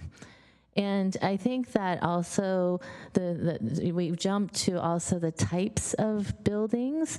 So office has been definitely the most popular or abundant in this last 10, 15 years, right? Because of the type of business, having to do with software and whatnot. But I guess as I've been looking at what's the next frontier, we talk about life science. Even like my husband works with robots. It's a lot more lab work and whatnot. So it's a different kind of commercial building that may be the next frontier that's needed. And so those, frankly, too, have less intensity of employees. So they affect the jobs housing ratio differently. And so I think it's important for our economic vitality and development to continue to allow commercial development through the gatekeeper process. And so looking into the future, I don't think we should limit to just residential or mixed use projects. I think we should look at them all, and we can, do the, whatever you want to call it, beauty contest, being mindful of the community benefit piece. And I think about the public storage project, right? And that was one, the intensity is not that intense, so it's okay, it's fine. But I think what, for me, convinced, me to support it was that they were going to offer 100 units of affordable housing. So I don't want us to limit ourselves and lose opportunities like that. So that's what I would like to say, is that we leave it open for all types, and then we can decide, like, maybe we don't want any more office, and that's fine, but let's look at other commercial buildings that we may need for future, the next frontier, or next technology. Thanks. Vice Mayor? Well, along those lines, I think another thing with gatekeeper that I would like to be part of the evaluation is figuring out a way that isn't so staff intensive to bring those projects forward. I don't think that we have to have a completely detailed project in order to say this is the kind of thing that we think is worth our staff working on or not. I think that, so I would hope that as part of the evaluation, the desire would be to put together a process that would bring the projects to us so that we could decide on the policy issue related to whether or not we think that's a good thing to have in our community there, but not have it be so far along that it's required lots and lots of staff resources. So that's one of the things I hope can be included in the reevaluation, because clearly staff resources are a big problem, and we don't, and that's why one of the reasons we instituted that, and we don't want to make that worse. So I hope that there would be a way to think about sort of an early evaluation. I understand there may be similar thing that happens in San Jose. So that's what I wanted to add related to the gatekeeper. Councilmember Matichak. Thank you. I do think there are aspects of the process that could be looked at and improved. I'm not sure it needs a complete overhaul, but certainly there are aspects that I think we could streamline and help it go smoother. I do also think we need to clarify the exceptions we made, because I don't think we did as good a job as we could have. And this is if it's 2 acres or less, and if there's 2 different zones, you have to move to one of those. But what we didn't, I think, clarify is if you have like residential R2 and you want to move to R4, is that okay? And I think that's come up as a question. So I think we need to clarify the exceptions. I absolutely do not want to limit what the council sees, because, as was said, we have the opportunity, the option of saying no to something. So I don't see why we would limit it at the beginning, especially because the changing nature of work, what we might want to attract. But also, I feel like I don't know, somebody's going to have a great idea, and I don't know what it is. But they might want to come forward with it, and I probably haven't thought of it, and I don't want to preclude those from coming forward. So I don't think we should limit it. And I'm fine if we want to have a meeting to see gatekeepers this year. If we need to do that, that's fine with me. Thanks. Councilmember Ramirez. Thank you, Mayor. I agree with my colleagues. I think Councilmember Abekoga brings up a good example in the public storage Alta Housing Partnership, which would not meet the standard that is in the staff recommendation. So I agree that I think the more interesting parameter to me is the value of the community benefit. That's much more important. Or even, does it help us achieve a defined community or council goal? If a development proposal helps us advance something that's important to us, that's more important than does it have a 2/3 residential square footage component. So I'm comfortable with what all of my colleagues have proposed, and I'm open to reviewing gatekeeper proposals this year. And then to respond to what Vice Mayor Showalter had said, I don't know if we necessarily want to do it this way, but if we are thinking about, as in the context of the work plan, we have the review the gatekeeper process item. What San Jose does is what they call early consideration, where the staff will review an application submitted, and if they think it's consistent fundamentally with a stated council priority or it has some overwhelming community benefit, they'll process it. And if they find that it's fundamentally inconsistent with the direction that the council wants the city to go in, then they will bring it to the council for early consideration, essentially to say, direct us to stop processing the application. It's often derided by the development community as early denial as opposed to early consideration, because that's what it is. We're directing the council not to work on it, or directing the staff not to work on it anymore. But it eliminates the beauty pageant concept, which is challenging when we have disparate projects, right? Like I think we had there was like a Cuesta Drive single-family home proposal, right, pitted up against some major redevelopments, and it really doesn't make sense to think of the two in the same process. They're very different projects. So I'm glad that we're exploring changing the gatekeeper process, but in the context of this question, I agree with my colleagues. I'm open to more than just residential projects and more than just mixed-use projects with the 2/3 residential component. And what's more important to me personally is what's the community benefit proposed. Thank you. Councilmember Kamei.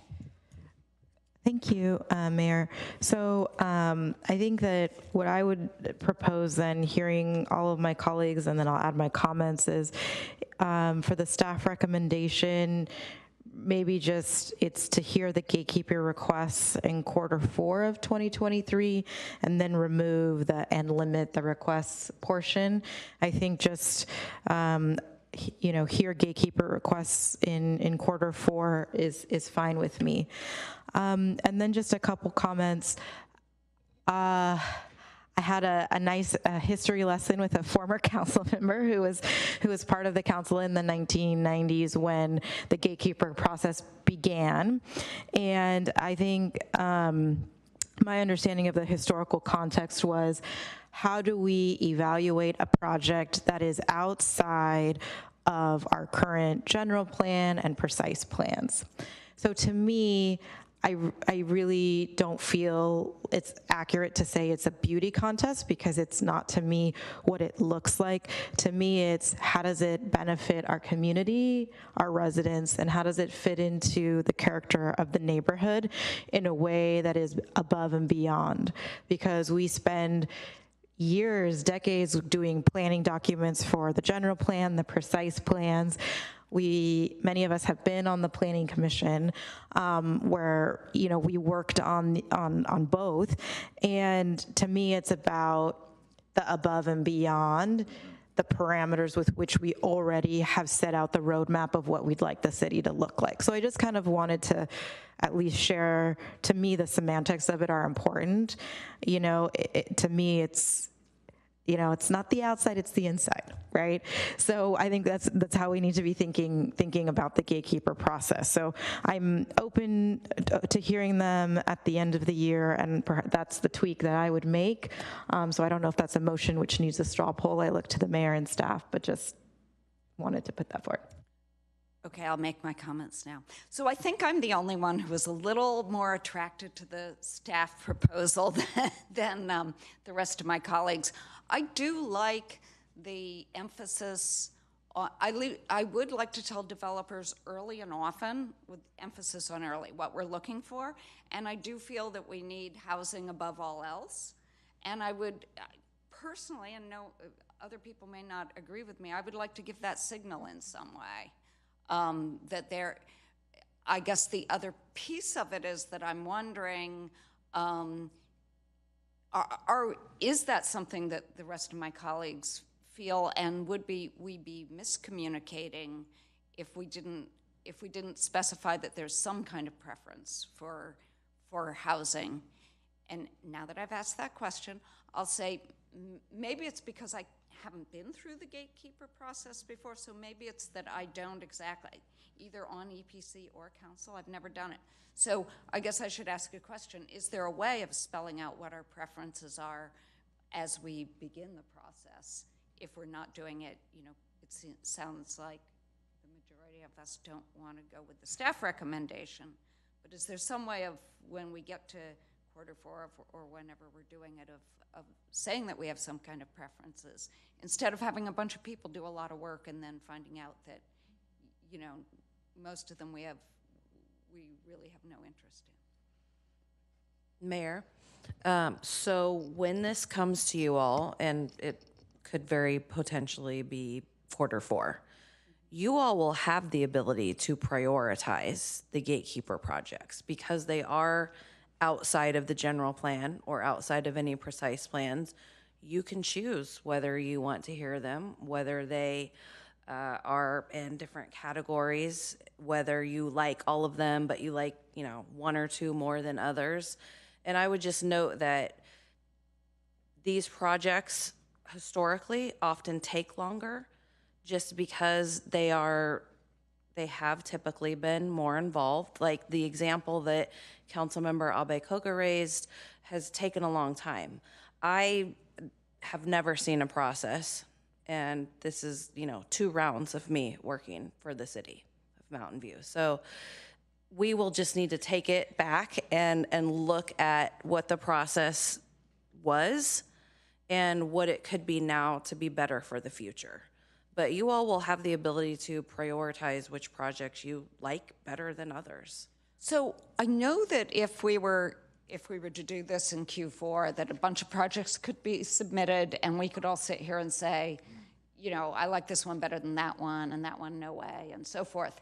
What I'm saying is there some way, if we do have preferences, and maybe we don't, but if we do have preferences, is there some way to tell the developers that ahead of time so that they don't do work on pointless projects? Mayor, I think we're getting an answer. well, I wanted to say that it actually ties back to our earlier work plan items, and the one I put up was exactly that, the gatekeeper. I think we do need to have that discussion about what we want to see. It's been done informally in the past where developers will meet with all of us, right, and ask us, well, what do you want, community benefit wise? But I think we could be clearer, and that's really one of the criteria, I guess, that I was referencing. What do we want to base it on? And when I meant beauty contest, I didn't mean just what it looks like outside. I meant the whole thing, the whole package. I just use that term because it's been used in the past, but it's like, what looks best for the community inside and out. It's the whole package. But the real key to this is because it is outside the general plan, we know that. And there's other criteria too that I've been concerned about. When it's over 5 acres, for instance, I think we start getting into master planning, size-wise. So I would limit it by size as well. So I think we really need to have that discussion first before we see the next set of gatekeeper projects. So that's why I do think that item on the work plan, if it has to go on there, needs to happen before we say yes to any more gatekeeper projects. So I don't even know if we should wait until to adopt it in June. We may just want to decide, do we want to review and potentially revamp the gatekeeper process? And clearly, I didn't even think that some of you haven't even gone through it. So I think, frankly, sooner than later, we need to do this if we're really going to look at projects at the end of this year. Nancy, did you have a comment? Yeah, I was just going to add, as somebody who's been through many gatekeepers, so just a little context, it has been many years since we've done it. So what happens with gearing up to going into a gatekeeper request public hearing is essentially we put out a call for applications. Folks do submit, an application form, fee. They provide a very preliminary set of plans, usually just sort of basic site plan and some, building elevations, and then a letter describing their objective and their purpose and intent and often their community benefit. And then really we summarize all of the ones that we've received and explain what legislative changes or other things would be required to actually implement what they're proposing. And then we present that in a staff report to council for consideration as the city manager laid out in terms of at that point, obviously it's a discussion with council members at which ones they want to proceed forward. I think as Councilmember Abikoga brings up is a different task really at hand of looking at our gatekeeper requirements. Right now, the gatekeeper requires a minimum of 2 acres in size. And we do have some exceptions to that. And I know as part of the housing element, there's also a work plan item for looking at gatekeeper process as well.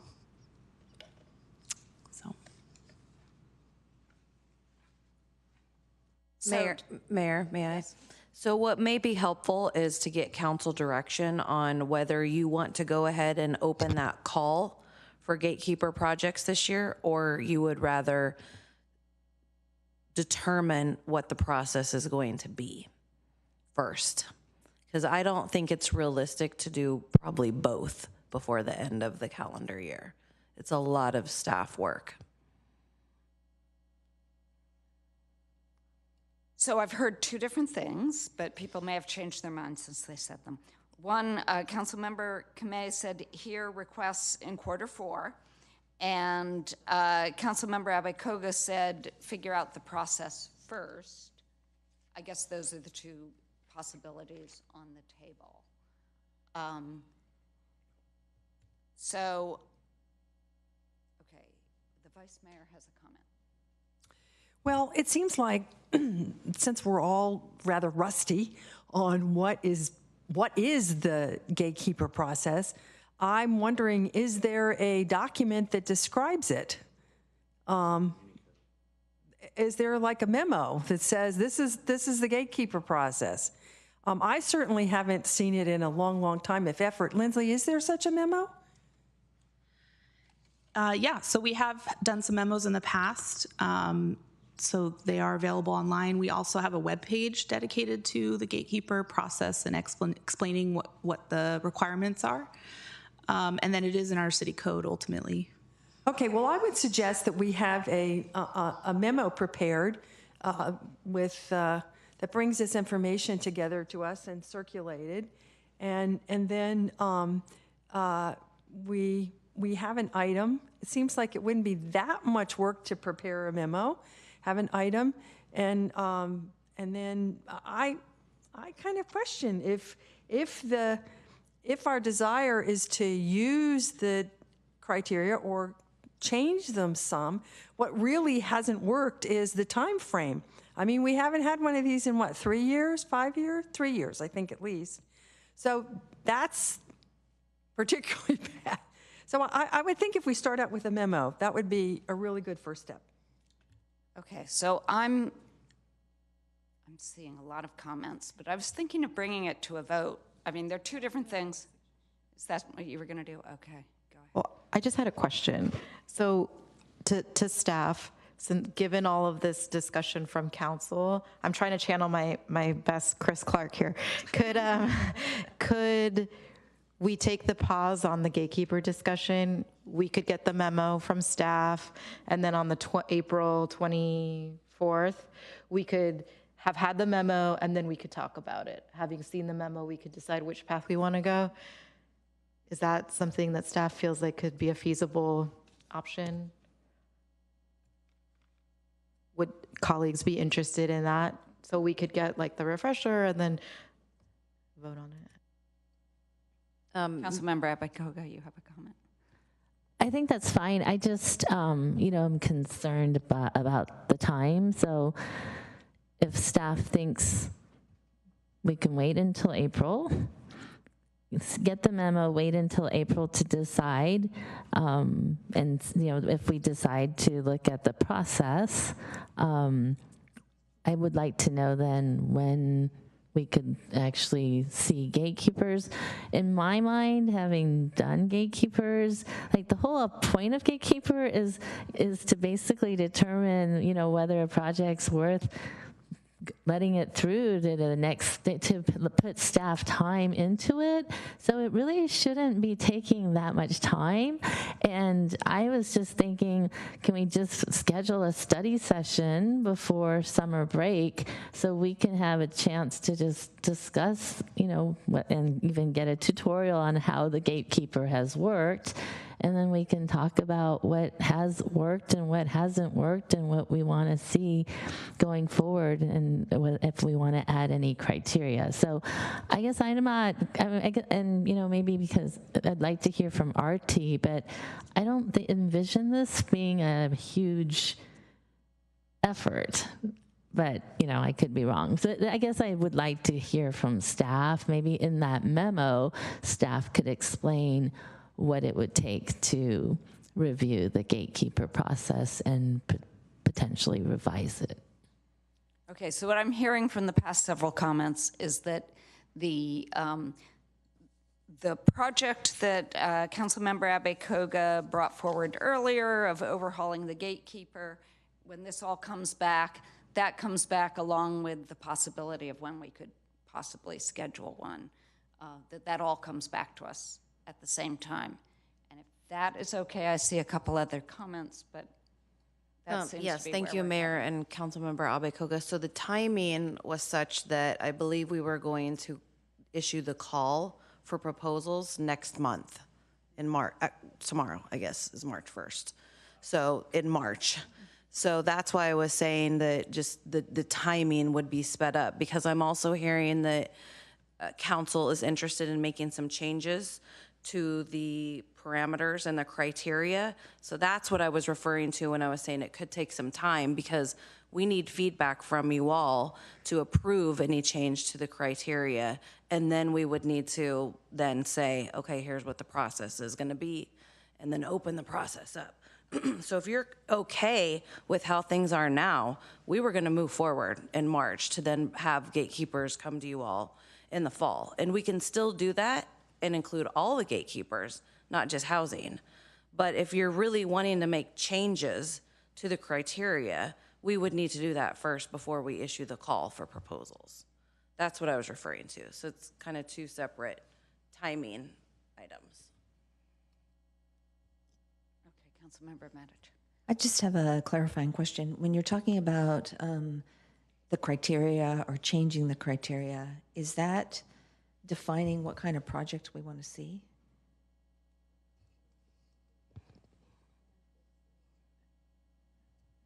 It could be that. It could be what kind of community benefits we want to see. Like if we want to say affordable housing is priority, right? So, or depending on where it is, what the priority in that planning area is.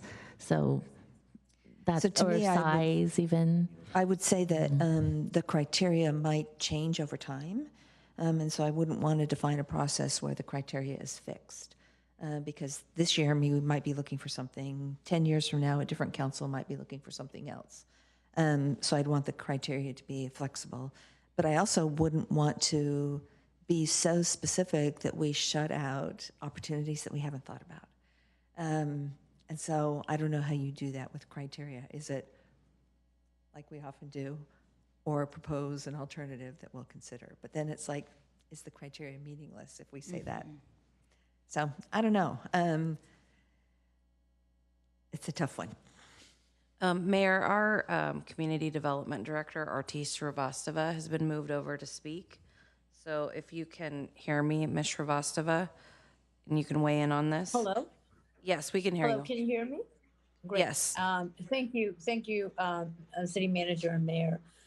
If I may address this, as the City Manager said, these are two separate items.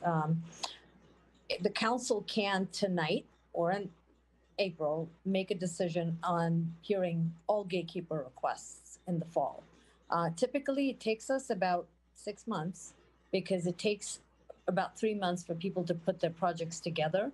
It takes us 1 month to review, a month to, write the staff report, review, and publish it.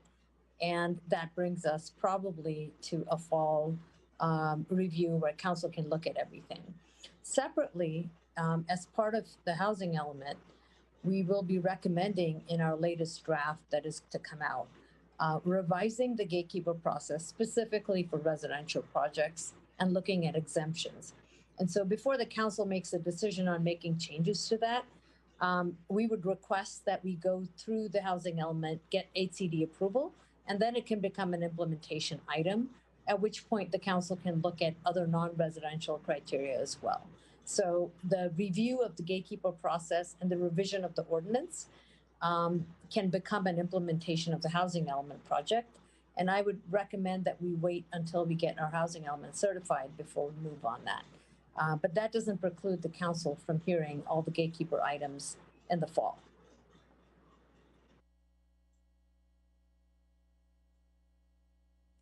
Happy to answer any questions.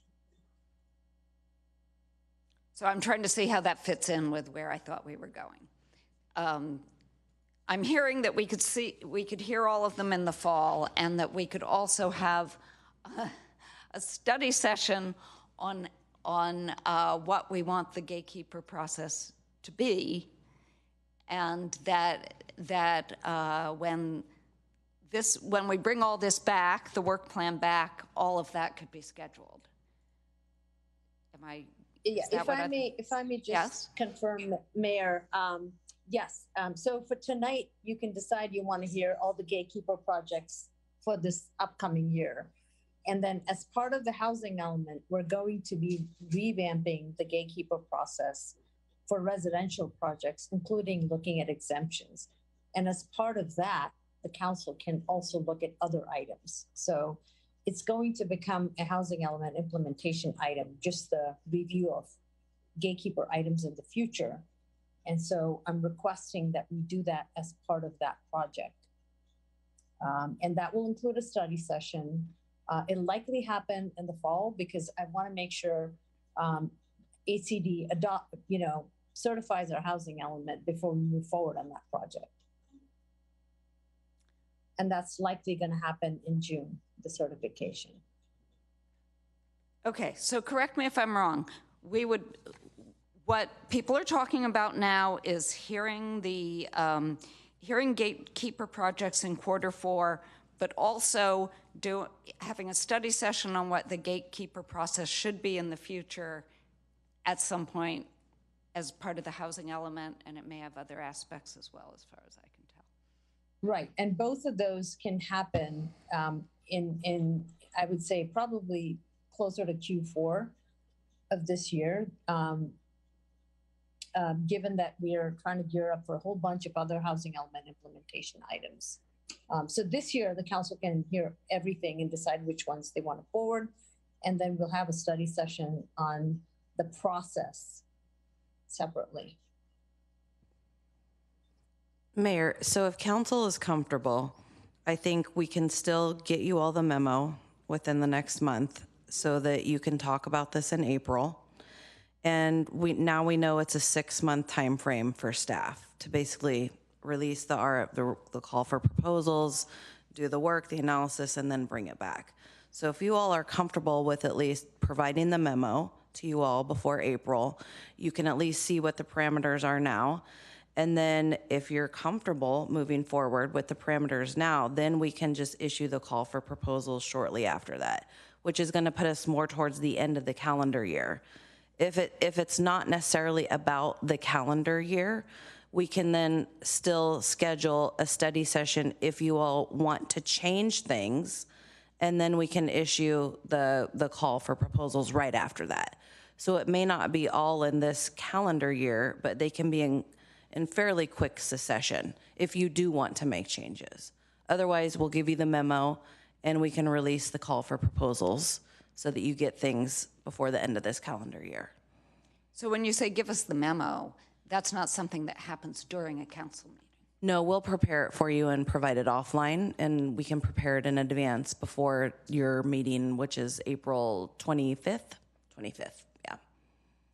But that doesn't have anything to do with whether we eventually have a study session about changing the way we do the gatekeeper process. So I would suggest that you all have a discussion at the April 25th meeting about what you want to do with gatekeepers. You may get the memo, and if you're comfortable with the current rules and parameters, then we can open up the proposals at that point. It will just be pushed back a little bit further. It won't come to you early fall. It may come to you later fall, later this calendar year. And then if you feel like, no, we can't live with these criteria, we really want to change it, then we're going to have to come to you with an item to get your feedback and policy direction on what you do want to change. Then once you make those changes, then we'll open up the proposals. Okay, so we'll be visiting this in April along with the rest of the proposed projects. Is there more that needs to be said? Was that unclear? Okay, I see nobody shaking their heads, so it must be clear.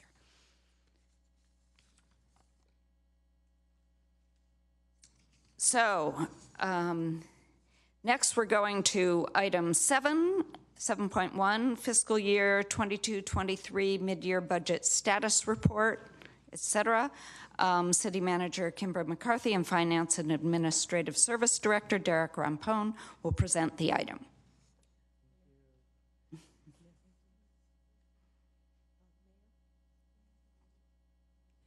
We need to vote on whether or not to continue the meeting on a new item past 10 o'clock. Yeah, we do. So I would like to take a vote on whether we're going to continue on this new item past 10 o'clock. All those in favor, raise your hands. I'll second the motion. Oh, thank you.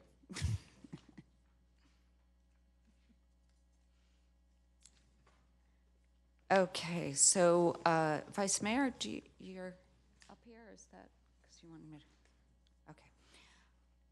Okay, so we are now going to have a presentation.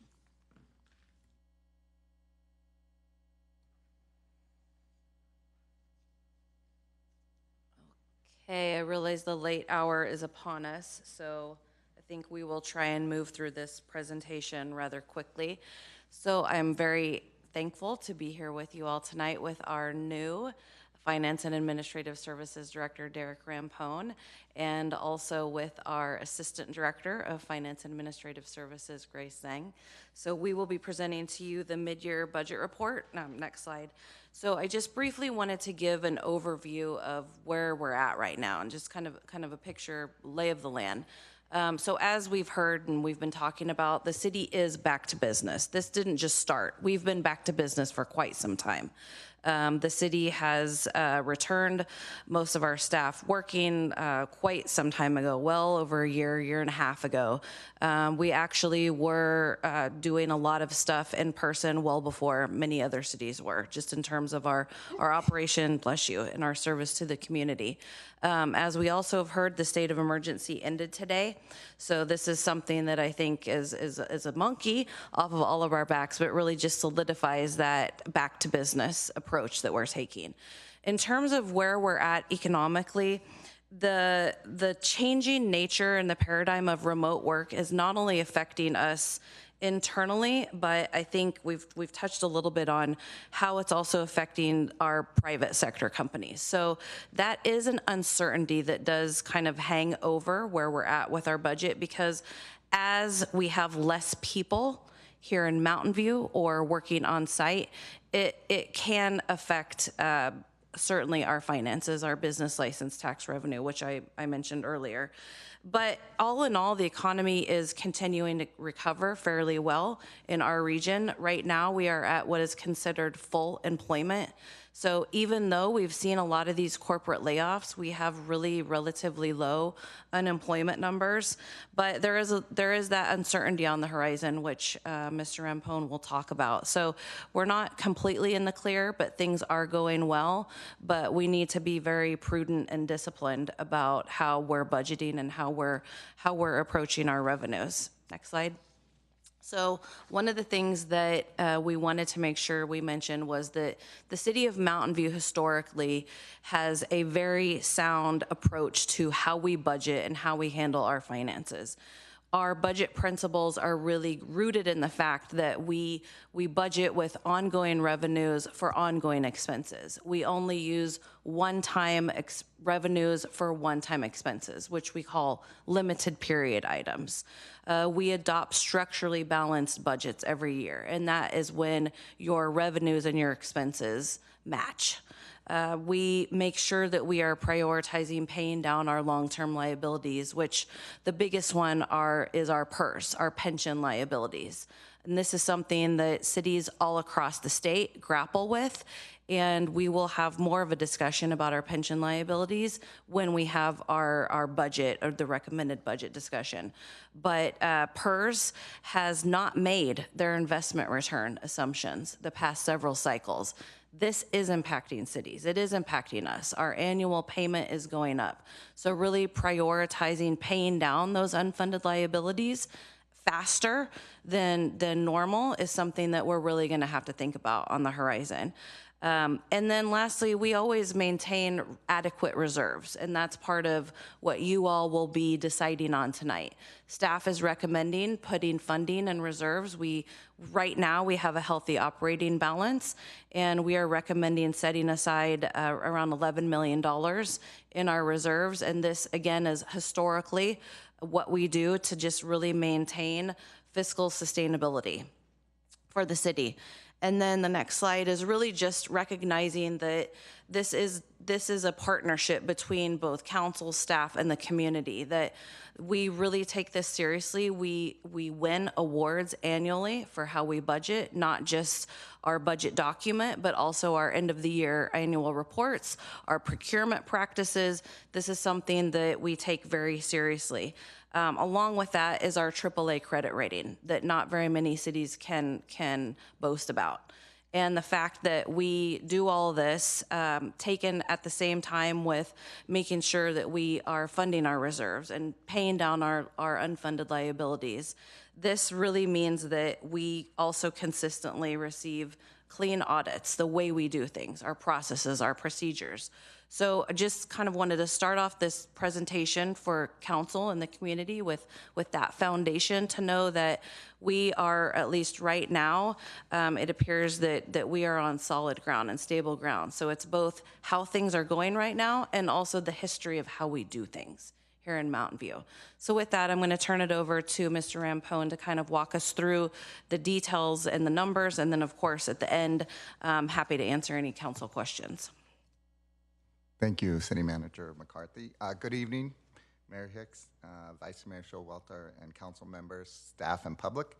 As Kimber stated, I'm your new Finance and Administrative Services Director, Derek Rampone. With me in person tonight is Grace Zhang, Assistant Director of the department, and we also have 2 of the budget team members that are available online for support in case we need to turn to them. So real quick, I just wanted to start off by thanking Grace and the budget team for putting this report together. It's a big lift, it's a team effort, and so thanks for putting all that together with the forecast. It takes a lot of time. So with that being said, let's jump into the economic update. And so on the national level, you know, a lot of that's in the news is high inflation. And the feds continue to attempt to bring inflation under control.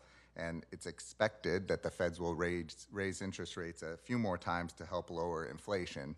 But however, in the meantime, consumers are still spending. The most recent reports from the Commerce Department for January show that personal spending rose 1.8%. So spending is still up. So that is not helping with the inflation.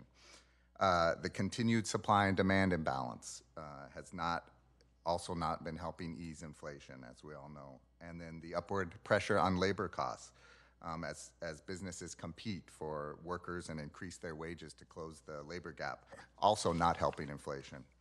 So on top of this, the nation is expected to reach its debt limit this summer. Economic uncertainty will grow as we get closer to the date that the Treasury may run out of cash. It's obviously the hope and belief that a deal will be reached to raise the limit before the Treasury runs out of cash, but as it gets closer, you tend to see some economic uncertainty and some fluctuations. Now switching gears real quickly to the state budget. Last month, Governor Newsom released his 23-24 proposed budget, which projects a $22 billion shortfall. The governor has proposed a combination of some solutions to address the shortfall, and none of which are to use reserves at this point. So really delay spending and cut some spending as far as to fill that gap.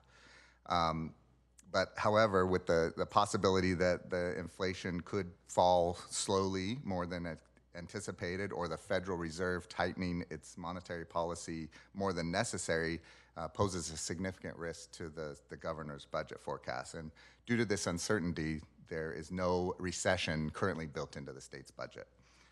And finally, the local economy, as City Manager McCarthy stated, the local economy continues to experience a rebound from the pandemic, specifically here in Mountain View in regards to the TOT, a transit occupancy tax, sales tax, and investment in rental income. TOT is actually really shining, expected to increase from $4.4 million last year to almost $10 million this year. So it's over 100% increase. Obviously, this is a result of additional hotels coming online, but also an increase in occupancy rates that we're seeing. And finally, just in employment rate, it's around 1.6% locally. It's an ultra low rate, considered full employment. So at this point in time, and due to some of the uncertainty and the recently announced layoffs of the corporations, the employment rate is not expected to stay at this low rate, and we'll probably see a small rise. Okay, the next slide is our forecast for this fiscal year, 22-23. As you can see, it's a comparison of what we're estimating for this fiscal year compared to the actual amounts from the prior fiscal year and then the current budget for this fiscal year. We are expecting, when we adopted the budget we expected a $3.8 million operating balance, and now we're expecting a $7.2 million operating balance. And I'll provide some further detail on this fiscal year's estimated results a little bit later in the presentation. Specifically, speaking about revenues for this fiscal year, we're expecting revenues to mostly be the same or higher than the adopted budget, as you can see in this chart. The largest increase are from sales tax and transit occupancy tax, as I mentioned earlier.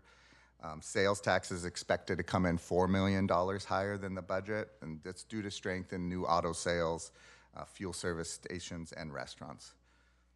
And then we talked about TOT. So all other revenues are expected to come in higher than budget for the fiscal year.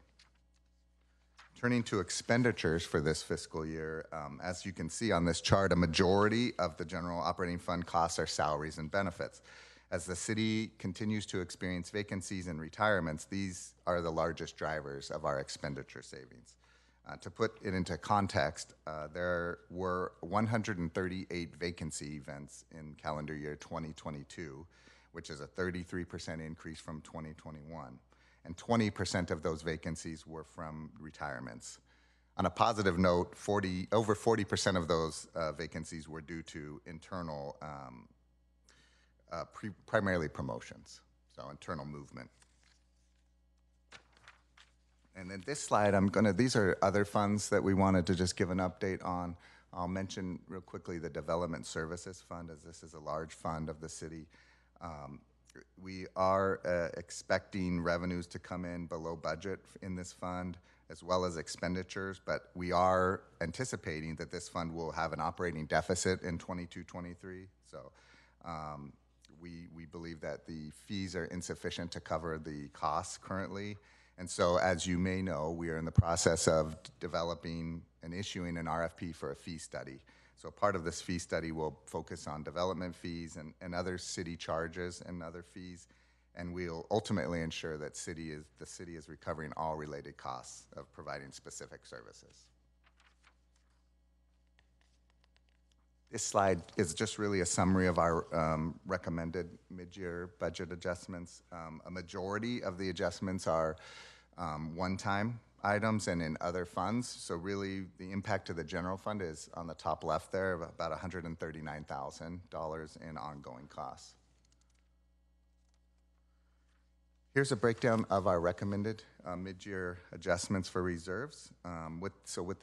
Obviously, as City Manager McCarthy stated earlier, with the amount of future economic uncertainty and with the positive balance expected in the general operating fund for 22-23, staff is recommending transferring to reserves approximately $11 million. $4 million of that will go to CIP for critical projects, $3 million to the SPAR account, and then $2 million for unfunded liability payment to CalPERS to pay down that liability.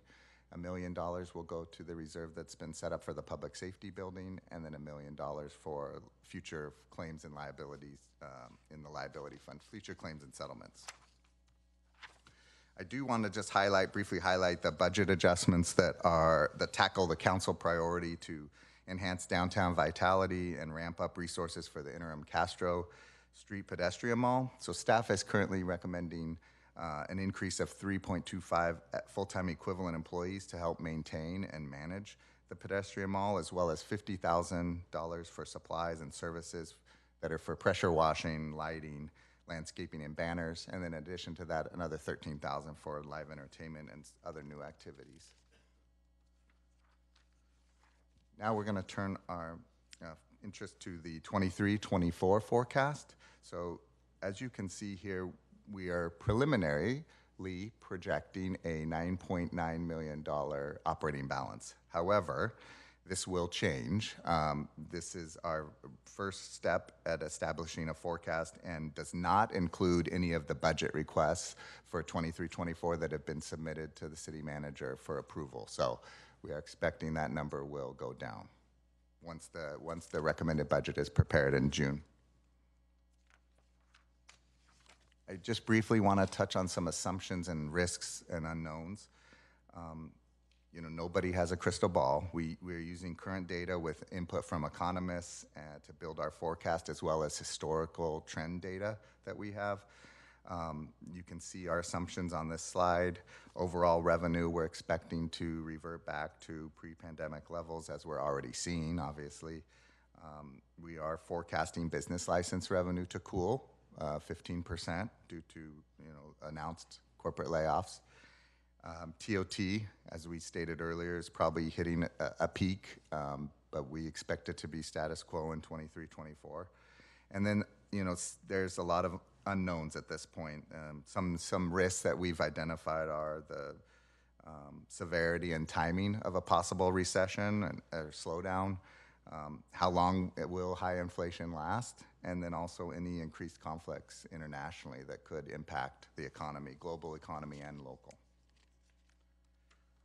With that, I just want to go over next steps on the closing slide here, talk about our final slide showing the CIP study session. That'll be next up in a month from now. And then we'll have our public hearing on the CDBG home and general operating fund requests for the next fiscal year. May 9th will be CIP study session number 2. And then in June, the 13th and the 27th, come the recommended budget. We'll also have the utility rates here, public hearing, and CIP as well. With that, Grace and I are happy to answer any questions. Thank you. Thank you very much. So do any members of the council have questions? Councilmember Abekoga. Thank you, and thank you very much for the presentation. It looks like good news, which is always appreciated. I had a couple of questions. The first one I'll start, it's for slide 13. It's been a while, so I wasn't looking at budgets, but the ending balances, are those for the, well, I guess adopted, where the estimated is much higher. For the forecast for 2023-24, is that included, the 7.2 million in the starting revenues, or is that the ending balance? So no, that's not included in the next fiscal year, 23-24. So okay, so we would have that 7.2 and then a projected 9.8, correct, minus whatever budget requests we decide to approve. And the reason why I'm asking that is I always look at our PERS liability, and I've seen it, and I think we've done well. I was very pleased to see the latest that we're almost 80% funded public safety, 84% miscellaneous, which is really good.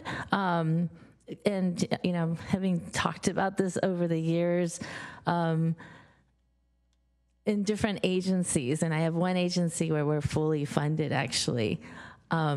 At Bachman Air District. And there's just a question of like whether we really need to be 100% funded. And my conclusion is, and that's me, but we don't, like 85 to 90% seems to be like the comfortable place. And so we're close to that. But I guess my question is, you mentioned the 7% loss, and so we're going back to 2020 levels. What was that? And is that because, does our liability move based on the interest rates and the profits and losses of CalPERS? So the 249.4 million going down to 168.3 is that going back up to something because of the 7% loss? Great question. So two parts to that. The most recent actuarial does not include the loss of 6% of last year. And so we are expecting, I met with the actuary a couple of weeks ago actually, and we're expecting a drop of our funding percentage about 9 to 10%. So we'll be back to the 2020 level in the 70s. Oh, wow. Okay. Yeah. All right. Well, that changes things a lot. Well, so then I guess I would go back to and it's this probably a recommendation, I'm anticipating a recommendation, but should we be paying down this liability with some of our remaining balance? And I know we have done that in the past when we could afford to do so. I personally think we should be doing that before we spend more money. So yes, is that anticipated? Yes, so thank you, Councilmember Abekoga. So the $2 million to the reserve, that will be in addition to our annual payment that we're already making. And we did anticipate potentially coming back to you all with the recommended budget and making more of a recommendation to pay down more. So that $2 million will help us kind of chip away at that loss we received in our funded status. So a drop of around 10%, that's significant. Yes, and if PERS continues to not hit their assumption, their rate of return assumption every year, that does not spell very good times for cities across California. It just means that funded percent will continue to get even less and less. So the more money we pay, the better off we're going to be. So certainly I think that's something that if that is council's interest, at least going forward with the $2 million recommendation now, and that's again, in addition to the annual amount we're already paying. And then we can also see at the end of the year with the budget, if there's even more money that we want to put forward. Yes. Another thing that staff is wanting to do is hire an actuary to actually look at some sort of long-term plan that we can bring to you all to give us policy direction on how we actually get to paying down our unfunded liabilities, which would be more of a long-term plan. So that's also something that I'm discussing with staff. And if I would like to also request, if it's possible, how PEPRA has affected this, because when PEPRA passed in 2013, I believe, we were told, in 15 years' time, we should start seeing the liability come down. We're at 2023, so in 5 years' time. Even now, because of all the turnover we've had, I would expect that we're seeing some savings, but I really would like to see it, because that was the argument that was made back then, and I just want to see it, transpiring. So I would ask for that information too. And yes, if we can pay down more, that's where I have always gone, and I would request that you come back with a recommendation to pay it down further. Thank you.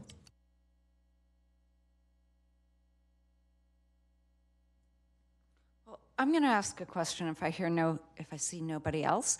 Can you tell me a little more about the business license tax? I thought that at one point we were estimating it would bring in as much as $5 million, but it's nowhere close to that. And I know it's, and then you said, I didn't catch whether you said it had dropped 15% or you expect 15% more. So maybe a little more clarity on that. Thanks for the question, Mayor Hicks. We are forecasting a drop of 15%. We have not seen a major drop at all. And I don't know about the revenue amount, Grace. Maybe you want to mention that. We are forecasting about 15% based on the latest layoff news. But currently, we only seen about 3 or 4% drop recently for this year, but not 15% yet. But we're anticipating that. Do you remember what the original estimate when it was passed, what it would bring in? I thought it was much higher than this. Thank you, Mayor. We can look that up and provide that information to council. I'm not sure what the amount was. $5 million, so it's nowhere close. Anyway, that was my question, Vice Mayor. Yes, I asked a question about the water hookups and who, how many people couldn't pay their water bill. And I was surprised when I saw how much of our ARPA funds were going to that. I didn't realize that there were that many people in our community who had trouble paying their water bills. And so it's something I'd kind of like to look into a little further as a social issue. I know we do have support through CSA, don't we, to help people? And anyway, I'd like to learn a little bit more about that, and just to understand better if the social support we have is adequate, if these people are, if these people are bad actors and, or if, this is something, because water, I see water as really as a public trust thing and as something that as humans we all need. So while we have a little extra money, I don't want to be cutting off people's water. Thank you. Are there any more questions? Seeing no more questions, would any member of the public joining us virtually or in person like to provide comments on this item? If so, please click the raised hand button in Zoom or submit a blue speaker card to the city clerk. We'll take in-person speakers first. I do not see any. And I do, though, see one virtual speaker, Tim McKenzie. You have 2 minutes.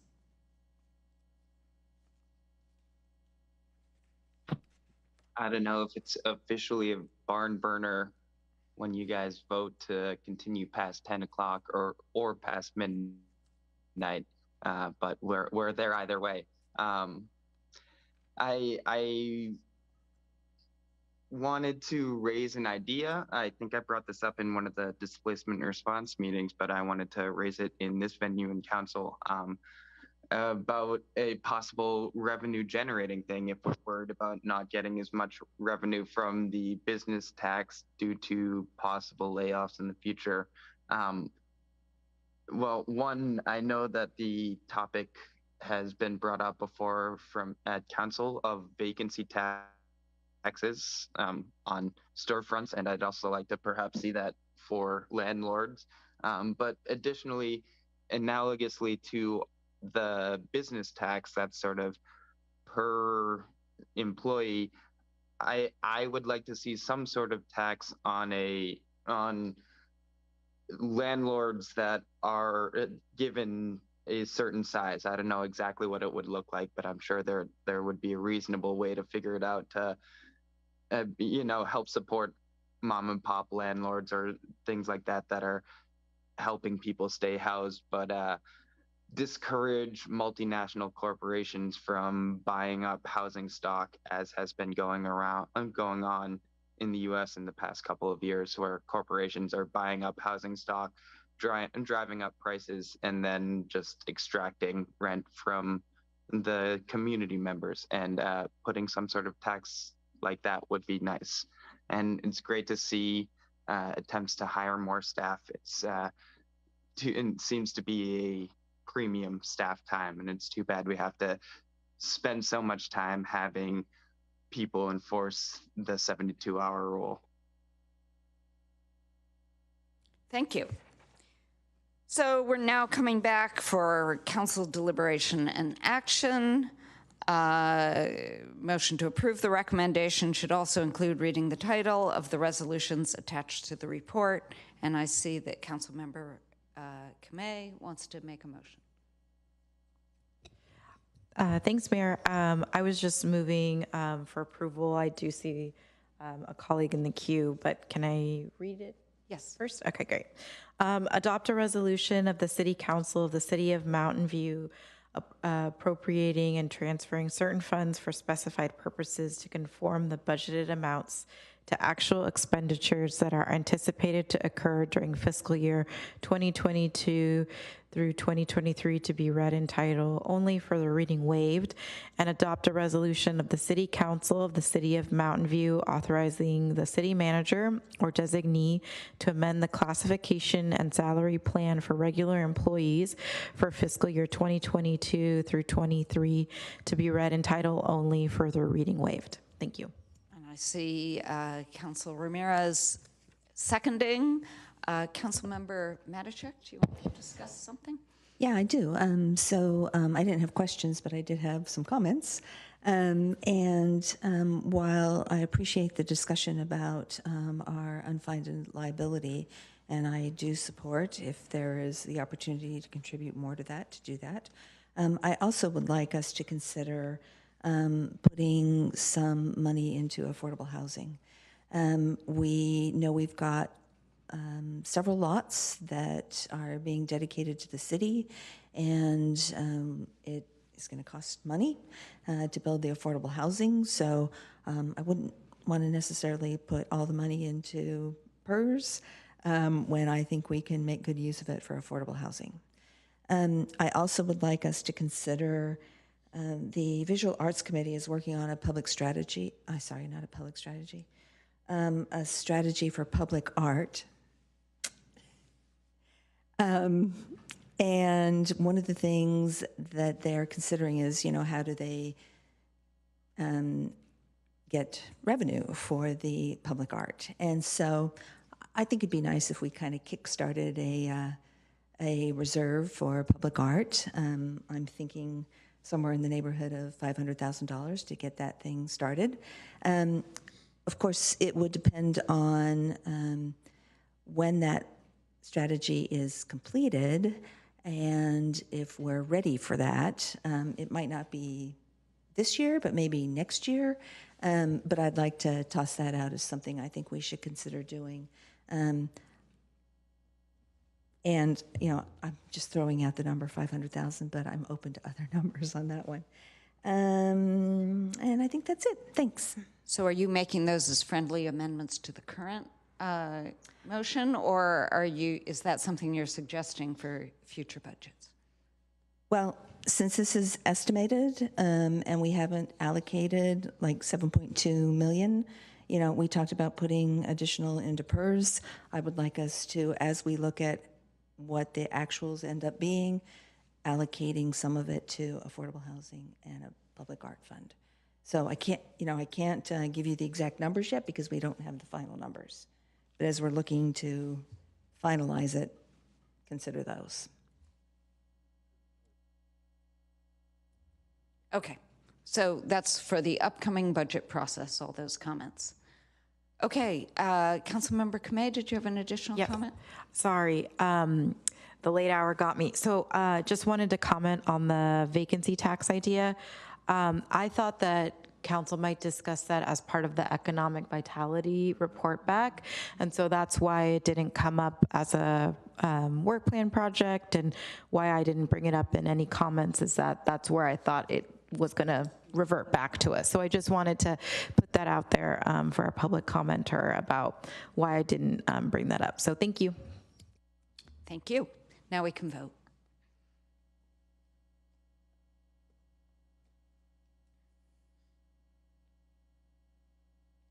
So passes unanimously. And we now have item 8, which is council, staff, and committee reports.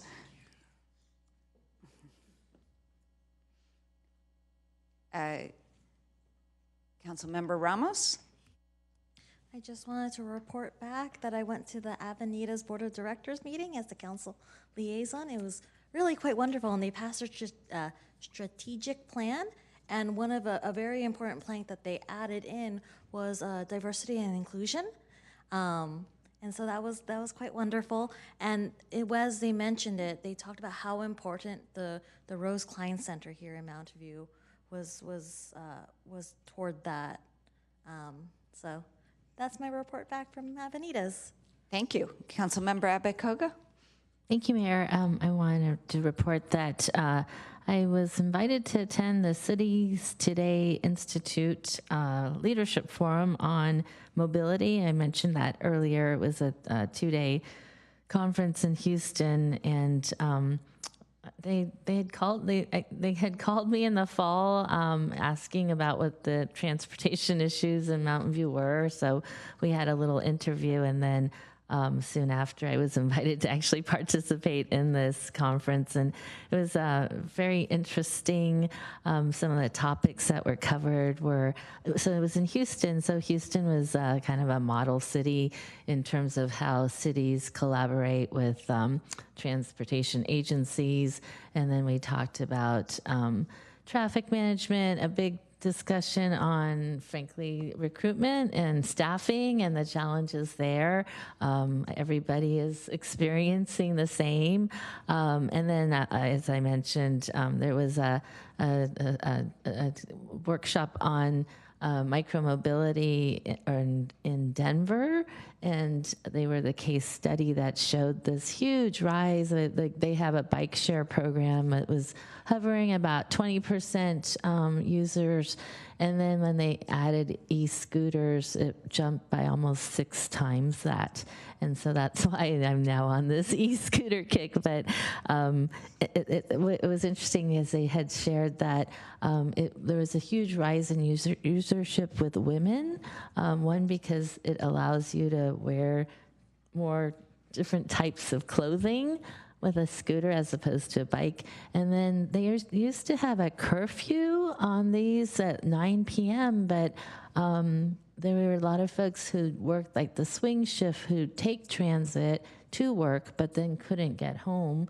And so they lifted that, and that increased the ridership too. So there's a lot of interesting data points that I hope that we will, take into consideration as we shape our program. Thank you. Councilmember Matichak. Thank you. I was wondering if my colleagues are interested in referring to the CPPC an item that came up recently, and that was the informal process we have of electing a mayor and a vice mayor. The policy, or the council policy we have right now is not as clear as it could be. And so before we use it again, we were thinking maybe we ought to clarify it. But part of that is also, but the council can do whatever they want to do. But if we were going to try to document what our historical process has been, we would need to clean up our current policy. Folks okay referring that to the CPPC? Yeah. Straw poll, everybody. 1, 2, 3, 4, 5. Okay. I guess I'd like to understand the concerns about if there are any not referring it to the CPPC. Since that was a 5-2, or were you just abstaining? I mean, I think I'm just traumatized by watching other cities deal with their mayorships. So we've always been very good about being kind to each other. So I'm just always scared, like, what happens if we throw the wrench into that? So that's largely my concern. I think we would still, at least it would be my goal, to still be kind to each other and fair. And our policy right now can be interpreted many different ways, was kind of the issue that came up. And yeah, I think sometimes it's clear and sometimes it's not. Yeah. Okay, any other comments on that? Or Councilmember Kamei? Great, thank you. Last Wednesday, I attended our CHAC Finance as well as our board meeting. There's a lot of changes at CHAC. We have our interim executive director for a few more weeks, and I should have more information about the comings and goings there. And then, I think that's. Okay, seeing no more reports, City Attorney Logue, do you have a closed session report? No, there's no closed session report this evening. So we're moving to item 10 then, which is adjournment. The next City Council meeting will be held on March 7th, 2023 to interview applicants for the Public Safety Advisory Board and the Rental Housing Committee. This meeting is adjourned at 12:18.